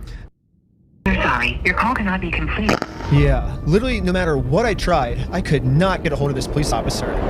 Yeah, you're never going to get a hold of them. They're going to make sure that you can never get into them. Even if lying to Ben technically isn't a crime, when Neff told the policewoman that Ben said he'll burn the place down, he lied to her face. That's absolutely illegal. Yes, you're right, but the police officer is going to work under the assumption that, number one, this guy's not lying to him because he's also Mormon, but they're also going to work under the assumption that, oh, well, then he probably said it off camera, right? He said he was going to burn the place down off camera. He didn't say it on camera. So it becomes a he said, she said kind of thing, like a plausible deniability kind of thing. So, I'm traveling all the way back to Utah to go back to the Provo police station in person to see how the police investigation against Eamon is going. And I just so happened to get a hold of the police schedule and arrived at the exact time this officer was supposed to arrive. But before I could speak to this officer, one of the other police officers called into the front desk and asked to talk to me. I'm not seeing him on duty right now.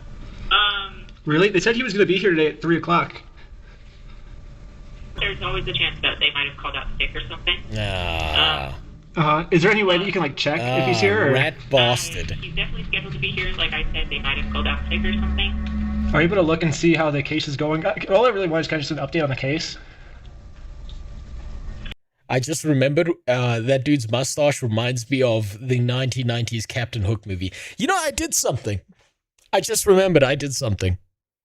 I'm going to show you something cool. So when I was modeling these out, right, I remember the bricks and minifix case. And I decided, yeah, why not put that exact mustache on the warlock? So I did. I decided that's exactly where that belongs. On the evil character who makes bad deals with demons. He should be a Mormon. That's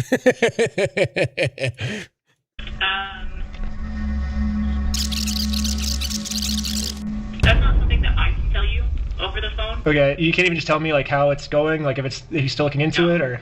No, I can't. That's not something I can do. Okay, well thank you. So basically, I came all the way out here to find 0 answers.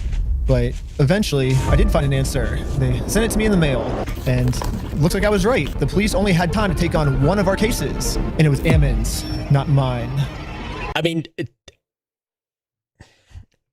what's really funny about this that I realized, right, was first of all, okay, warlocks are not nearly as bad as these people. And his name is literally 1 letter away from a fucking demon, a biblical demon. Ammon. His name is actually 1 letter away from an actual biblical demon. The Marquis of Hell. How fucking wild is that? Yes, the case that had an overwhelming amount of evidence, they thought that case was garbage. And they took on the case that has 0 evidence at all. In the police body cam footage, after the police watched my full conversation, proving that I didn't threaten to burn the place down or literally anything, they even admitted to Eamon that there was no credibility with his entire case against me. We agreed that there really was no extortion code that would fit your situation. However, you know, at the end of the day, we do want to help you guys, having to deal with this fool and all of his issues. We did find that there was another code that fit, and it's called aggravated commercial obstruction. The police just told Eamon that even though there's absolutely nothing to his claim against me, if they work together, maybe they can fabricate some type of charge against me. And so he becomes his namesake. Neff, short for nefarious, so both names could...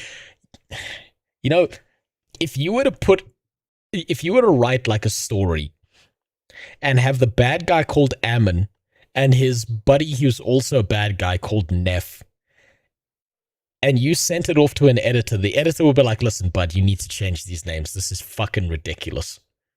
No, this is too... There's no suspension of disbelief here. What the fuck are you doing? This is too blatant. And here we sit in reality with this exact situation. This is so fucking wild. The tricky thing is that we have to prove that this individual either entered or remains unlawfully on the premise. When he came to the property, did you have to ask him more than once to leave? Yes. Okay. You know, we're not leaving until we get it. And he's like, no. Like, so Eamon's telling the police that even though they continuously told us to leave, we didn't leave. But if we go back and look at the footage of what happened, this is the reality. So when they say go to corporate, how do we respond next time? I have no idea. You have to take it up with them. It's your thing with them. Yeah, honestly, I wouldn't be surprised if there's a third partner that we're going to learn about, and his name is Satan at this fucking point. That doesn't involve us. Okay. As a separate business entity, you got to take it up with them. You got to resolve it with them. Okay, well, thanks so much, guys. Yeah, thank you. Sweet, thank you. Hey, do you want to talk to them? They're on their way out. Do you want me to grab them or not? I don't know. It kind of looks like the reality of what happened is we left too early for them. They wanted to pull us back in to keep talking to us. But we did show back up a second time. And to Ammon's credit, about halfway through the conversation, he did say that if we don't leave, he's going to call the cops on us. You can leave. If you come back here, we will call the cops. If you don't leave right now, I will call the cops. So you don't want to do the easy way? And this is right after I told him you could do it either the easy way and just give us the Legos back, or we can do it the hard way, implying that we would take him to court. So you're threatening me. I'm not threatening. We're right. Like, we have a right to the Legos, so we're gonna get them the easy way or the hard way. What proof of ownership have you provided to me that you own this Lego? I mean, I can give you proof if you want. Right, provide proof. But right after he says this, he's now asking us to provide him proof that we actually are entitled to these Legos, so we can't leave now because he just told us to stay and provide proof. And then at the very end of the conversation, he says this one more time. Okay, you can ask to leave, please leave. We have to leave? Yes. Okay. Well, thank you for working with us, and so see you later. Well, we have now all just seen the video footage of what actually happened. But now let's hear how Ammon describes it to the police. Guys, at this point, I've asked you to leave. Please leave. Well, you have to listen to us. You have to pay us this money. No, guys, you need to leave, and you're not leaving. Like, but I asked multiple times, they did not leave.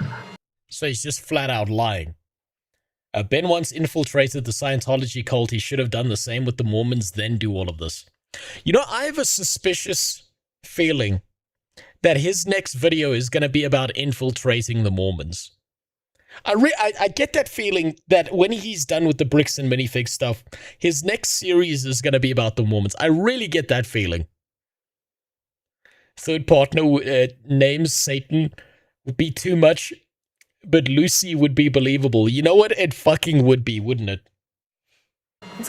And their surname just so happens to be fucking Morningstar. Might be a second-degree felony. He's facing felony charges. It is a felony? Yes, because I went to the corporate headquarters and tried to give Ammon the easy way out of all of this. They're now trying to get me on a second-degree felony, which I don't really know how any of this would make me get a second-degree felony. Like, what the heck, police officers? But they're doing it, and the punishment for this crime is 15 years in jail. Yep, there it is.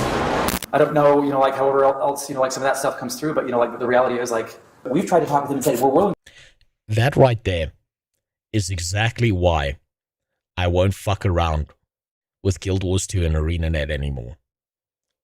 Because what's happening to Ben there is they're trying to make an example out of him so that no one else dares come near them.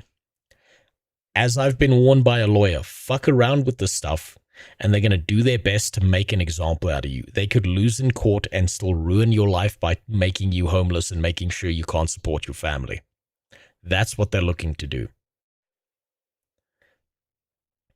ArenaNet is spiteful enough that I believe they would behave exactly like these fucking Mormons.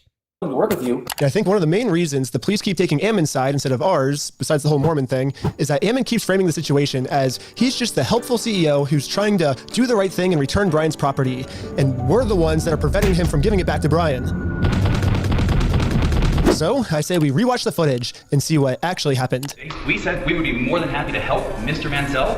Yeah, because Brian said he was unwilling to work with us. Well, Brian said he asked for the store inventory, and because he said he wanted to work with you, and then you guys didn't provide the store inventory. We asked him to provide us with any documentation, and he provided us with a spreadsheet. The spreadsheet is not something that anybody, you can just walk over to a McDonald's right now and say, all your ice cream machines belong to me.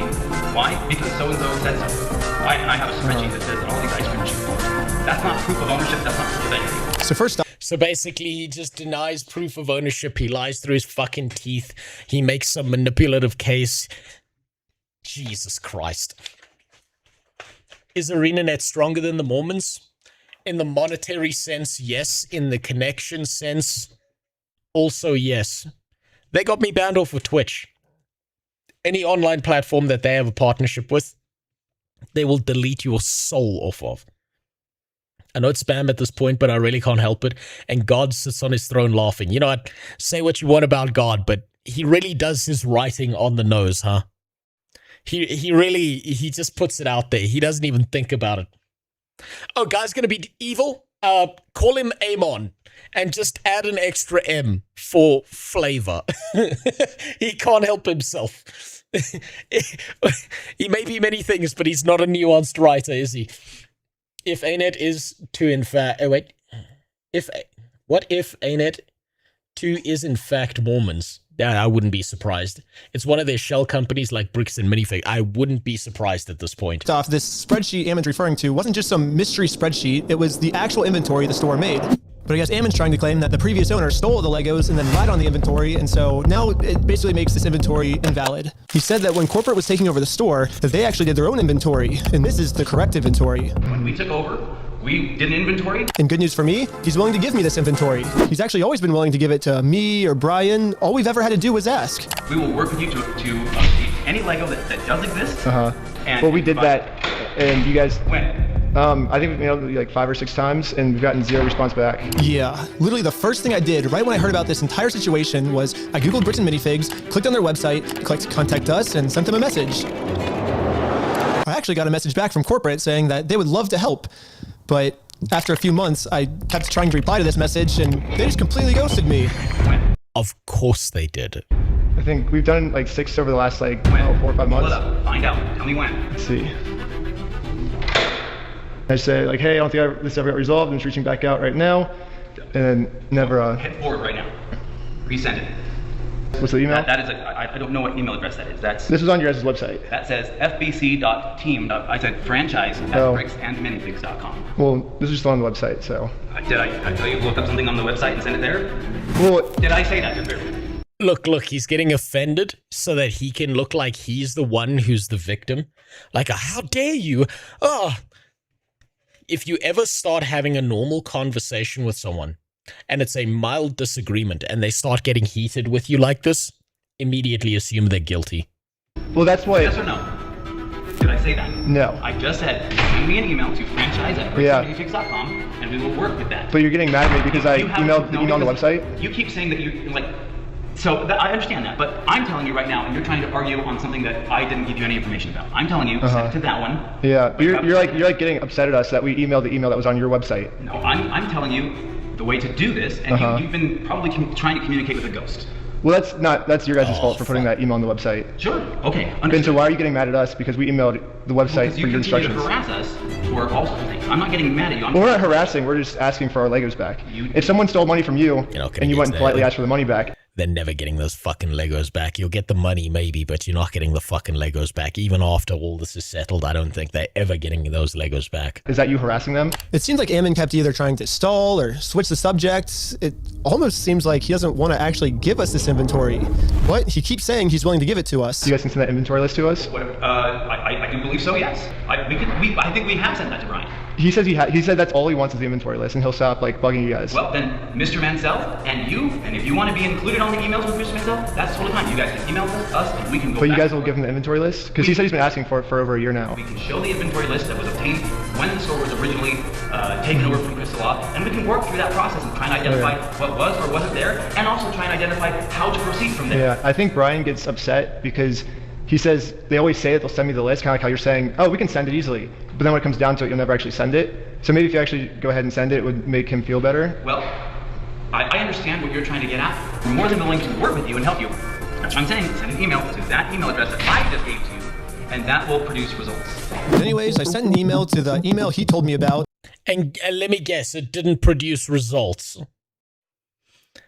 Why is the email they used, which is incorrect, still on the site front? Okay, let me explain something to you about customer service, Gresh, right?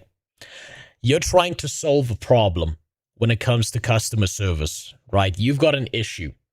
So over here sits the corporate offices of the people who can solve your problems. You are over here. They have some complaints department over here. You contact the complaints department. The complaints department sends you to a sub-department over here. This sub-department says you're at the wrong department, so they send you to another department over here. These guys send you to another department that says actually it's these guys' responsibility. These guys then say, no, this is a more specific issue. We're going to have to bump this up to head offices. You call the head offices, and the head offices send you back to these guys right here. And these guys are completely isolated from that process, and you never reach them. And then, when it comes to a legal case or some shit like this, these guys say, oh, but we never heard anything about that. They never contacted us. They sent it to the wrong email address. They phoned the wrong people. Nothing ever happened. So we are completely immaculate and flawless and nothing happened. And then when you, over here, show that you did all of this, they just say, oh, so you were contacting the wrong people the entire time. That's how that works. And the reason for the obtuse nature of this? Avoidance of responsibility. What they're trying to do is they're trying to avoid legal trouble, and they're trying to make sure that you keep going through this fucking loop right here until you eventually give up and fuck off. That's what they want. These guys can pretend they did nothing wrong, and these guys keep you in this loop right here, and you never get a solution. And eventually you get tired or pissed off and annoyed, and you fuck off and never come back. And that usually works. That works 90% of the time. But every now and then you get a reckless Ben. And that's when things get interesting. Well, not the one on their website. That's a bad email. Don't ever email that one or the CEO is going to be pissed. But according to Ammon, now that I've sent this email, I should be receiving the inventory list very soon. So I waited all day. And I got no answer. So the next day I sent them another email. I patiently waited again for about a week. And finally... Yep. This is the response. Wait, they replied. Mr. Schneider, BAM Franchising Incorporation will not participate in any form of communication that appears designed for public provocation, harassment, or manipulation of facts for the purpose of media content. Attempts to obtain privileged or confidential information through misrepresentation or the creation of fraudulent documents. Just for me asking for this inventory list to prove their innocence, because I want to give them the benefit of the doubt. I want to be like, hey, if you're innocent, I want to prove that you're innocent with this inventory list. But now, so basically, he finally got through to these people right here, and they said, "No, fuck off, the fuck out of here. We're not going to talk to you," because they were forced into that situation. He forced their hand. That's so impressive that he even got that far. Good grief, I guess I get to say it again. And God sits on his throne laughing. He fucking does. Holy shit, can you imagine that this Mormon one day gets to the pearly gates and fucking St. Peter's just got his name earmarked and he's like, yo, I've been waiting for you, Amon. Back to the pits of hell with you. The box with the circle on it looks like a character in God of War Laundry. How dare you say that about my beautiful drawing? Mine's way more detailed. now by me trying to do that, that's criminal behavior on my part. And considered harassment. And we reserve all rights to refer such behavior to appropriate legal authorities. It's AKA the cops. So don't ask for our inventory list or else we're going to call the cops. Yes, Bricks and Minifigs has officially banned me from ever asking for this inventory list again. Nice. And I'm not the only one who's banned from asking for this list. He promised us a full inventory right away. We've never received it. Yeah, and every time it's been just absolutely nothing. So we've never gotten anything. We've never gotten an inventory list. Yeah, the previous owner who got her entire store stolen from her by corporate, I mean, she's legally required to get sent an inventory list, and even she, 2 years later, has not gotten it yet. It would have resolved everything because they would have had to identify everything in the store, and it would have identified all of Brian's stuff, and they never provided it, so we couldn't then demand the third-party evaluation. And it's now, what, a year and a half later? You know, who knows what. Still no. You know what's real fucked up? I'm seeing this whole case, and all I'm thinking to myself is, how do you put this in a D&D campaign? How do I get a bunch of players who go through something this infuriating so that by the time they do reach the final boss, the big bad evil guy, whose name will be Amon, and they will have such a level of satisfaction murdering the fuck out of that guy? That's all I'm thinking right now, is how do you implement this into a D&D campaign?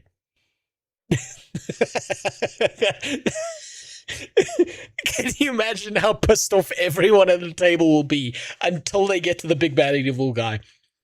Oh, that'll be magical. Bold of you to assume Amon is a human soul and not a demon by the same name who's going straight to Christian hell. Dude, fuck, this guy dies, and instead of having a funeral, his skin just sloughs off, and the demon just comes out and just escapes. Inventory. Dang. So, we've solved a lot of problems a year and a half ago to go, here's the inventory. And even Brian still hasn't received this inventory list yet. I've never received an inventory list. I've never received a record of sales because they can't provide it. They opened the store up almost right away and started selling it. And the worst part about all of this is it seems like the CEO is pretty much just trying to rub all of this in everyone's face. When I turned on the news, I saw this. Now, as far as offering Brian the inventory, have you gone through the store, figured out what... Oh my god, they paid for a slot on a fucking news station so that they can try and, like, put out the public perception that they're the good guys. Holy shit. Was part of his collection taken inventory and shown him that inventory to offer that? We've tried to share those with Mr. Mansell in hopes that he can see, you know, like that we were not attempting in any way, shape, or form to withhold anything. Those then were offered to him, and the initial offer was rejected. So now on public television, Ammon, the CEO, is telling the world that he tried to give us this inventory, but we're the ones that didn't want it. We do want to help him. I'm pretty sure you just rip off Game of Thrones. I'm talking about some corporate fuckery here, not just coming inside of a bunch of hookers and then fucking up your final season. Recover as much of the collection. Our number one priority right now is to ensure that he gets made whole. We know that we have a responsibility to work with him to make sure he does get made whole. So you've offered Brian the inventory of sets that was in the store? Yeah, whatever was left over, we've offered that on multiple occasions. So we've tried to make multiple offers, and so now he's just straight up lying. Hopefully we'll be able to get them to the table so we can discuss it. And this is pretty much Ammon's game plan now. Go on as many news stations as you can and lie. The entire time we were saying, hey, we want to help, we want to help. The main narrative now seems to be Bricks and Minifigs has always been trying to give Brian his Legos back, but Brian just never wanted them back. Would you be willing to just take this? And the answer was no. It was attempted to be given to the family, and it was refused. They made the offer and said, hey, you can have all this. And that offer was not accepted at the time. Well, that's Ammon's side of the story, but I say let's take a look at what actually happened. From the bottom up, that is our correspondence with Bricks and Minifigs, trying to work with them in getting the sets back. So right when this happened, Brian hired an attorney to reach out to Bricks and Minifigs. They sent an email saying, how should we proceed to retake the possession of the sets/minifigures? And they actually emailed back saying they were willing to help. And then after this, they just never respond. So Brian's attorney sent them another email, just following up on this, when can we pick up the sets? And they still didn't respond.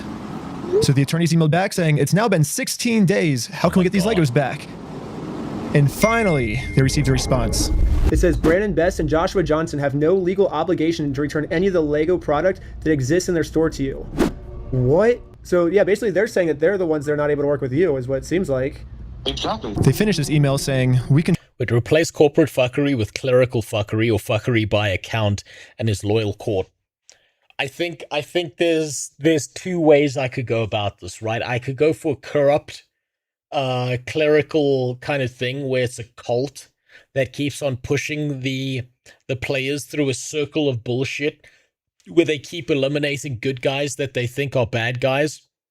And when they realize what's happening, they go back to the clerics. And the clerics are like, no, we'll explain. And then they just never do. And they just keep on fucking with them. And they keep on thinking they're eliminating the problems, but they just keep making things worse. Or do something similar where the big bad evil guy is actually a weak level 1 merchant who just keeps convincing the player characters to do a bunch of stupid shit that just makes everything worse, ruins society, and destroys things. And he's always like 2 steps away from the players with a degree of separation, so that when you're doing this as a D&D game, they can never get to the merchant. Like, they have no opportunity to get to the merchant. So the Crusades. No, the Crusades were based as fuck. You don't get to invade Europe for 700 years and then not expect a response. That's how that works.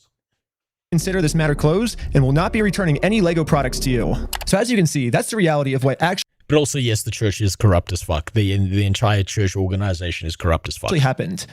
But then Ammon goes on Fox News and says this. So they actually did have an attorney send information to us. We said, great, appreciate this. Let's see what we can do to work this out. Yeah. And then we never heard back.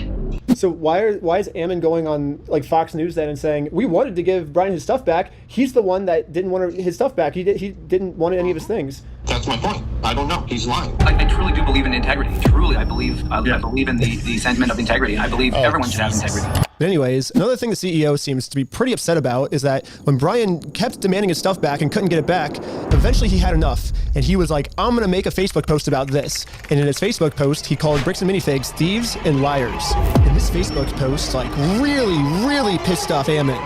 I mean, Bricks and Minifigs is literally suing Brian now for millions of dollars, all because of this. I mean, back when I was talking to him at corporate headquarters, he made it very clear that what they did is technically not actually considered theft. There is no theft. Do you understand the legal definition of theft? Legally, how can you theft? Do you understand the legal definition of sexting? Why is it always the same lines from these fucking guys? And you know what the worst part is? He speaks in the exact same intonation of a guy who fucked me over when I was a lot younger. I lost all of my friends. I lost all of my connections because of a piece of shit like this when I was younger. And he speaks exactly like it. Of knowing that the property was stolen or otherwise not known to that person. And on my phone. That was not known until Mr. Mansell came in days later and said, I have some of these things that need to be... And that's another lie again, because... It is not another lie. So I showed Ammon the security camera footage where corporate acknowledges that they are now going to be responsible for these LEGO Star Wars sets. These are ones that he has not been paid his percentage yet.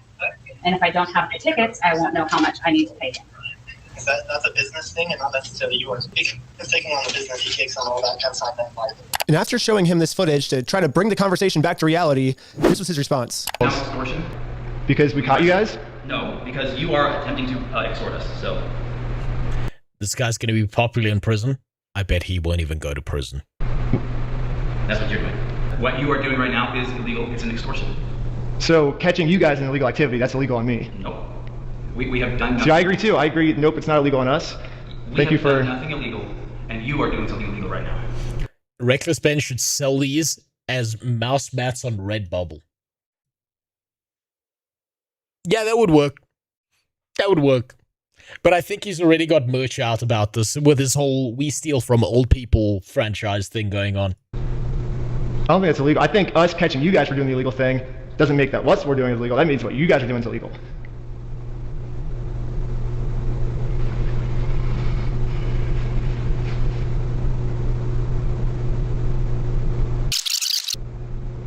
I hate everything about this fucking guy. He reminds me of so many bad experiences when I was younger. You've been asked to leave, please leave. We have to leave? Yes.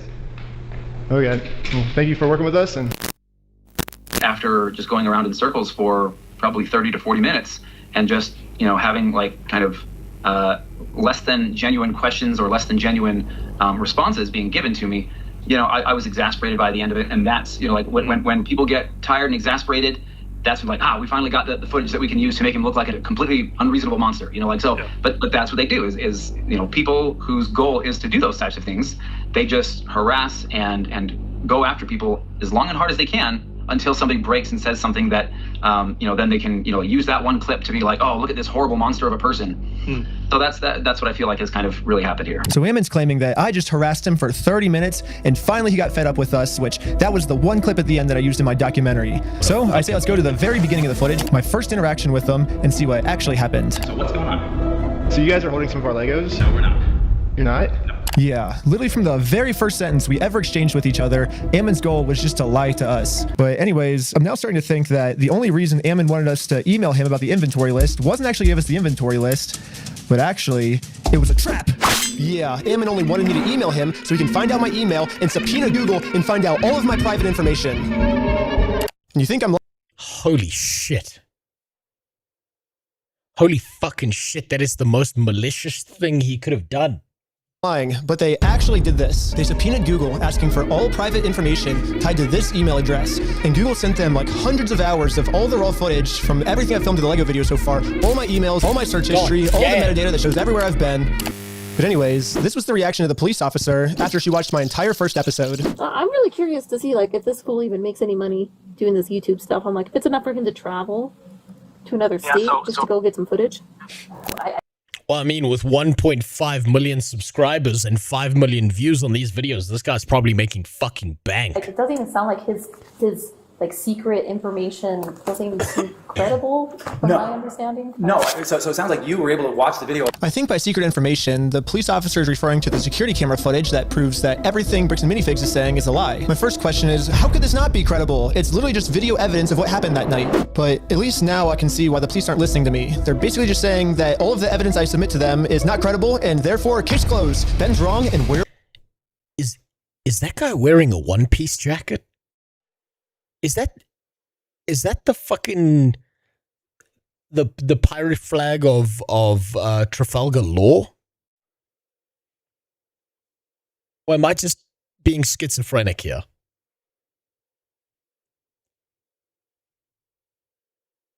This female officer is such an annoying retard. She needs to lose her job. She needs to lose her fucking job. She deserves to lose her job for being a lying piece of shit, for manipulating evidence, for not looking into things, for not doing her job. You're right, because we said that the evidence is uncredible. At this point, Bricks and Minifigs is working with the police to just come up with whatever story they can to make any evidence I give them seem as uncredible as possible. In all of his actions to just generate clicks and likes, to get, like social media clout without putting in work and just doing the crummy stuff. Interesting. He seems like a fun gentleman. No. Well, and you know, fuck this guy. His MO really seems to follow somebody who's like a paper tiger, right? Like who, like behind, or like a keyboard warrior. But they'll make threats. And this is the craziest part of the video to me.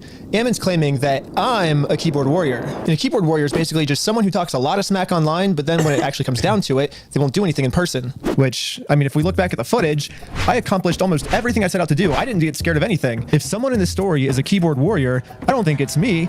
I think it's Bricks and Minifigs. I mean, let's double check by looking at the footage.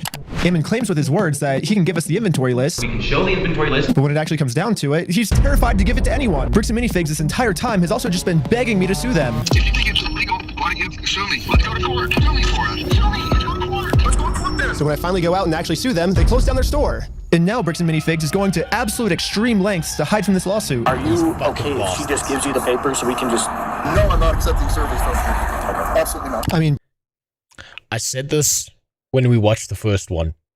As far as I'm aware in the US, and I looked this up afterwards, the fact that he got told he's being served is enough that he was being served.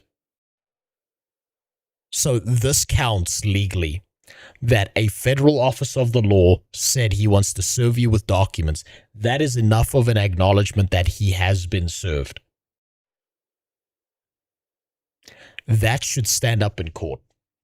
Bricks and Minifigs is showing all of the signs of a keyboard warrior, but for some reason they think that I'm the keyboard warrior. At this point, it almost seems like everything Bricks and Minifigs is doing, for some reason they think that I'm the one that's the one doing it. I'll keep my fingers crossed for you guys. Hopefully no more issues. There's so many other things that this guy could be talking about, right? No, 100%. It depends on the state, but Utah is one of the states that if you know of the papers, it counts. Yeah, no, I looked it up. I actually Googled this afterwards to make sure I wasn't talking out my ass, because I remember mentioning that, and then I Googled it. And yeah, no, Utah is one of those states where if acknowledgement that you are being served is enough that you are being served. Whether you accept the papers or not. You can rip them up in front of the person, but you've still been served. But sometimes, it's a sunk cost fallacy. They just think, oh, can we raid the Mormon vault at their private mountain? No, because that's where they're keeping all the Legos. so much time and effort into this. They will never let that happen. Make sure something happens. All right. Thanks, guys. Appreciate it. Yes, Ammon just completely proved my point. Obviously, I'm not suffering from the sunk cost fallacy at all. Ammon's the one suffering from the sunk cost fallacy. I mean, they literally already admitted to me that they've held onto the Legos for so long, it's not worth it for them to give it back to us anymore. I'm not going to distribute those things at this point. We've kept them on hold for not this long, so... Let's see what else Bricks and Minifigs is accusing me of. Well, they're suing me for defamation. But this entire time, Bricks and Minifigs is actually the ones defaming me. They themselves say, hey, you guys stole this product from this person. If you don't give it back, I'm going to burn the place down. Let's go to the next thing Bricks and Minifigs is accusing me of. Extortion. When they're the ones actually extorting me by saying if I don't let them steal the Legos from us, they're going to make up a reason to throw me in jail. You stole them, bitch. I stole the Legos? Yeah, you fucking thief. Dang. Okay. You can shut the fuck up. That's your fucking choice. Bricks and Minifigs is also getting me for RICO charges. They're charging Reckless Ben for RICO. I think it is more likely that the police are guilty of RICO, right? And if you look at the CEO's previous businesses, this whole police department is corrupt. All of them need to go. He actually got sued for RICO. He's the one guilty of RICO, not me. They're also accusing me of sending a sniper to shoot out the windows of the McNeff house.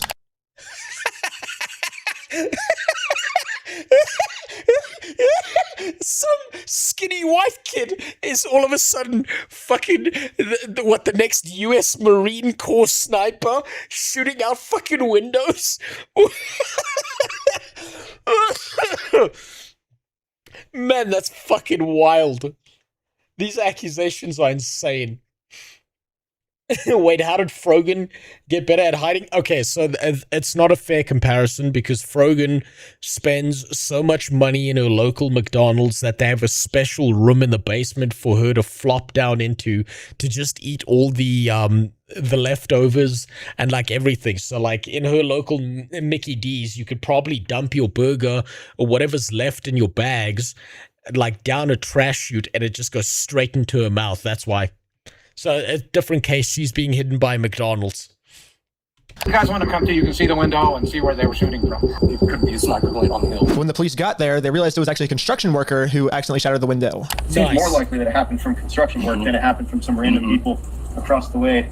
But even after all this, they still go online and say it was me. He's trying to get Ben Schneider for like attempted murder. He's basically trying to set Ben Schneider up for attempted murder when meanwhile it was a nail from his own construction worker. So what? Yes, this YouTuber hired a sniper to kill me. Think about how fucking insane that is. Think about how difficult it would be to hire a hitman without being caught in an FBI honeypot. And somehow, magically, a YouTuber who's publicly facing, who's got a bunch of videos, is going to ruin his entire life, get linked to a fucking crime by randomly finding some hitman who's good enough with a sniper rifle to hit someone from that far away.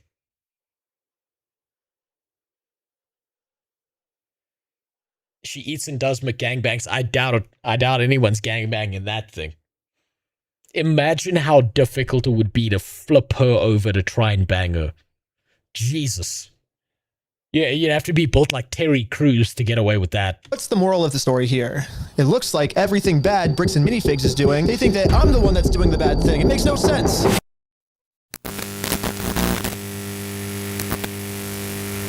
So, I just let you know, we called it. Hate to break it to you, the FBI are fuck-ups. If you want an organization that hits the mark 10 out of 10, you want the IRS. Honestly, the IRS should take over the FBI. I mean, I suppose if you can't get the IRS, you could potentially go to the ATF. I heard they're pretty good at executing dogs. Double blind. The person who committed the crime may or may not be in the lineup or depicted. So I will give this to you. You'll have as much time as you need to choose someone or to not choose anyone. Whenever you're able to feel that you have ID'd somebody, it's asked that you circle it and then initial next to it. And then, like that? Perfect. Okay. There you go. Okay. Cool. Really, this was like the final step that I needed. This is legit. We've been able to verify who he is now. Yep. So the police put on this big performance to make it look like they're going to all this work to verify the facts. When in reality, they already know who I am. They already subpoenaed Google. They already watched my entire first Lego video. They already went through all my search history. To me, this just feels like a staged performance so they can show the world, hey, look, we verified everything, when if they would have just put an equal amount of effort into watching the raw footage I submitted to them, they would have found out that Ammon's just completely lying to them. But for some reason, they didn't. A few weeks later, when I ended up going to court, this was the staged response. My name is Nick Mielstein. I'm the prosecutor. Is Benjamin Schneider here? Yes. If you want to take care of that today, we can do what we call a plea in abeyance. Were you able to see the footage I submitted to the police of our interaction? No. I have not watched it, no. Okay, because Of in that course they footage, you can fucking clearly haven't. see that the second he tells us to leave, where we say, okay, we'll leave, and then he calls the police and said that we threatened to burn down the building and shoot everyone inside, and he was just making up all these lies, which you can clearly see in the footage that we submitted. We were being respectful the whole time. We left the second he told us to. Sorry, let me look. And so it makes sense why the police would take me to court, because, I mean, he's threatening that we're going to burn down the building and shoot everyone, but we did nothing. Like, he's just saying that because he's... And they won't even look at the evidence. Holy shit. All of this is corrupt. This needs federal investigation. I wonder what else this police department has gotten away with over the years. Because I bet this is just the tip of the iceberg of the bullshit that they've pulled. How good are these Legos to warrant a sniper? I bet if you found these Legos, they're just covered in Brian Mansell and Ammon McNeff's cum. They're just all in jars, sitting under their bed, and there's just semen all over them. He's trying to, I'm a documentary maker, so I'm making a documentary on the thing. So his logic is if he throws me in jail, then if he makes up a reason for me to go to jail, then I won't be able to expose them for their crimes. So that's the, what's going on. It's clear as day in the footage if you watch it. This is also Ben's fault for not going in without a lawyer the first time. I think if the only lawyers that he could get were not Jewish, then I don't blame him for going in alone. Or if his lawyer was going to be Mormon, that was an even bigger problem. I do think it's really fucking stupid. I do think it's really fucking stupid to go in without a lawyer, though. I'm sure there must have been a ton of lawyers emailing him and contacting him saying, let me represent you, please God. This will be the easiest case of my life. It seems like they're just making up a bunch of false information in order to silence criticism. But did you submit that to the police officer? Yes. Is the footage going such that it's still going like when you step out the door? It starts from when we're in the elevator before we talk to him to when we were back in the elevator going back down. Obviously, a video doesn't necessarily show everything. Here comes the excuses. Possibly happened. So according to the state of Utah, the raw video that shows everything that possibly could have happened is not credible and could not have shown everything that possibly could have happened. And they didn't even watch it. They're literally just taking Ammon's word for everything and completely ignoring all the evidence.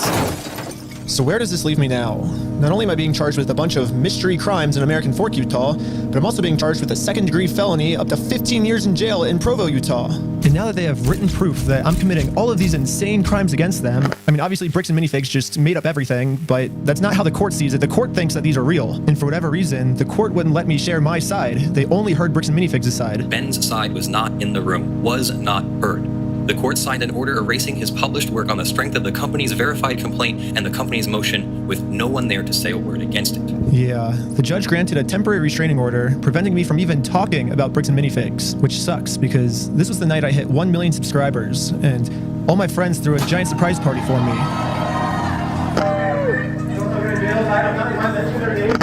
Jesus Christ, this guy's just fucking losing his mind doing this stuff. He's doing whacked out shit. Yeah, Bricks and Minifigs gets to just keep spreading their lies about me, and I just have to sit in silence, and there's nothing I can do to stop them. It's crazy to think about how much public support I was getting. Is that a Lego stripper? The best kind of stripper, yes. $100,000 Lego dispute that's turning into one of the craziest legal cases and an internet crusade that is just exploding. A $200,000 Lego collection. This $200,000 Lego scandal is Oh yeah, there we go. craziest things I've ever seen. Yeah, everyone's losing their fucking mind over this because everyone can see how bullshit this is. Might be the best video that I've seen. This is one of the crazier stories I think I've ever covered. Run by Mormons. Reckless Ben. It really seemed like the entire internet was uniting to stand up to this bully of a company. Bricks and Minifigs can stuff it. Brick by brick. Brick by brick. Brick by brick. It really did seem like we were right about to get the Legos back, but I was wrong. Now the court has silenced me, and it looks like all the work I put into this was just for nothing. However, people were pretty upset that I was silenced and decided to protest. Brick by brick. It sucks that I'm not even allowed to be a part of this movement anymore. Brick by brick. Brick by brick. Or maybe what the fuck was that on his face there? Yeah, I can be here. I just have to be in disguise so no one recognizes me. No. All right, I'm here with, what's your name? I'm Jerome. Here to support the cause. It's the American Fork Global. This fucking guy, he's just making a fucking meme about all of this. Holy shit. Since your chat is invested in the story, I'll link the Unsub podcast in general chat for anyone. Yeah, do it. The Unsub podcast even talked about the whole thing in a new episode released today. Gee, good. You know what? As this deserves even more attention than it's getting right now. Here with Jerome. I spent the rest of the day protesting for the cause, and not a single person here recognized who I actually am. Oh, yeah, and maybe the protesting works, because after a full month of remaining silent, I finally have an announcement. Well, it looks like I don't need this disguise anymore, because I have my freedom of speech back, baby! Jesus, what a shot. What a fucking shot. A pure editing perspective, that is an insane shot to get, because that means he must have had to record that on a phone. He had to climb up there, he had to take off the safety gear, he had to then get a drone shot to fly around him while he did this. This must have been a one take, because I would have shit my pants if I was that high up on that little skinny pole. I can say whatever I want. I can say Bricks and Minifigs sucks. I can say Bricks and Minifigs sucks old people. And look, I just said it. I'm not in jail, which is sick. We got our First Amendment rights back. Yeah. And now that I have my freedom of speech back, everyone is wondering how Bricks and Minifigs can make up for the fact that they made up all these lies about me to take away my freedom of speech. Most legal experts are saying I could easily win millions of dollars from Bricks and Minifigs, but instead, I have a better solution. If they want to apologize, they can say that they're sorry by doing the chicken dance. And I will take that as a sincere form of apology. And once I do the chicken... He wants to make them do a humiliation ritual. Of course he does. Holy fuck, I bet they do it. No, actually I don't think they will. They're too high and mighty. They still believe that they've done nothing wrong. There's no way they do it. PoE 2 or Final Fantasy, which would you give up for 500 grand? Both. For $500,000, both. Chicken dance, and I will know that Bricks and Minifigs is sorry, and we can finally move on to the next video series. It'll be awesome. So you guys might be thinking, why do you want them to do the chicken dance? And there's actually a reason. So this entire time, Bricks and Minifigs always says the right thing, but then their actions don't match their words at all.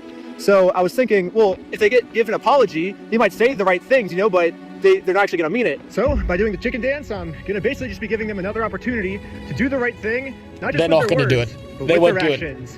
And once they decide to do the right thing, then these guys will burn this company to the ground before they do it. They're never going to do that. I'll move on to the next video series and never talk about Bricks and Minifigs again. And also make sure to check us out at www.westealfromoldpeople.com, because right now we have 2 new Lego sets for sale that you can buy right now. One of Joshua Johnson and one of Amy McNett. Nice. And while you were wondering where the merch was, here it is. We're making 500 of each, and once all 500 of each sell out, we're never making any more. And you gotta buy them now, because someday they're gonna sell for like $1 million or something. They're gonna be collectibles. It's gonna be sick. Also subscribe to Patreon. You'll get tons behind the scenes, tons of extra footage, full interviews. Also, part 4 is coming soon. If you subscribe to Patreon, you'll be the first to watch it. And also subscribe to part 5. Subscribe to part 6, part 7, all the way to part 100. We're doing 100 parts. My lawyer said if Bricks and Minifigs sues me, which they've still not dropped their lawsuit, then it'll be at least 2 years and 32 weeks a year. That's 104 parts at least. So come back all the way till...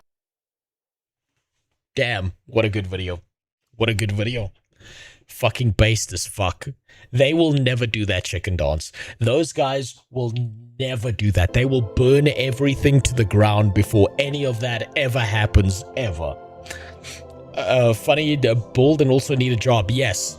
So some fun info on Amon, the demon. He pretty much stole the company from his father. So his demon behavior goes all the way back. This is not new behavior because he fucking you know, he got a little bit of money and power. Jesus Christ. That shit is insane. That is not the final episode. That there's still more to come. Man, that's nuts. I've been saying it also because it's almost 3 hours long. And I started streaming as soon as I was... Yeah, no, that's fucking bananas. This is ridiculous. This is actually insane people shit. Over plastic fucking bricks. Because one guy stole another guy's Legos like this is a 5-year-old on a playground. God damn. The capture for their website from Reckless Ben asks you to select the squares containing a U-Haul. It's the same photo from this. Oh God, they've gone all the way into this. That's what a legend. Holy shit. That's insane. What a god. What an actual champion. And he somehow managed to make all of it entertaining. That's so impressive. I can't believe how well he's done this. It's ridiculous. How much Lego are you gonna steal now? I will steal as many Legos as I can. I just need to open up a business called Minifigs and Bricks and go from there. Apparently the Star Wars ones sell for good. I can't wait for the next part of that. Holy shit, I can't wait for the next part of that. Now enough fucking about, let's play some Final Fantasy. Lego is worth way more per ounce than copper. Don't, no one in my country needs to hear that. There will be burned down Lego stores. No one needs that information, holy shit. God damn, now let's play some Final Fantasy. Holy fucking shit, that's ridiculous. That is actually ridiculous. Right, last time, where was I? I believe I was just done with the little gilfs, the little cabbages that everyone really wanted to fuck. Because they're just so sexy, and Grandma Gilf Cabbage, she was looking so good. People were wondering if she was over the age of 18. I doubt there will be much Final Fantasy. But let's see how far it goes. Well, we'll see how long my power lasts. We will see. We'll at least get an hour or two in. We'll see. If the game ever lets me fucking in with this bullshit queue. If I ever get into the game. The little cabbage gilfs. What, you don't like the little cabbage gilfs? I bet Grandma's got experience. You know, just because the wrapper's wrinkled doesn't mean the taste inside isn't as sweet. They admitted their cops were corrupt on video. I know, it's insane. It's actually insane that the cops were just so nonchalant about what pieces of shit they were and that they could get away with all of it. So free trial account actually have a longer queue than normal players. Well, I'm not surprised by that. That's fine. I don't mind waiting that out. I don't have to pay money. Okay, Molfina would have you investigate the mysterious La Habrea. What the hell is that? What the hell is that? I'm afraid there's no rest for the weary. We must delve further into the motivations of the masked man, the Asians, known as La Habrea. La Brea it is now. This is an ideal moment to do so while our hands are not bound dealing with another primal. At present, we know little and less about the Asians, except that they like ass. Only that destruction follows in their wake. Molfina, yes, that's her name. I should not be surprised if these beings are behind the chaos that racks up the realm. Wait, racks the realm? Sorry, I'm looking at something when I'm saying up. If my fears prove to be reality, we must do all in our power to stop them. Earlier, I sent word to each grand company to solicit cooperation. The Immortal Flames responded to the effect that they have information on a potential sighting. This is intelligence that we can ill afford to ignore. Go speak to the Flame Commander Swift at the Hall of Flames in Uldar to inquire further how you go about the investigation. Thereafter, I leave wholly at your discretion. Okay, let's go have 700 more conversations and read a fucking book. That's what I'm hearing here. I may have started your Rule 34 and it started with Timey and you. Oh, God. God, I hope not. You were looking at a rack. What do you mean? I was looking at the Jumblies, to be honest. God damn. Molfina is dressed flawlessly. Whatever you do, never forget that we are dealing with the unknown. You cannot take too many precautions. Be safe. You know what doesn't matter in this game is the text when the tits look that good. I don't know why they give me all this text to read when you've got to be staring at the camera angles all this time. I mean, look at that shit. God damn. I mean, women in 2026. Aside from the rape and all the creepy dudes and every CEO that wants to molest you and every creepy guy that's going to offer you money to be a prostitute for them, what's stopping you from dressing like this? God damn.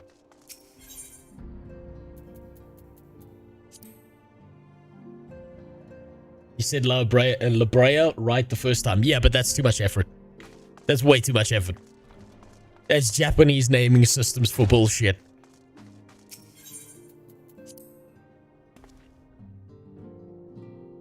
Western Thalanon. An area I don't care about because it's got a midget here. Okay, Shadow of Darkness. Right, fuck off to Uldar, that's what I heard. No. No.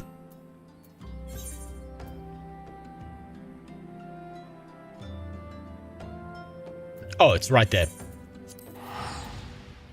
After seeing Ink go inside Terry from Batman Beyond on the first greeting ever, yeah, I don't think they're innocent. I think I remember that episode. Yeah, damn, it's been a long time since I've ever thought about Batman Beyond, but goddamn, was that a bang of a show.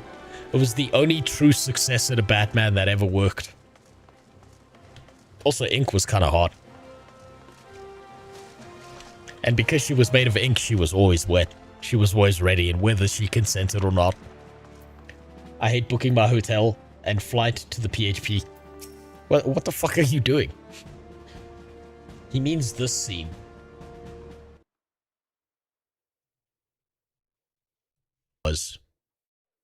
Ink is a criminal and they immediately made her black.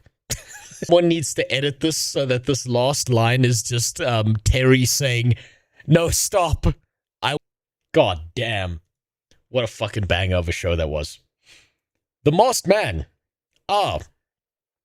You are come on behalf of the Scions, of course, yes. As we already relayed to Lady Molfina, there has been a sighting of this rogue near about Eastern Thalanon.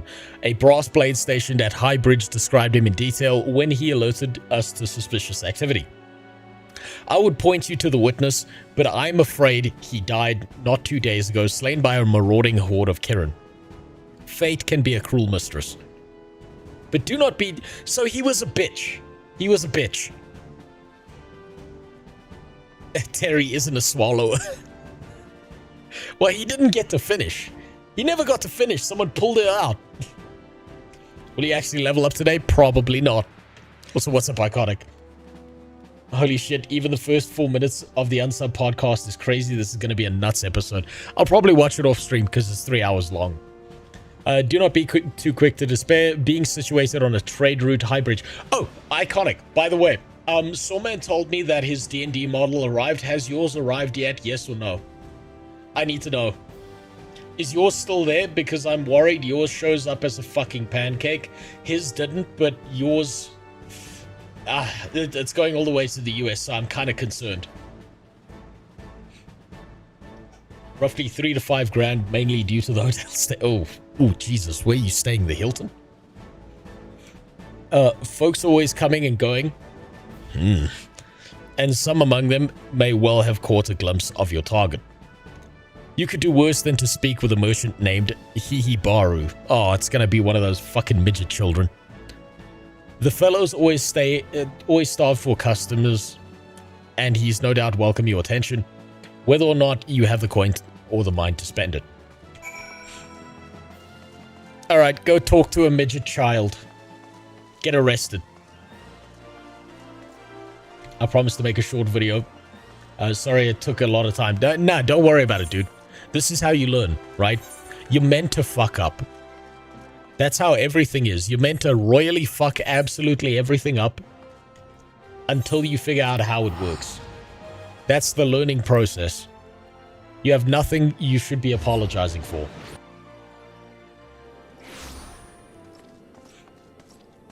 Alright, where are the children?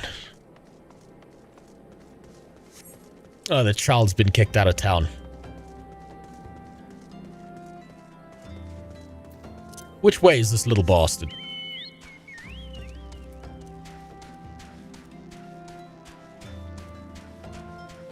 He's off this way. I kind of wish these mounts moved faster. But I suppose you can just look at chicken asshole while I run. Do you also forgive Todd Howard and BioWare for their mistakes too?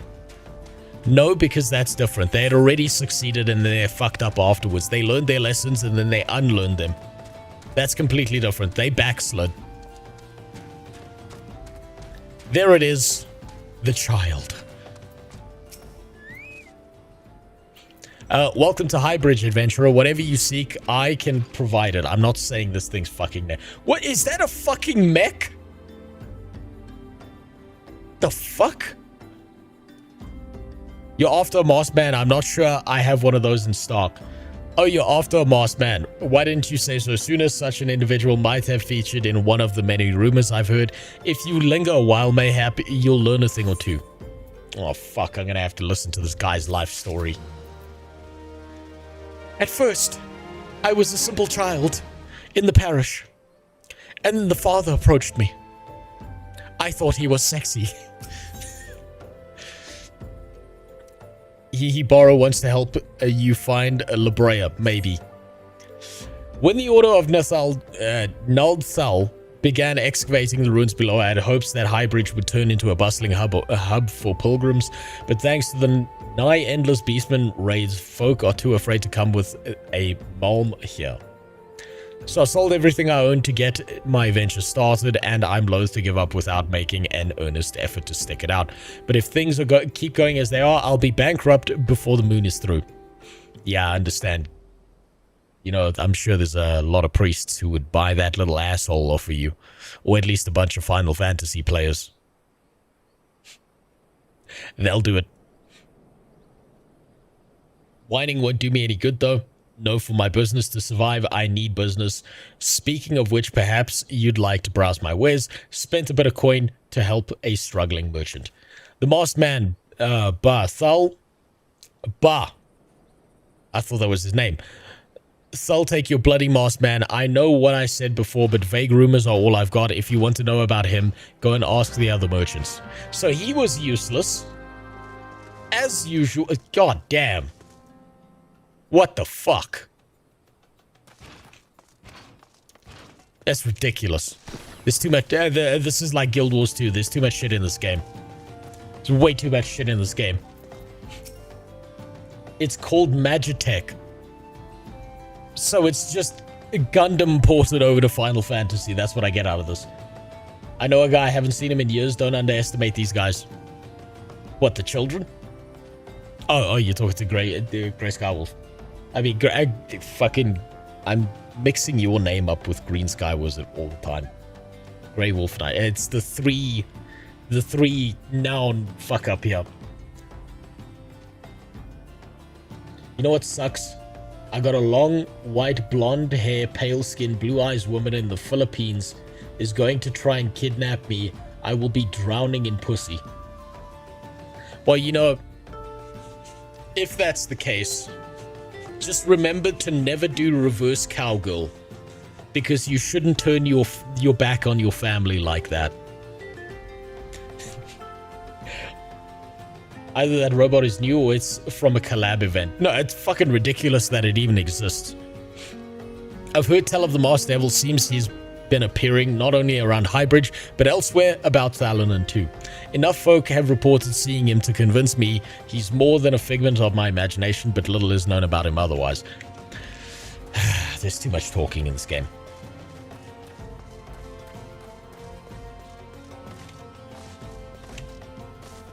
There's too much talking. Give me one guy to talk to, and let me go kill shit. Okay, where the fuck is this other guy? Is he on the bridge? Okay, thank God, I nearly jumped down. On the trail of the masked man, I have heard of him, but only hushed in tones and faint whispers.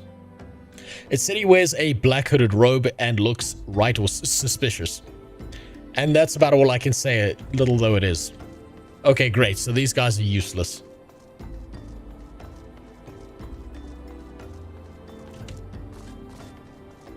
Here we go. This guy's probably going to know something. I've seen a masked man wearing a dark robe. No, I haven't, nor do I wish to. Business is bad enough without shady characters lurking about. Folk have been giving Highbridge a wide berth because of all the Kirin raids. None but the most devout of pilgrims are willing to come here anymore. So then what the fuck are 3 merchants doing out here? Surely one of you would have got the idea to pick up and fuck off.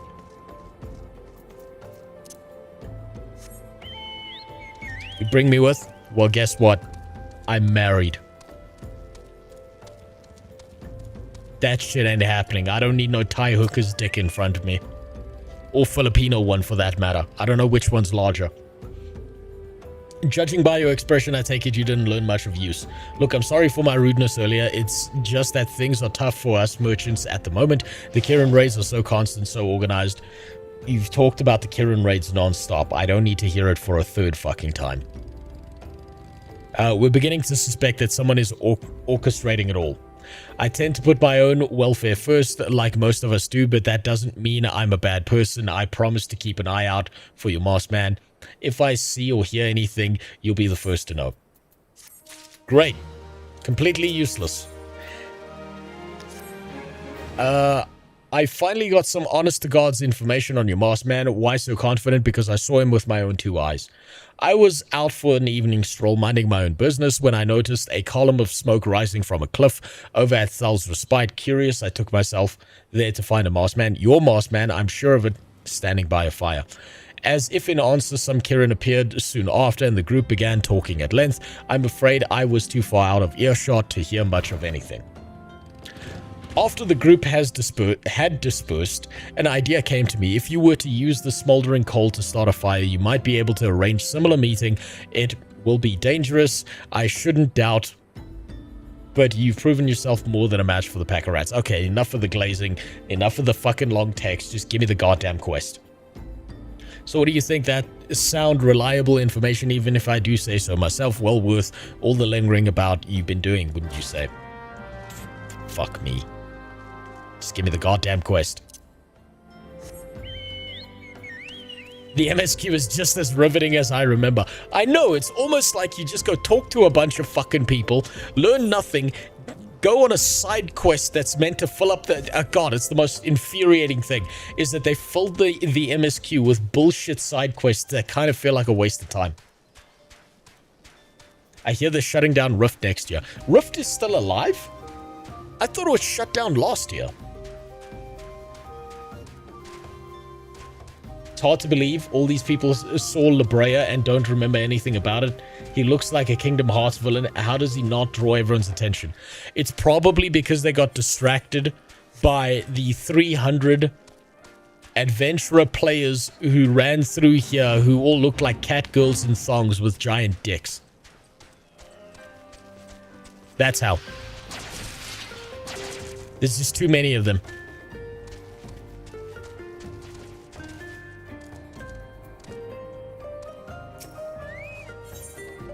Please, God.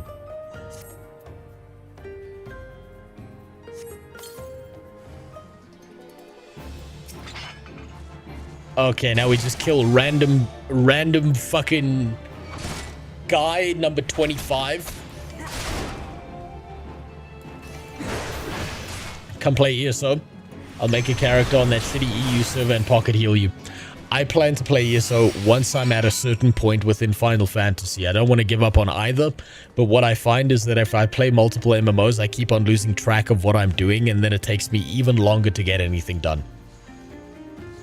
So I do want to get to a specific point, and then I'm going to hop over to ESO. I'm going to do things in a more serialized manner just because it helps me keep things on track. Why play a game that's going to die? For the memories. Why dig up a corpse? Even though she's gone. It's because she might still be warm a little bit. Okay? The maggots might not have got to the good parts yet. That's why.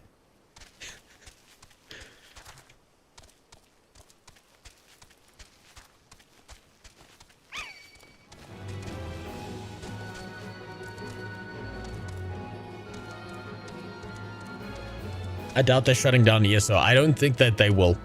I think it's actually a good sign that they fired a bunch of people because they were probably ancillary to the development of the game, and the fact that they're kicking them the fuck out is great. You know what? I've thought about this when it comes to ESO, right? When it comes to ESO, did you notice that for like 5 years, they didn't listen to a single thing that the community had to say to them? They mocked the people who played the game. They derided them. They laughed in their faces. And then all of a sudden there was this switchover where they started paying attention. They started listening. And I think it's because they started being told, do your fucking job or get fired. And then They got fired anyway because it was too little too late. Back so soon, were you able to find any clues leading to the masked man? Why am I talking to this guy? I don't need to talk to him for more information. The scroll that bears a prayer of Ralgia the Destroyer. In case you're unfamiliar, Ralgia is the guardian deity of Alamigo, which is currently under Galean rule. It is highly uncommon for folk of other nations to revere him. I'd wager my last guild that your assailant was Alamigan.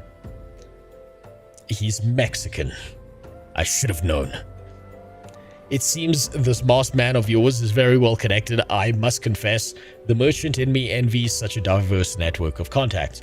That self-same merchant also senses danger ahead and darkness besides.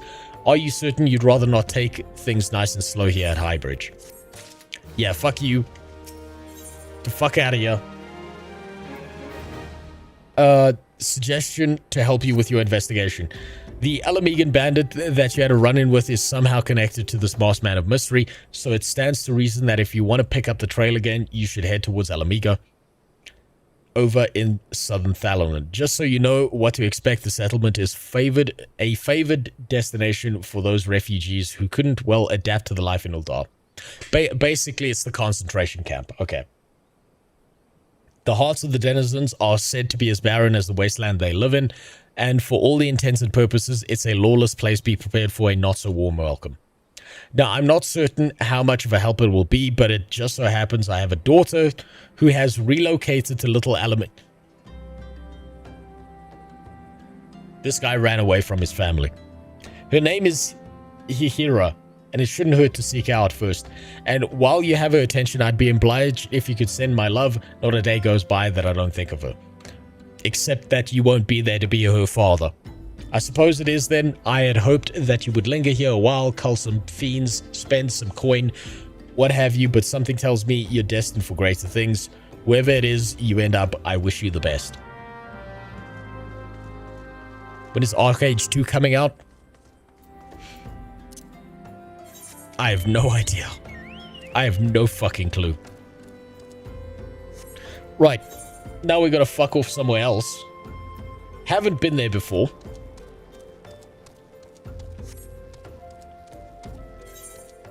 So it's basically just south from here.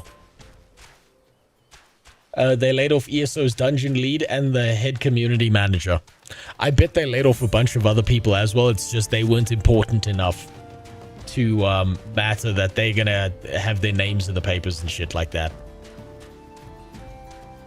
Did you see Angry Joe rant on Supergirl drama? I haven't, actually. Based on the way that Angry Joe has gone, I think he's gonna have a temper tantrum about it and pretend like nothing's wrong with it. But the reality is everyone's so sick and tired of these stupid fucking girl boss movies where the female lead isn't even a human being, she's just a dumb bitch living out the writer's fantasy, as opposed to an actual real character that goes through like growth and development and all of that stuff. I bet he's sitting there saying like everyone's just a chud and everyone's just sexist and all of this stuff. But the reality is that the sexism comes out because it's a second order effect to what's actually going on.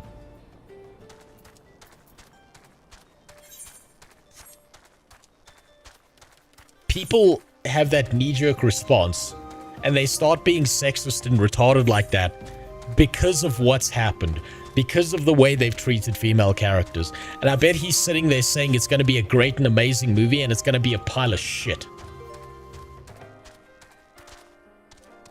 Angry Joe Show complained why we let Supergirl flop. We let Supergirl flop. Oh no, we let it flop. We did it. Like it's our fault they made a shit movie. Fucking really? Man, that guy's gone off the deep end.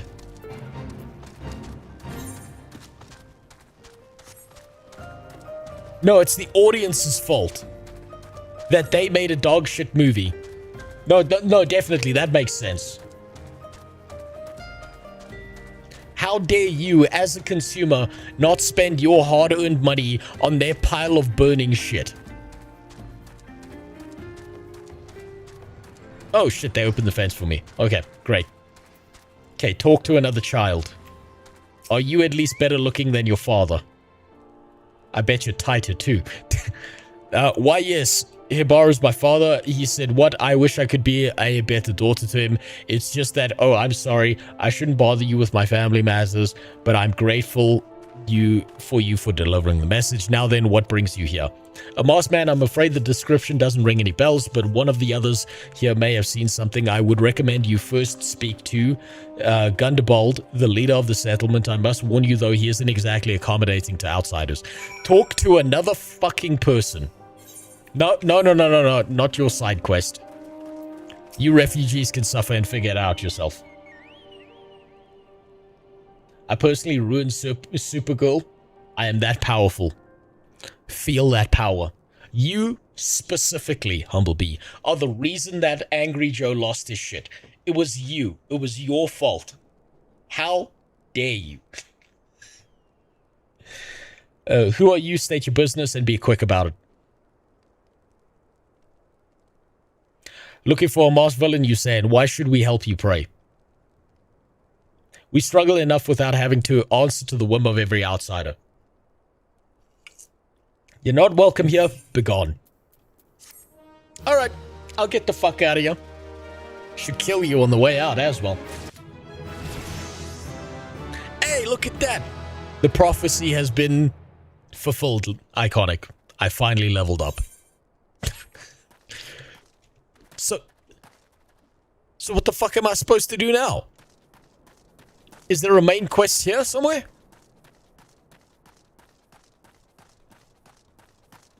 Okay, there we go. Gisselbert. Well met, adventurer. I'm Gisselbert. Head of the security here at Alamigo. I heard tell that you had business with Gundebold. Knowing the bristly old bear, I don't doubt he told you to bug off. Owing to their hardships, the refugees don't trust anyone but themselves, not even my men, and I can't get so much as a word of thanks out of them, despite watching the place day and night. But thanks for no, I try to help my fellow man when I can, and you seem a decent sort. If you tell me what brought you here, might it be I can lend a hand. On the trail of a masked man, you say. Can't say that sounds familiar, but I have men on lookout for Amalja to the south of here. If there's been any suspicious activity, they are like to have seen it. I've in mind to take them each a cup of sweet Thalanin tea so as to lift their spirits. If you were to run this little errand in my stead, they'd all be more willing to tell you what they know. Okay, touch the butt plug. There we go. Angry Joe didn't like Supergirl and hated it after a first-hand viewing. Yeah, he's just got to watch it 6 more times, then maybe he'll understand. Then maybe he'll see the beauty of a dog shit movie like that. I honestly wonder, is Angry Joe married? Is he married? Or is he still in a gay relationship with those 2 other dudes that live with him? Because that would very much explain the way that he's behaving. Right, because either he's dating like a hyper-progressive girl who's fucked up his mental and has like dragged him down a path of not being able to see reality because the pussy's just that good. Or he's in a massive gay, like, you know, triangle love relationship with those other 2 dudes. And that would explain also why he's going down that path, because he needs to be progressive because otherwise he's getting no man-ass from his buddies there. He supported Anita during Gamergate. Oh, okay. So he's just been compromised forever now, and he's just fucking retarded. Then he's just full-blown fucking retarded. Who the hell's you? I'm trying to conserve energy here, so leave me alone. Have some tea. Well, ain't you considerate? Thanks, friend. What's that? A masked villain hiding amongst the refugees. Like as not, me compatriots as live here go about as though they're dead on their feet. 'Tis near impossible to tell what's on their minds. For all I know, they're all up to no good. Ah, a refugee who doesn't trust refugees.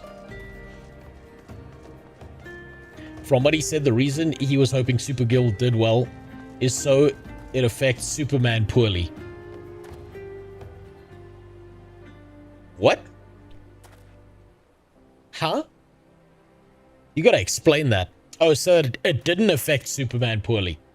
Well, if they make a shit movie, they make a shit movie. I think that a lot of people are going through cape shit fatigue, where they're just tired of the superhero movies non-stop, just cranked out ad nauseum with millennialism writing. They need to find a different shtick. You there? Are you an emulger? No, then carry on. Here you go. Ah, the sophisticated aroma. It's been forever since I had a drop of sweet thalanin. I'm going to enjoy this. What a masked man. Don't know, don't care. Unless he's got a dark, scaly skin, stands 10 films tall, and has the face of a lizard, then I don't give a mama's fart. Okay, great.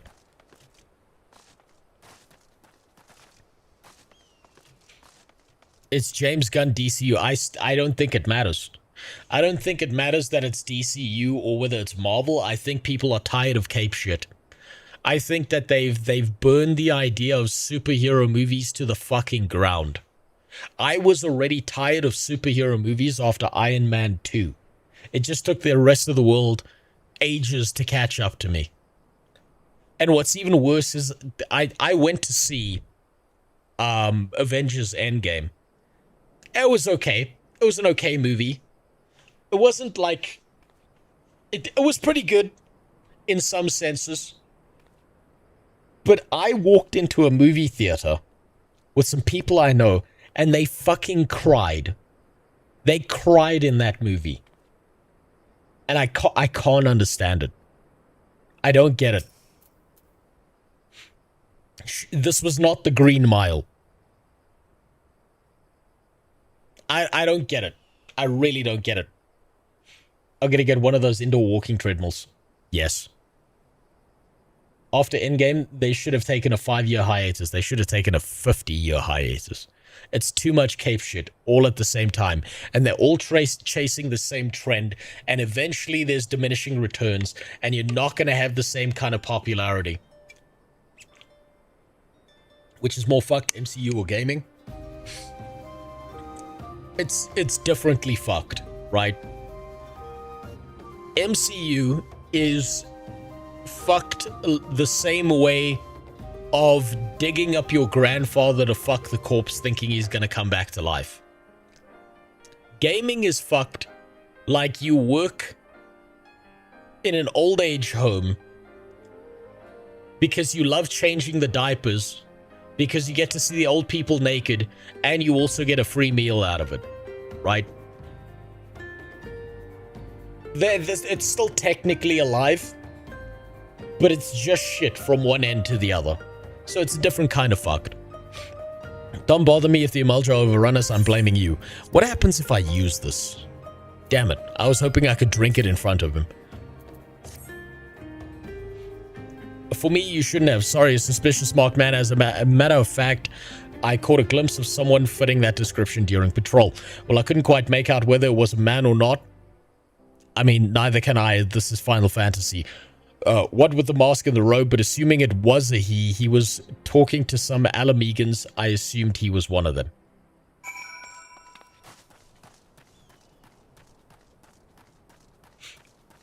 And then we go back, and guess what? We get to talk to another person. Woo!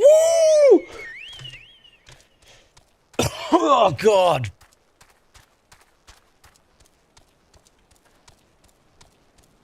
You're right, it is all superhero media that is fucked. Look at how they completely fucked up the ending of The Boys because the director hated the fans. They took a fat shit all over The Boys. If you read the comics, it's really good. And if you watch the show, they literally turned Homelander from this, like, well-planned out, insane, psychotic psychopath into basically a little bitch who was too fucking retarded. They did such a dumbass job with that. They royally fucked up The Boys. Jesus Christ, they fucked that series up so bad. It was actually pathetic. But it owned the game of chuds.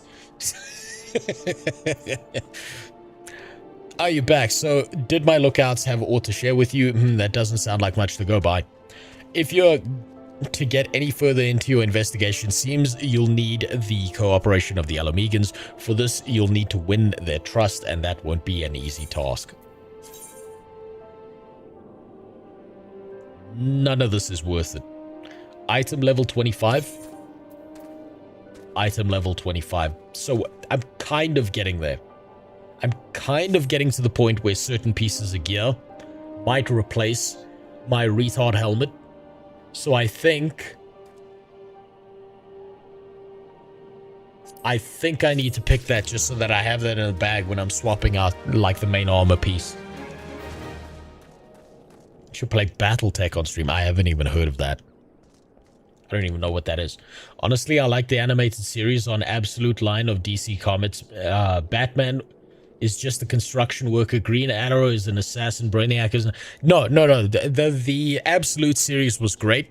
I think the thing that I think was retarded was what started happening outside of the Absolute thing, where it's like you've got drawings of Absolute Batman, like beating the shit out of an ICE officer or something, or like breaking people's arms and stuff, and then trying to drag their politics even into that.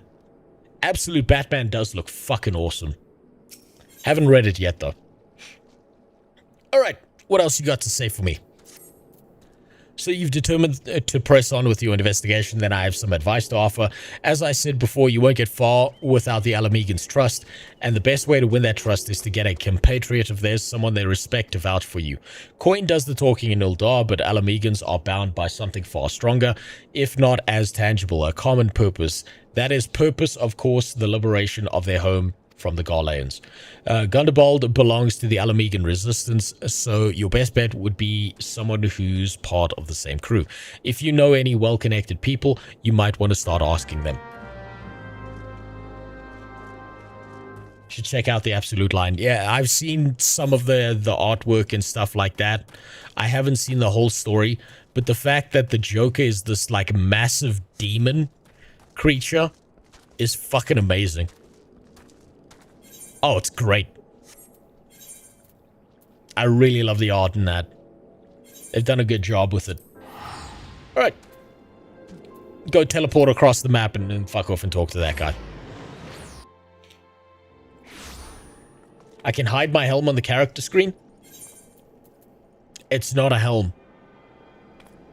It's a full body piece that I have to look like Ricky Ritardo with the dumpy neck thing. It's not a helmet. I never understood the plot in The Boys' final season. The whole plot of needing to prop up Homelander as a god was so dumb. The same guy that already proved he could laser masses of people. The reason that they did it was to own Trump. That's why they did it. Because he was supposed to be a Trump-like figure, so that they could do like the whole humiliation ritual thing by having him say the line, "I'll suck your dick, I'll eat your shit." Right? Because that's the way they see Trump in their heads, and they cannot separate the idea of a... Is that a fucking floating piece of construction equipment? What the fuck? I can't remember what I was saying. Oh yeah, the fact is that they can't separate the creation of a universe and a world from the idea of their own personal politics because they're fucking pathetic. They just can't do it. And all that, like, the worst part is the entire story of The Boys was already written for them. All they needed to do was follow what was already written for them, and they would have had a banger of a series. But they just can't do it. This is exactly why I say all these game companies that do this early access shit, let them burn. Let them fucking burn.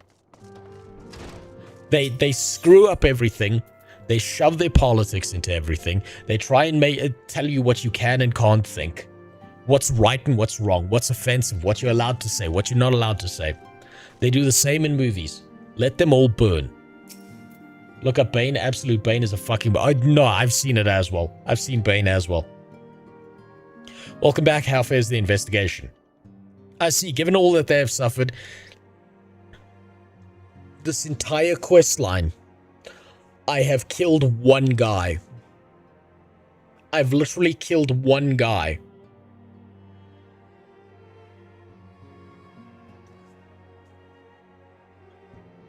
These arcs, these side quest arcs, are starting to make Guild Wars 2 core gameplay experience look like a fucking masterpiece. Given all that they have suffered, it is little wonder the Alamegan refugees have lost faith in their fellow man. They have had their homeland taken from them, and the past 2 decades they have had to see it remain in the enemy's clutches.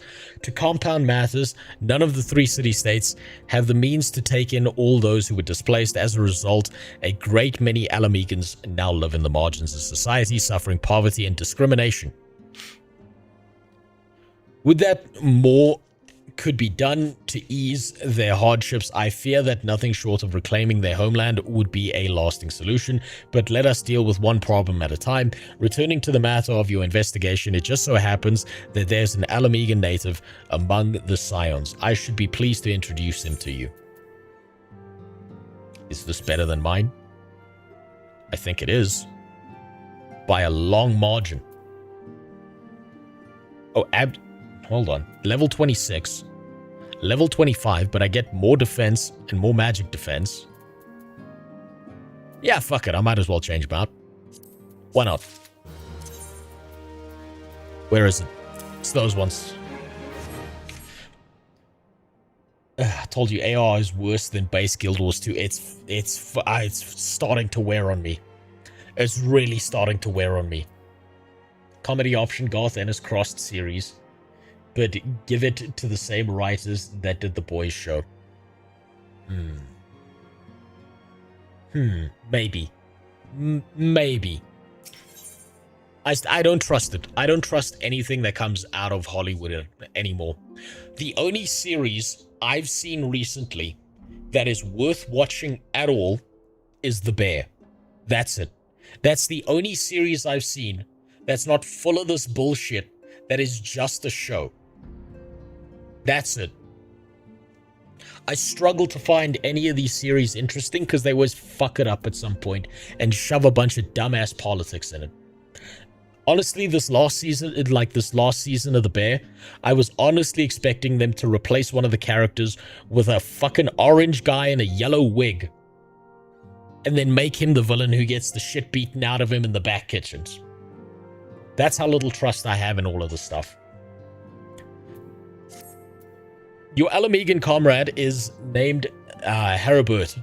He joined our cause in the hopes that he might find a way to liberate his homeland. While he spares no effort towards that endeavor, I have no doubt that he would be glad to assist you. If I recall correctly, Halibert is currently between missions. Try looking for him in the storage area. He's hiding. I still mourn Doctor Who. Doctor Who had a good run. Doctor Who had a good run, and after David Tennant, I just didn't give a shit anymore. I just couldn't care less. You know what's another series they fucked up? Was the ending to Good Omens. They fucked that up. They also fucked up... God, what's the name of it? I can't remember the name of it, but they had an actor who was basically playing Hypnos. I think this was also adapted from a comic. He was like this weird, strange guy. I can't remember the name of the series, but he's basically like the King of Dreams. And he was hunting down a serial killer and shit. And then they just fucked it up. And I remember I watched the most recent series of it with my wife. And she just turned to me. She's like, look.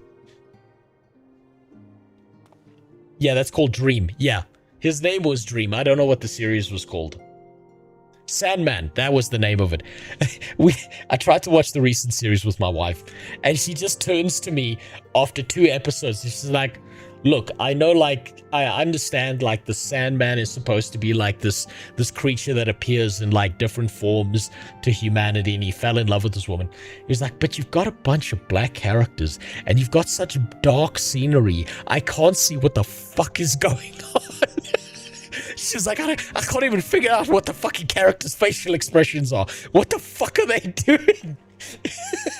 Because it was just all this really dark scenery, and everyone was a black character, and you could barely see them because the lighting was so bad. They really fucked up Sandman as well. She was like, you think they would light a torch or something so I can actually see what the fuck's going on? If it isn't you, the Scion's rising star, is there aught I can do for you? Dune as well.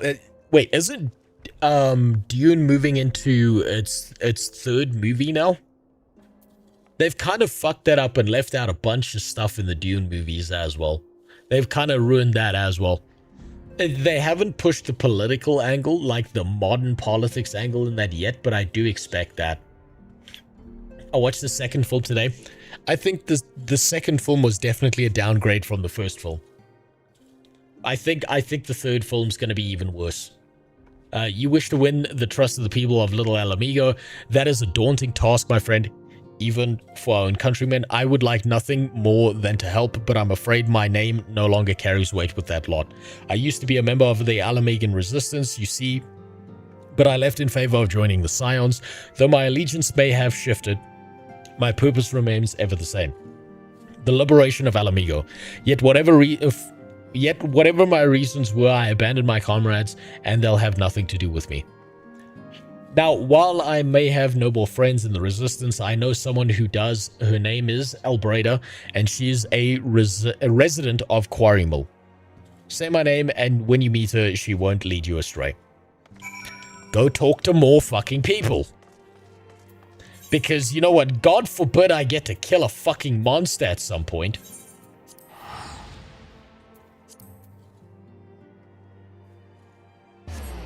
I'm still going through Sandman Season 2, but it feels like they're rushing it through, probably because it got cancelled. Ooh, when you... Oh man, watch the most recent season of Sandman, and you'll be like, what the fuck am I watching? It doesn't even feel like it connects at all to the previous seasons.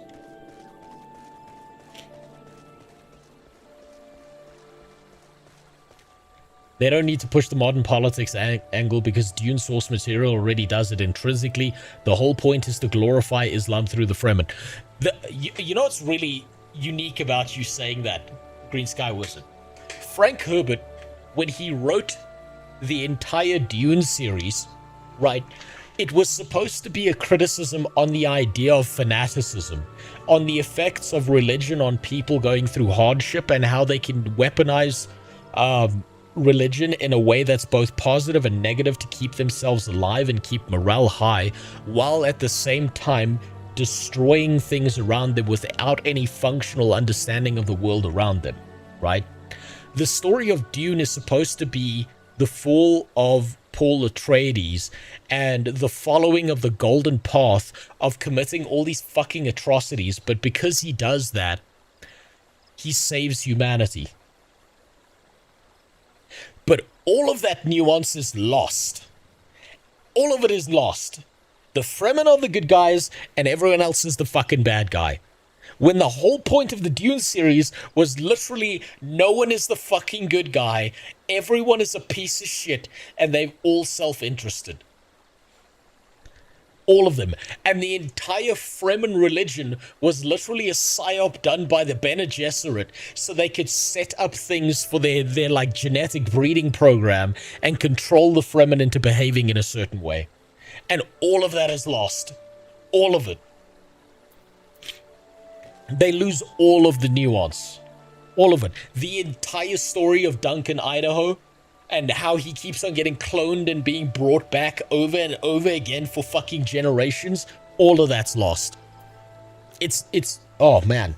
Man, you know, the only person who could have done Dune correctly was probably someone like Peter Jackson after what he did with Lord of the Rings. But I don't think he has the passion for Dune the same way he did for Lord of the Rings. And so we'll never get a great Dune adaptation. It'll never happen. You want me to introduce you to the Resistance. Why the hell should I do that? Just give me one reason. Because I'll beat your ass, you dumpy ass bitch. Okay, Harrowbert sent you. That worthless whoreson, he abandons his comrades, his woman. Oh, he abandoned his wife. And now he has the gall to ask me of a favor. Simply incredible. I mean, I realize Halibert was only doing what he felt was right. He's a good man, and if he trusts you, then that's all I need to know. You see that bloke there? That's Meffred, a captain of the Resistance. I hope he can give you what you need. I think Dune could be a good anime series.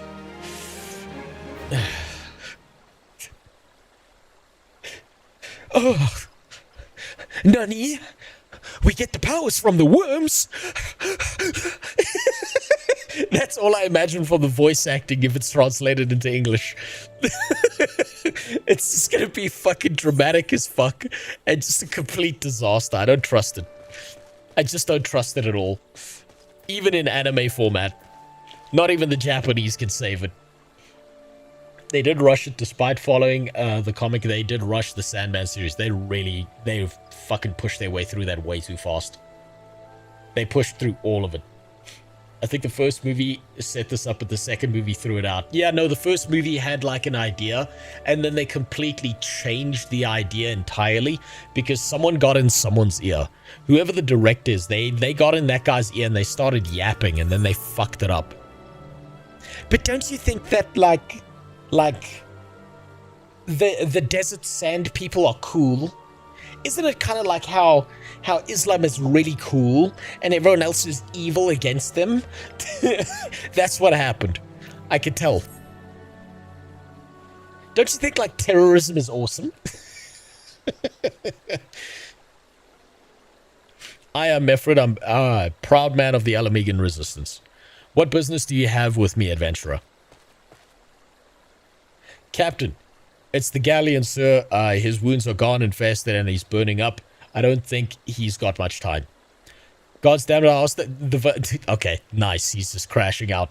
I asked the villagers for aid. I got on my knees and begged, but they refused to lift a finger. If Galleon dies, his blood is on their hands. These quarryable cravens would turn a blind eye to our plight if they might listen to Elbreda. I fear my anger will prevail me from rightly convincing anyone at the moment. I realize we're scarce, know each other, but this is a matter of life and death. Please, adventurer, go to her and try. Wasn't the first book generally pro-Fremen? Yes, and it was done on purpose. Frank Herbert set it up on purpose. It's like he followed the idea of cult indoctrination when it comes to the idea of the Fremen, where when you first get in, it looks like these are the good guys, these are the bad guys, right? And then the more you learn about it, the more you realize, oh shit, this is way more complex and nuanced than I originally thought. But I've been indoctrinated into this idea of I'm on the good side and everyone else is on the bad side. When we all know for a simple fact that the only good guys in Dune are the Harkonnens. And there's a reason for that. There's a reason for that, and if you know your Dune lore, you know exactly what the fuck I'm talking about. One of Meffred's in bad shape, you say. I'm sorry, but there's... Yeah, the Harkonnens were actually the good guys. Butlerian Jihad. Look it up. Look what happened between the Atreides and the Harkonnen. The Harkonnen made the right choice, the moral choice, and they paid the fucking price for it. Read my last comment. But it's so far up. Hold on. Apparently, there's a Dune TV show that's getting made. They're calling it Coon. Oh, God. Of course they would. One of Meffred's in bad shape, you say. I'm sorry, but there's naught I can do. I want to help, truly I do, but there's my countrymen after all. But that'd be mean going against the elementals will. I've been at Quarry Mill long enough to know how right terrible things can be. I couldn't forgive myself if everyone gets banished because of me. If there's anyone who can help you, it'd be Charlene, the Hamlet's resident hero. If you take the matter up to her, she might listen, though I wouldn't get my hopes up.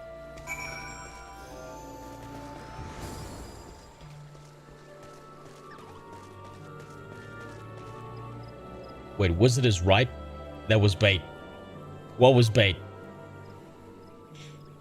Just because they're bald doesn't mean they're the good guys. That means they're the extra good guys.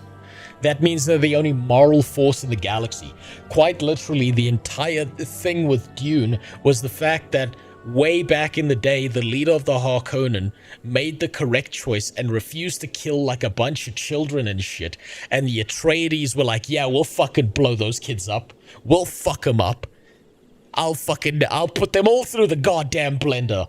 And then because the Harkonnen leader at the time refused to do that, they got like exiled to a shitty planet where they all die of cancer, and it fucked them up for generations. They are literally suffering because they made the moral choice. That's why. You wish to aid the Alamegans, you are possessed of a kind-hearted adventurer, but I'm afraid I have not the authority to grant your wish. This authority belongs only to the elementals, the eternal guardians of the 12swood. All outsiders, be they babes at the breast or men grown, are judged of a night whether they may have a place beneath the boughs. So basically, they're fucking useless, these guys. Alas, the Alamegans' petition has been denied. Harsh though it may seem, they do not have to leave. They do not have leave to receive of the wood's bounty. Ever has it been since time immemorial, and ever shall it be. So basically, fuck you, we could help, but we're not going to. Sounds like every medical system on the planet. These guys are basically just health insurance. Yeah, we know we're benefiting off of you, but yeah, that stroke you had, yeah, you could go fuck yourself. But the Mech Warrior series would be insane if we get a good TV show or something with lore. Is very Game of Thrones like, set in a massive galaxy or universe setting. I expect us to never get a Mech Warrior series. What I do expect is that one of these days, one of these fat-haired retarded Karens is gonna go and watch Code Geass and try and turn it into a live action.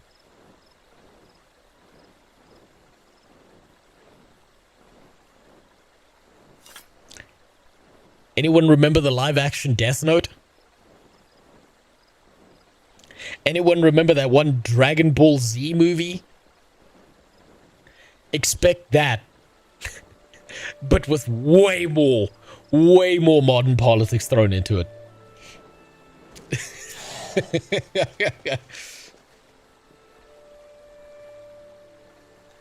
Lelouch is going to be the plucky, highly intelligent, downtrodden, hyper smart, brilliant guy. And the Emperor he's fighting against, we will control the people. We will have control of everyone because I have the magical power to make retards believe me. That's what you're going to get. It's coming. That's how it is to be then. The bloody hero might as well kill Galleon herself. Spit on the elementals and spit on their bloody will. I cannot wait until the resistance is free of this place. Alright, so your buddy's gonna die.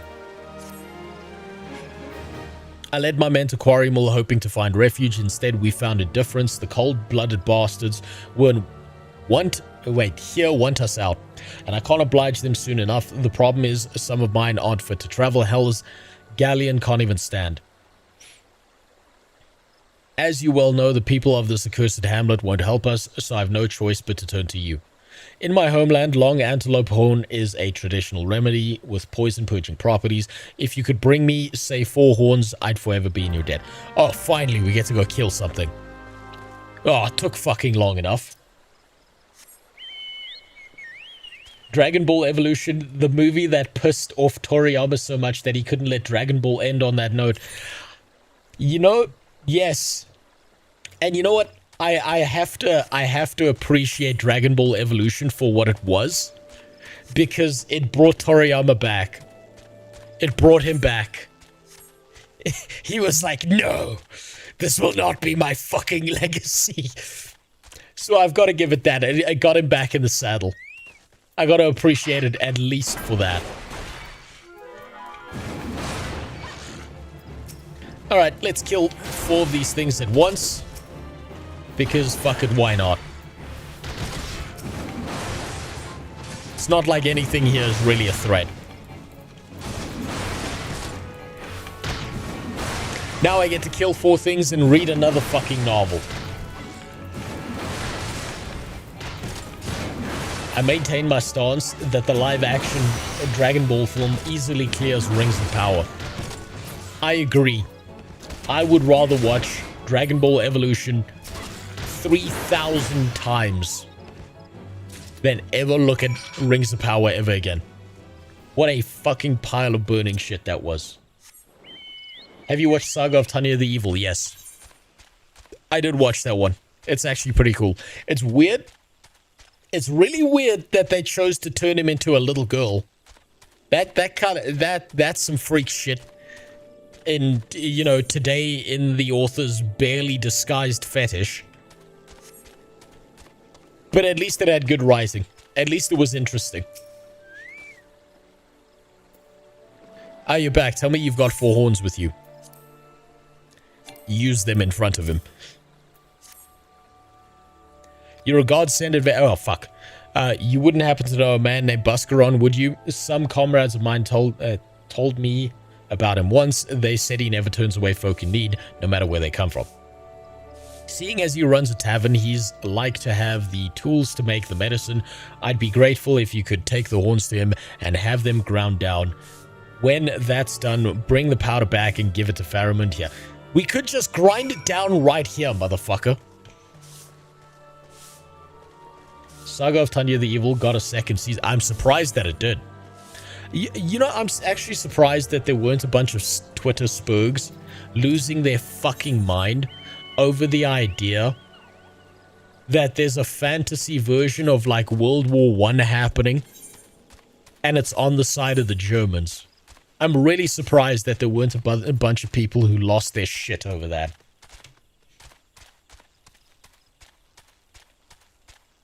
Fuck. You're right about me going back to errand boy shit. You can do it. I believe in you. I trust that your health will not drop lower than this. No, never mind. He's dead. At least they didn't sexualize Tangia like those lolly isekais putting 3,000-year-old midgets. That's the only reason I kind of find it acceptable. Is because they haven't done some weird sexualization shit. I'm really glad that they didn't do that. And if they do it in the 2nd season, I'm gonna be very fucking annoyed. I'll drop it immediately, and I don't want to drop it because it actually seems interesting. I just wish they didn't turn him into a little girl. The whole idea of him fighting against God is brilliant. If ever aside for Suai, how fares the adventuring? Rolling in the coin like there's no tomorrow, no doubt. You've got something to show me. Yeah, back to being the fucking errand boy. Here we go. Well, these look like good old antelope horns. Need them ground down to make medicine, you say. Here's a better idea. I'll give you some stuff I have in my stores. I am no stranger to the remedy. An Alamegan friend once used it to treat my festering wound years ago. Safe to say he saved my life. What's that? This is for an Alamegan soldier in Quarry Mill. So it comes full circle. Well, I hope it helps the poor sod as needs it. Oh, and don't worry your little head off about payment. I still owe you a deal. More than you owe me, I reckon. Cool. Now we go back to being an errand boy again. Yay! I ran all the way here just to fuck off back there. If they actually watched JoJo Battle Tendency, they'd be mad that the Germans were the good guys trying to stop super vampires. Ooh. Ooh, they would lose their shit. Expecting Twitter freaks to watch anime. Well, you see, what they do is they don't watch anime. They wait until someone shows a clip on Twitter, and then they lose their shit talking about what a big fan they are of Frey Ren, or however they pronounce it, and pretend like they care about it. And then they shit their pants and talk about what big fans they are, and they're not actually not. Would you fucking know me? Wow. Depends. Does it have to be with my dick? Is it well to see you've returned? Have you the medicine for our brother? Hand it over. Gods bless you, adventurer. I'll see that Galleon receives the treatment at once. Hopefully this will allow the captain to rest easier. It has been a terrible burden on him in trying to keep every man alive. You've done us a great kindness. Cool. Now I get a piece of gear. I don't know which one I should choose. I suppose this one.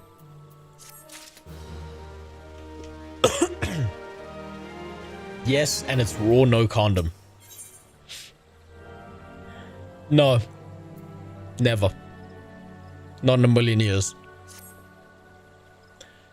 Galleon has gone missing. He's nowhere to be found. He shouldn't be walking around not with those wounds. If he doesn't get the proper medicine and rest, his conditions like to deteriorate to where it was before or worse. We need you to help us find him, and quickly. Start by asking Elbreda. Might be as the woman's seen something. Alright. Abandoned divorcee. Ah, finally, it's about time you came asking about Galleon. I watched him leave Quarry Mill some time ago. He left me the sealed letter before he went off, made me swear not to open it until someone came asking. My brothers, I cannot bear to be a burden any longer. That is why I must leave you all. Do not worry for me. Just find your way safely to Little Alamigo. Blasted, would that I'd known what he was thinking, I'd have stopped this folly myself. The love Galleon bears for his brothers is so strong he's willing to sacrifice himself, make no mistake. Entering the woods in his weakened state is suicide, so he intends to kill himself. I say we honor his request and continue with the story without him. Highly unpopular opinion time. I don't care about the lolly stuff being barely a disguised fetish. If teens can fuck each other, cry me a river and teach your kids adolescence. My problem with the lolly stuff is that not everyone who likes the lolly stuff is a pedophile, but there are more people who are pedophiles who like the lolly stuff. And I think what they will do is they'll try and use the lolly stuff to get their fetish into being more normalized and then try and turn it on kids at some point. You gotta remember, pedophiles have been pushing real fucking hard to be part of some marginalized group so that they can pretend like they are like oppressed and shit. That's what that whole MAP movement was. They really try their best to use it, and I see this as them figuring out that they can use this as an avenue to try and pretend to be a human being, except instead when they should be being used as human firewood. I just think they should go after the real pedos first, and then the weirdos later. Look, if you want to be a fucking weirdo in your own home and you're not hurting anyone, even though I think it's disgusting and gross, leave them alone. They're not harming anyone. The second you go after a kid, wood chipper, feet first. Strap him into a chair like it's 007 and hit them in the nuts with a fucking rope until their dick falls off.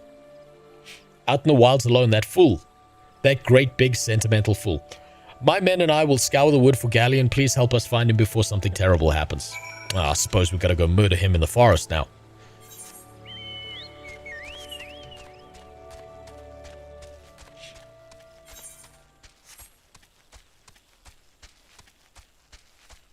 "50-50 if they sexually the lolly, I don't like it. But if they have a good story and not sexually, then I'm fine with it." I think... man, it's such a fucking blurred line, right? Because sometimes like if you have like a kid in an anime or something, you just want them to be cutesy and stuff, and you're not trying to sexualize them, but then some fucking animal out there will go out of their way to sexualize them and make you out to be the bad guy, so they can be like, oh, you're just like me, aren't you? And then it gets downward spirals from there. The sad part is that the book and movie Lolita is actually pretty dark, but people inverted its meaning a bit like movies did to Dune. Yes. No, people invert the meanings of shit all the time. A good example of this, right, is, I think it's the Odyssey. In the Odyssey book, right, there's the entire war council of the Greeks deciding that they're going to go to war because they love their nation, they love their people, they love their culture, and they're going to fight back against the enemy.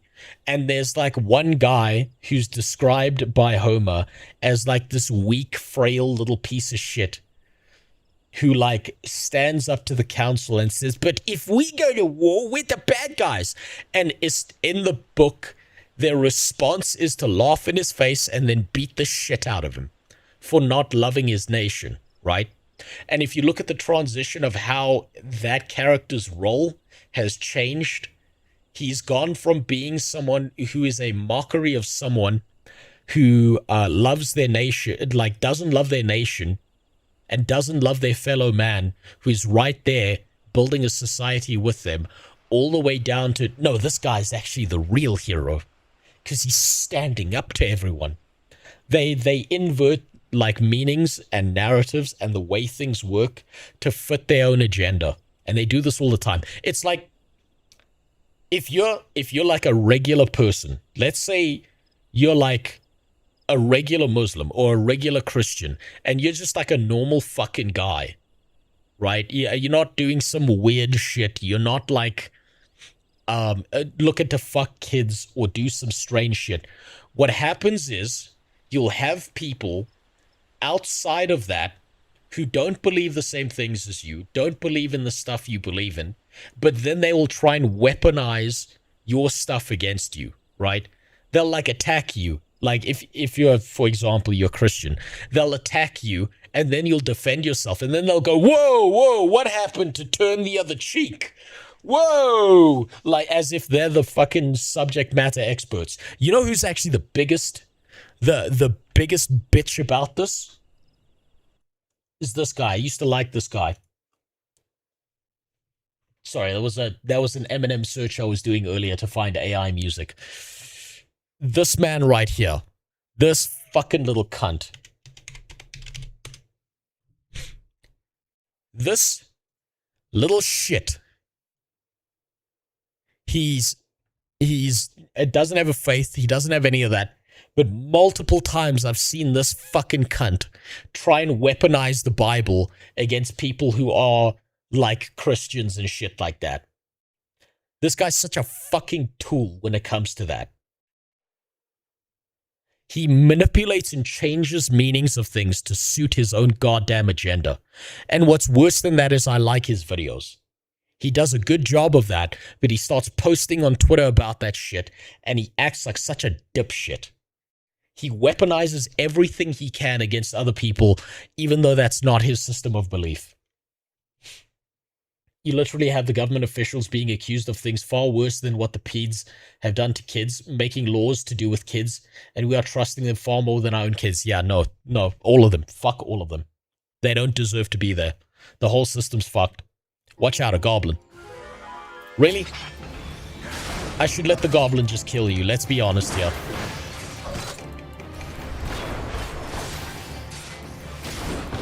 Hackman is charismatic, yes, but he's fucked in the head. Yeah, no, he's charismatic, but his logic centers are fucking gone. He will weaponize whatever he can against you in a lot of senses. He's like someone whose opinions on certain things should just be immediately disregarded because he's using things in the most malicious way he can. Galleon. My gay lover. Captain, but why? You should be all on your way. But I love you. Who do you take us for? We're Alamegans, and Alamegans never forsake one another. Hardships be damned. Remember the oath we swore, gods damn it, the oath to reclaim each other's assholes.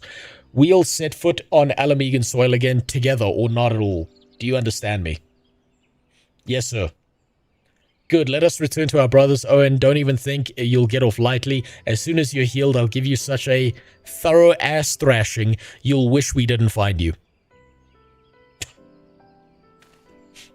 I hear Xbox might be trying to buy A-Net. You think it's true? I hope it happens. And I hope they fire 90% of the pieces of shit working in those offices. And if that does happen, I will sit here and celebrate and laugh like an asshole in their faces, and every single one of those ArenaNet employees who makes a Twitter post saying, boo-hoo, I lost my job, I will track them down and mock them. And laugh in their fucking faces after what they've done to me. I can't thank you enough for saving Galleon. I will see you back at the quarry mill.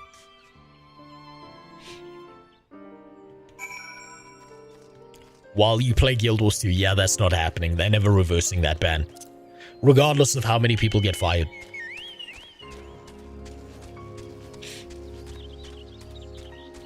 NCSoft will shut it down before considering selling the IP. Yeah, probably. NCSoft's not going to let go of Guild Wars 2, though. Let's be honest, Guild Wars 2 is one of their most profitable franchises. It's a consistent earner. It keeps on making money. They're not going to shut it down. Unless Guild Wars 3 turns out to actually be that good. Galleon expected to make a full recovery, will linger here till he's strong enough to take the road again. As much as I mislike this place, beggars can't be choosers. Okay, give me some shoes. I don't even have shoes on. I took my shoes off and I... That's why I didn't have shoes on.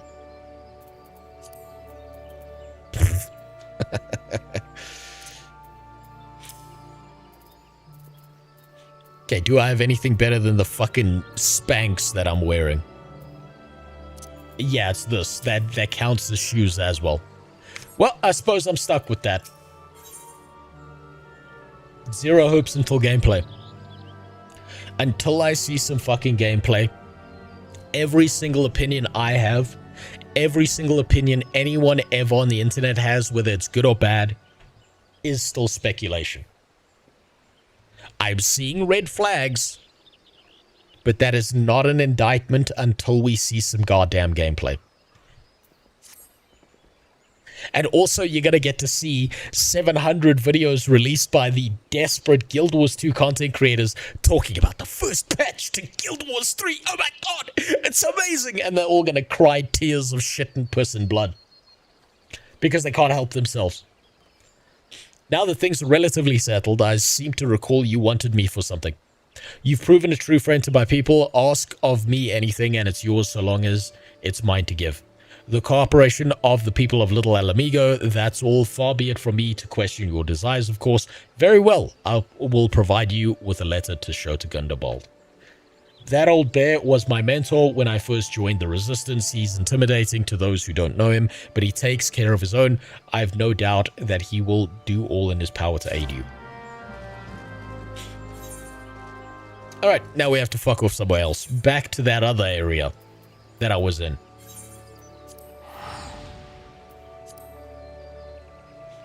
True, every single video is a nothing burger until we see gameplay. I think you can warn people to not like pre-order shit or to not like get hyped, like overhyped and stuff. I think that's fine. I think the idea of pretending that this is going to be God's gift to man and that we're all going back to the Garden of Eden and everything's going to be great and wonderful, and also you're going to die and be greeted by 72 Asian sluts with bound feet wrapped behind their head, and you're going to have the best time of your life for the rest of eternity, is, yeah, you know, it's kind of ridiculous. I think it's better to be cynical than hyped up for that kind of shit. Why have you returned? You're not welcome here. I thought I made that clear. Will this letter change your mind? You spoke with Mefred. It has been so long since I last heard of him. I feared he was dead. 12 be praised. Whoever you are, Mefred sees you as a friend, and any friend of Mefred is a friend of mine. I know this masked stranger you seek, and will tell you what I can. All to find out about a guy in a fucking Kingdom Hearts cosplay. An outsider resembling your masked stranger has reportedly been appearing near a little Alamigo. What's more, it seems that some of our young bloods are meeting him in secret. No doubt you'll want to question them about their trysts, but they are not like to yield the information readily to an outsider. If you tell them I sent you, though, they may well feel obliged to talk. Golden rule, never pre-order. Absolutely. Never fucking pre-order. I'll treat the fact that it looks like UE5 slop as an indictment until they prove it wrong. That's a 100% fair thing to do. I think, oh man, the fact that they dropped the Guild Wars 2 art style just to put out some Unreal Engine 5 slop is such a fucking loss. One of the things Guild Wars 2 really had going for it was the very unique art style that they had. And to just drop that, just shit that down the toilet, that's such a shame. A masked man, no idea what you're talking about. I ain't done nothing wrong, so leave me be. Okay, so not him. You, titties. You kind of look like Discount Milfina. Gunderbolt sent you. Listen, I told them it was a bad idea, all that tripe about believing the masked man. And oh, you don't know anything about this? Why didn't you say so to start with? You can't throw the old bear's name around like that and expect me not to think I'm in for it. 2 more, apparently. Where's the other 2? All the way down there. Get ready for Ion 2 stream. You're going to play a lolly. I'm absolutely fucking not. There's too much tits and ass inside of Ion 2 to ever justify playing that. Have you seen the jiggle physics in that fucking pay-to-win shop? I do wonder how many people in the West are going to switch over to being Ion 2 creators. And how long that's actually going to last. Have I been meeting any masked men lately? Let's see. No, can't say I have, but I'll sure to tell all my friends you're looking for him. Tailbot, that's a fucking shitty name. There's a bunch been skulking around right suspicious, but I've got nothing to do with them. I know trouble when I see it, and that there's trouble, mark my words. And then we run back to have another goddamn conversation.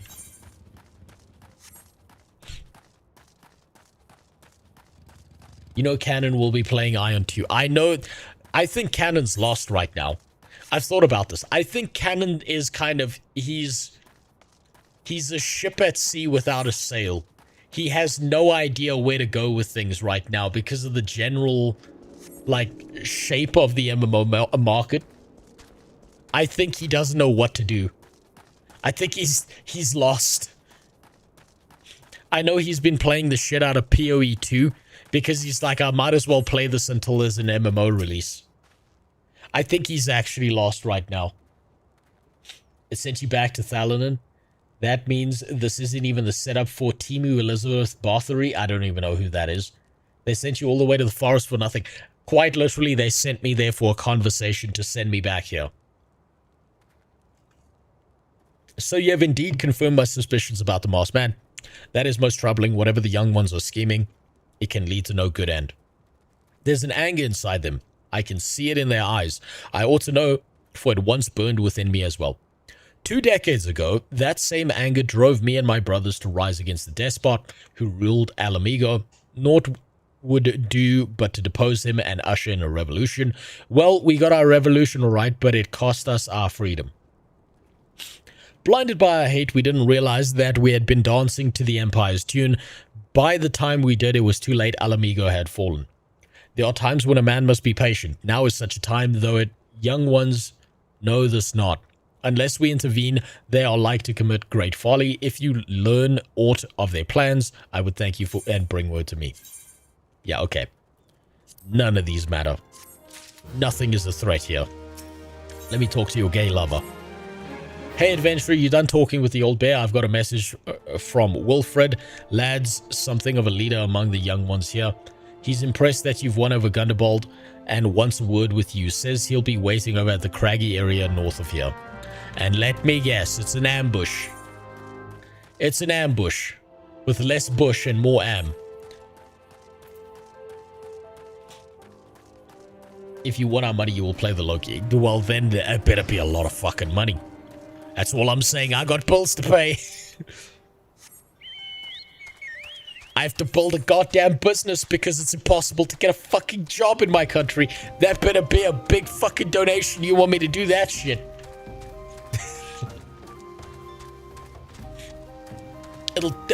I'm not for sale, but I am for rent.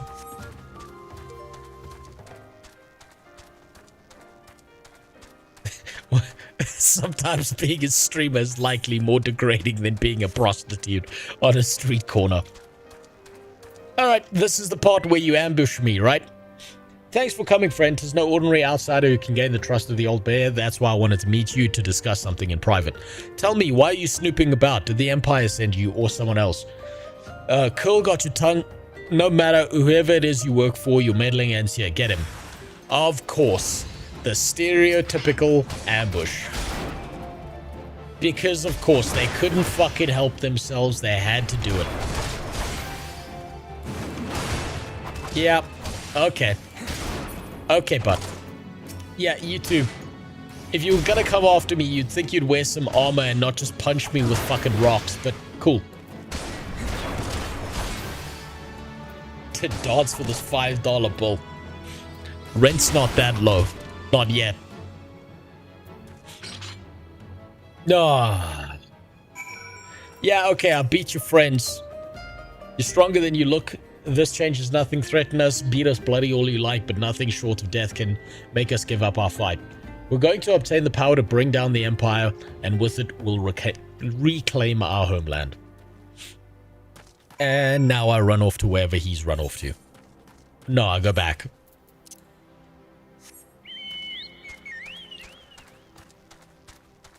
Man, they really drag this out. Final Fantasy needs to update these quests. They drag this shit out to no end.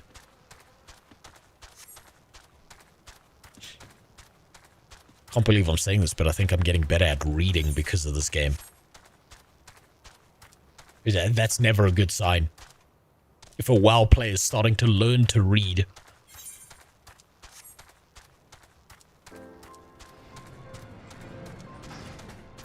Alright, I talked to you little bitches. Attacked by Wilfred and his cronies, that they would go to such lengths for the sake of this plan of theirs. Left to their own devices, the young fools are like to harm others, if not themselves. We must uncover their agenda and put an end to this madness. Oh, look at that, I get a piece of gear. Maybe I can finally get out of the dumpy retard armor. Since this is about the same. Nope, nope, never mind. We just changed the color of the retard armor. Nope, never mind. Damn it. Thought I'd finally be out of this fucking chromosomal armor, but it turns out no. Ah.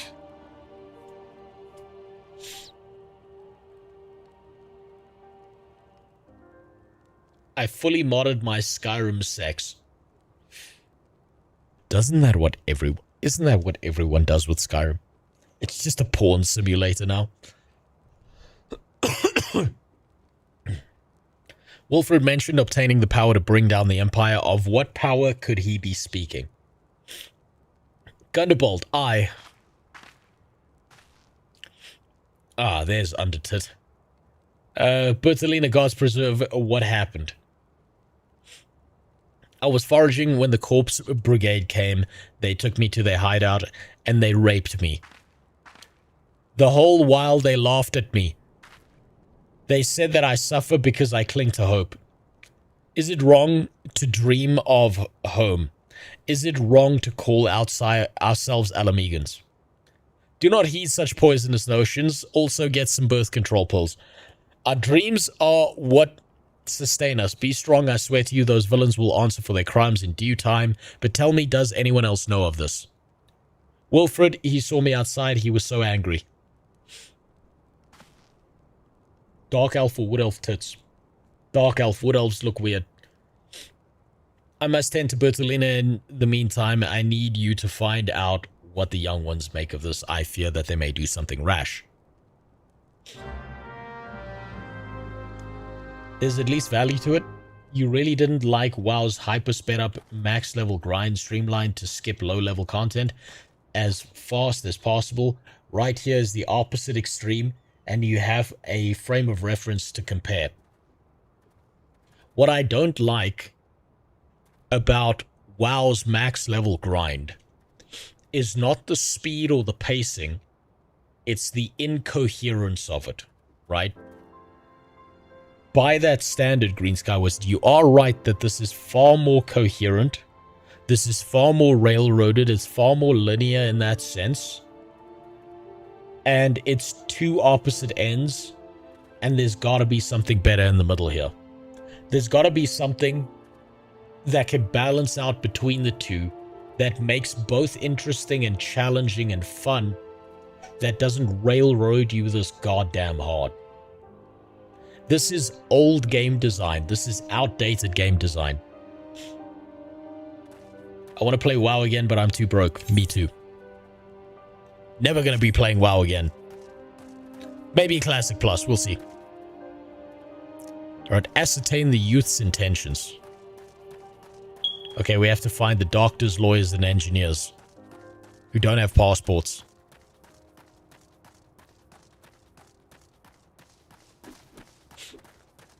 Map of Zanrak. Hey, Humblebee, thank you. You didn't have to do that. I appreciate it. Thank you very much, Humblebee. You really didn't have to do that. And also my taxes are going to be harder now. God, it's nearly October. It's nearly time for that shit.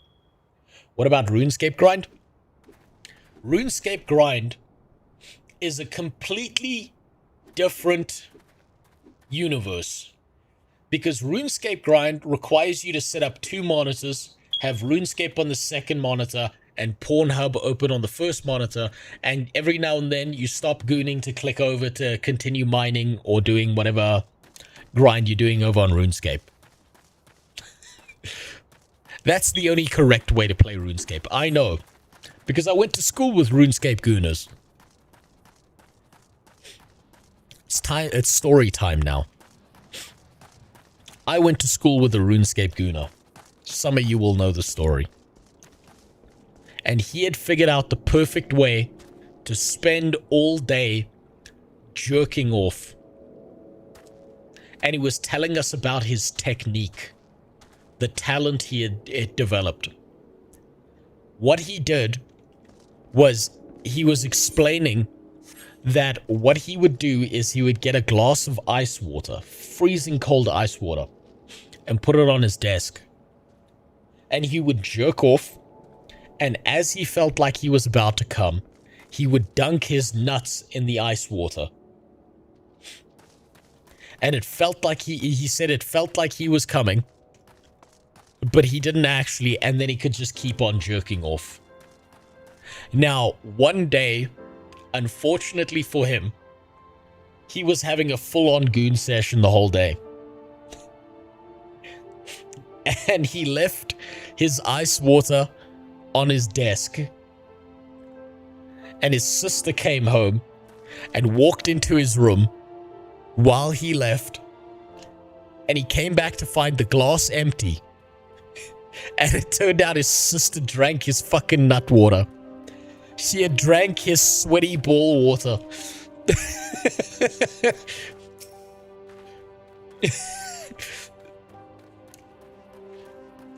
Gooning is dangerous if you don't set it up correctly. You're not going to get challenging in recent MMOs. The casuals are the backbone. Unfortunately, yes. And I wish it was not like that. You know, I could have lived all my life without hearing that. I have been cursed with that knowledge, and now you are too. He was dunking his sweaty fucking cum balls in that water all day from morning till afternoon, playing RuneScape, jerking off. He did it for so long the ice water melted. And then his sister drank it.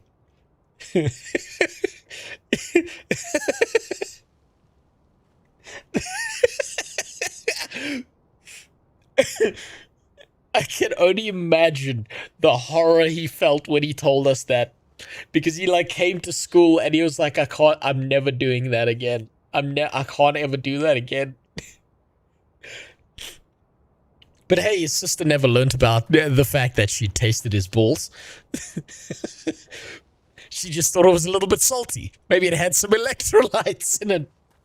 Did he tell her? No, he never told her. What those animals did to Bertolina is unforgivable. And to think they looked down on us. Okay, so it's implied that she was raped by them. Well, I'll suffer this humiliation no more. I'm with Wilfred to the better end. I'm not afraid of a few lizards. So basically, she got gangbanged by a bunch of lizards.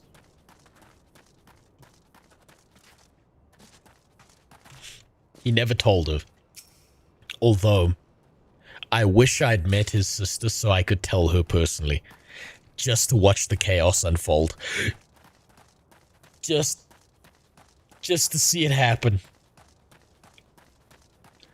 Just act like a retard. Like, hey, remember that time you told us about how your sister drank your salty ball water? I never asked you, did you engorge when you saw her doing that?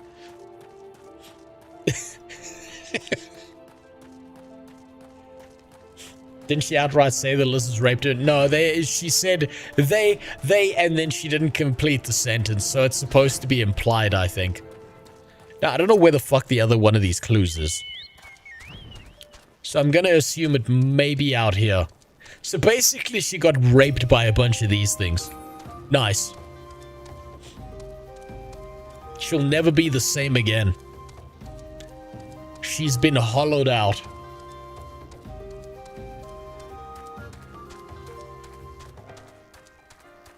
In a just world, Mukluk would be in a podcast with you listening to this curse shit. No, I don't think he has the stomach for it. I can only be tolerated by specific amounts of people, and he's far too family friendly. Oh wait, I've already bound to that. I don't think he wants to be around me. And that's perfectly fine. It's perfectly understandable. I understand who I am enough to know that I get on people's nerves easily.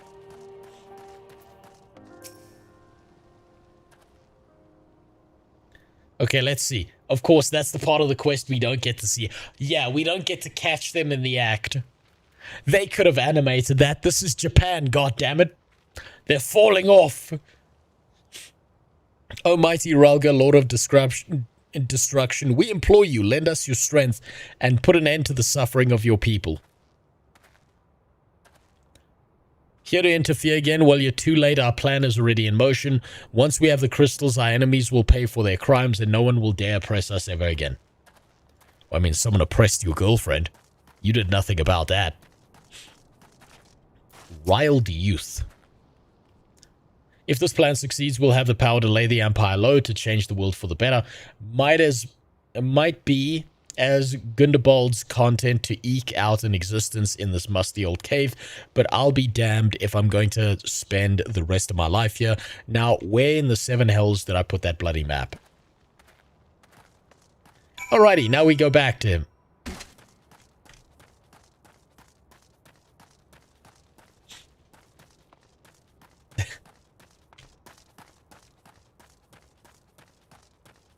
This ain't Berserk. Well, maybe it should be.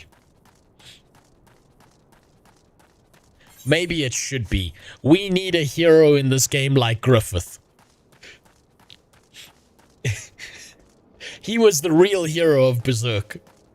And no one talks about that, huh? I say this as a guy who's never watched Berserk and have yet to do that, but I've seen all the pictures that are posted on Twitter and a bunch of people shitting their pants over it.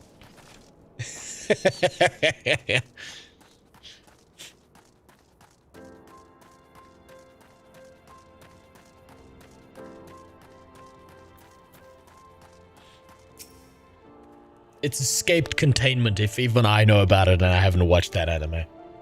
Gone the whole lot of them, then it's as I feared, they mean to take matters into their own hands, but what exactly is it that they mean to do? Hand that over. Hand that over. What is this, a hunting knife and a map of Zanrak? Wait, you said Wilfred spoke of crystals, did you not? But they couldn't possibly mean to. By the gods, this is rank madness. The young fools are untrained and unblooded. All. They have no notion of how dangerous the Amalja are. They'll be butchered before they get within 100 yards of the crystals. They are headed east. If we hurry, we may yet find them before it's too late. Do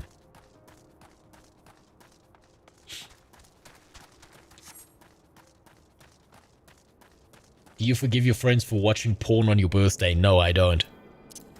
They're not my friends anymore, that's for fucking sure. Jerking off in my goddamn parents' bedroom.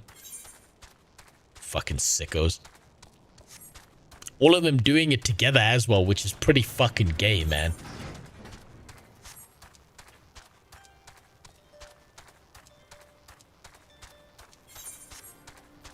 It's the curses of going to an all-boys school. Shit gets gay. Berserk is the one time I nearly cried at a sex scene because of the character work. What, like cried tears of joy? It really did something for you?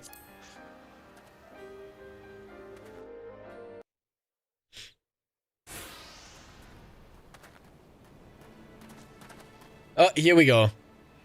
Wilfred, did no other survive? Of course he survived.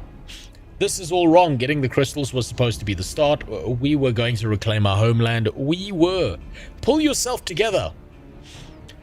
We were going to make an offering of the crystals to Relgia, summon him just like the masked man taught us.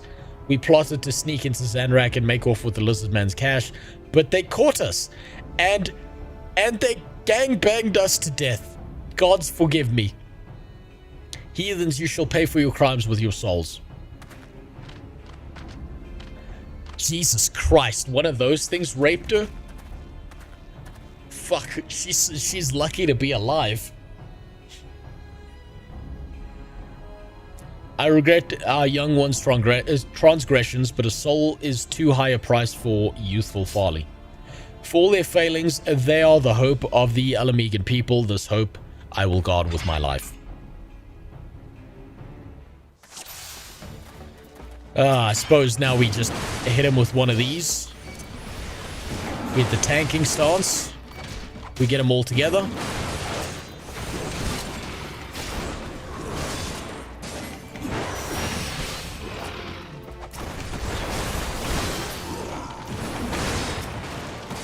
And then they all die in a few seconds. And then it's back to 1,000 years of text.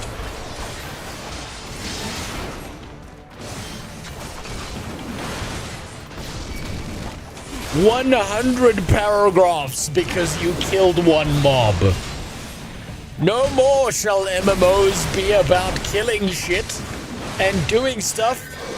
You shall hear the story about the yellow chicken's asshole now. It's really important that you go on a side quest to get some fucking eggs from a different continent. Because we have none of those ourselves." This fight was so annoying as a Lancer because the NPC would constantly die. Well, it looks like they're fucking dying right about now if I don't get my shit together.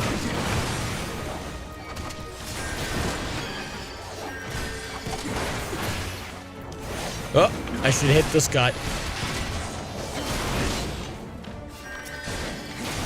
I do like that there's an actual failure state to this. I do appreciate that. At least that exists. They could have pussied out and have it such that the NPCs could deal with this all by themselves while you do nothing. Ah.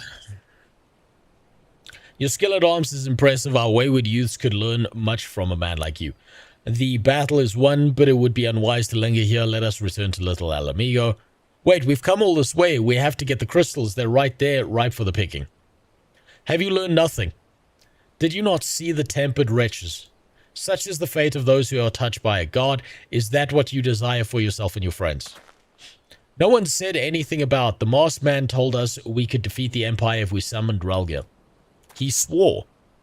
Enough. I will hear the rest of the sorry tale back in Little Alamigo. I dare say the hero will join us. Will wish to hear it as well. Yeah, they butt-fucked your girlfriend a little bit. Don't worry about it. I understand you're really mad because you're young and because from now on, whenever you bang her, it's gonna be like a sausage down an alleyway.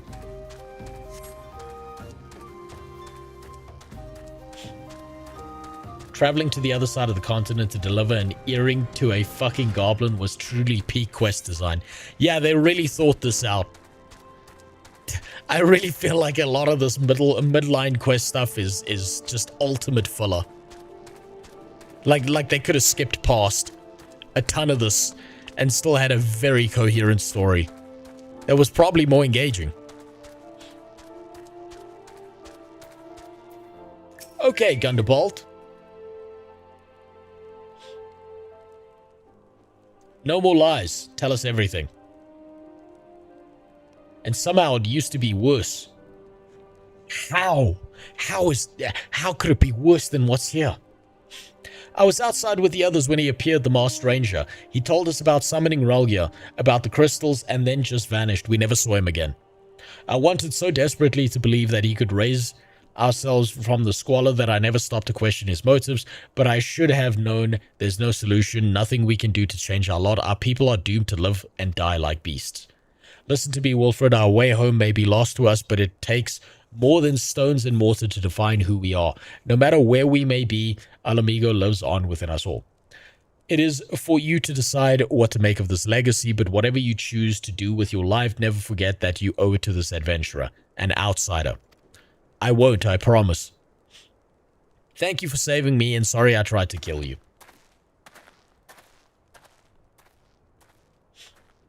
They removed like 100 garbage quests. They need to remove 100 more. My thanks as well, friend. It gives us little hope to know that there are kind souls such as you out there. Alamigo may not have much in the way of comfort, but you will always be welcome here. Alright. Yeah, just give me a random potion. It highlights how elusive the Asians are because of how much goose chasing you have to do to find one. Yeah, they've already driven that fucking point home. Just let me find the Asians. Would that we had more information to offer, but what Wilfred told you is the extent of our knowledge of the Masked Ranger. Left unchecked, that man will bring about great pain and suffering. I pray that you find and put a swift end to this creature for the sake of the young ones who died by his poisoned words. Ah. Back to Mulfina. Finally.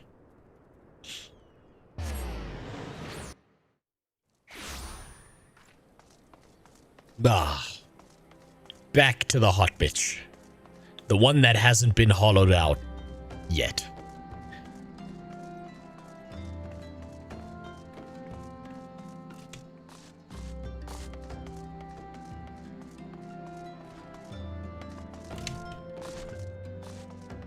Okay, Mulfino, what do you gotta say for me?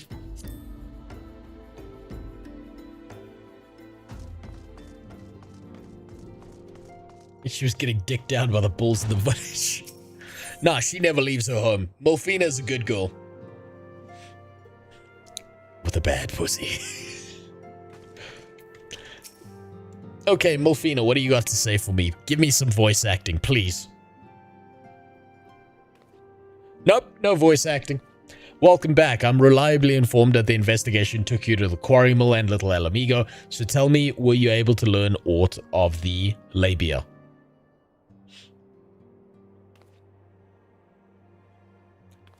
planted the knowledge of summoning an impressionable young minds, you say precisely the kind of deception the Asians would employ. While many of the ills ail the land can be attributed to the calamity, some are being brought about by a malign will. We must needs delve deeper into this while things remain quiet on the primal front. All work and no play makes Mulfina a dull scion. Did you say something? Nothing. You get the fuck out of here. Mayhap we ought to rest a while before speaking further on the investigation. Dear God. Dear God, it feels like every serialized quest section in this game is just side quest after side quest after side quest. Now, unfortunately for me, and looking at the time, I do have to fuck off because my kid is still sick, so I'm gonna have to check on her, give her some meds, make sure she's okay. So I'm gonna be stopping there for today. Since I worked my way through some of the videos in the Discord, that means that tomorrow's Discord Monday is going to be a little bit shorter, and I'll hopefully be able to play a lot more Final Fantasy.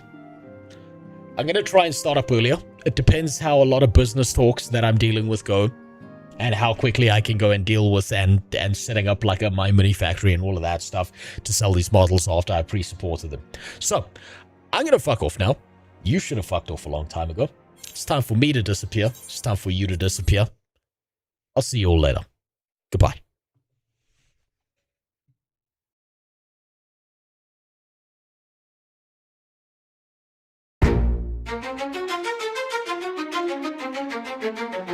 Put it up, bald head, Q-time king. Same old lobby, same warping screen. I read the room like a text, stacks form leak. Patch notes thin, but the promise is thick. Fantasy slop in a cardboard skin. 10-skin elf with a recycled grin. Same old village, same moss, same well. Same sword, same spell, same please buy shell. Big studio corpse in a glass-walled suit. Cancel the titan, still selling the loot. They build you a myth on a deadline lie, then sue the sky when the numbers die. I'm saying with a clipboard, I catalog Rex. Point out the cracks in the AAA checks. You want magic? It starts with care, not 10 gold chests and a rage map scare. Look at the charts, look at the clause. Who sold the dream? Who wrote the laws? I'm in the lobby, eyes on red. Count every fever, count every thread. Clipboard up, I call it out. Clipboard up, I call it out. No cheat throne, no clowning out. Clipboard up, I call it out. Now we talk Ffxiv.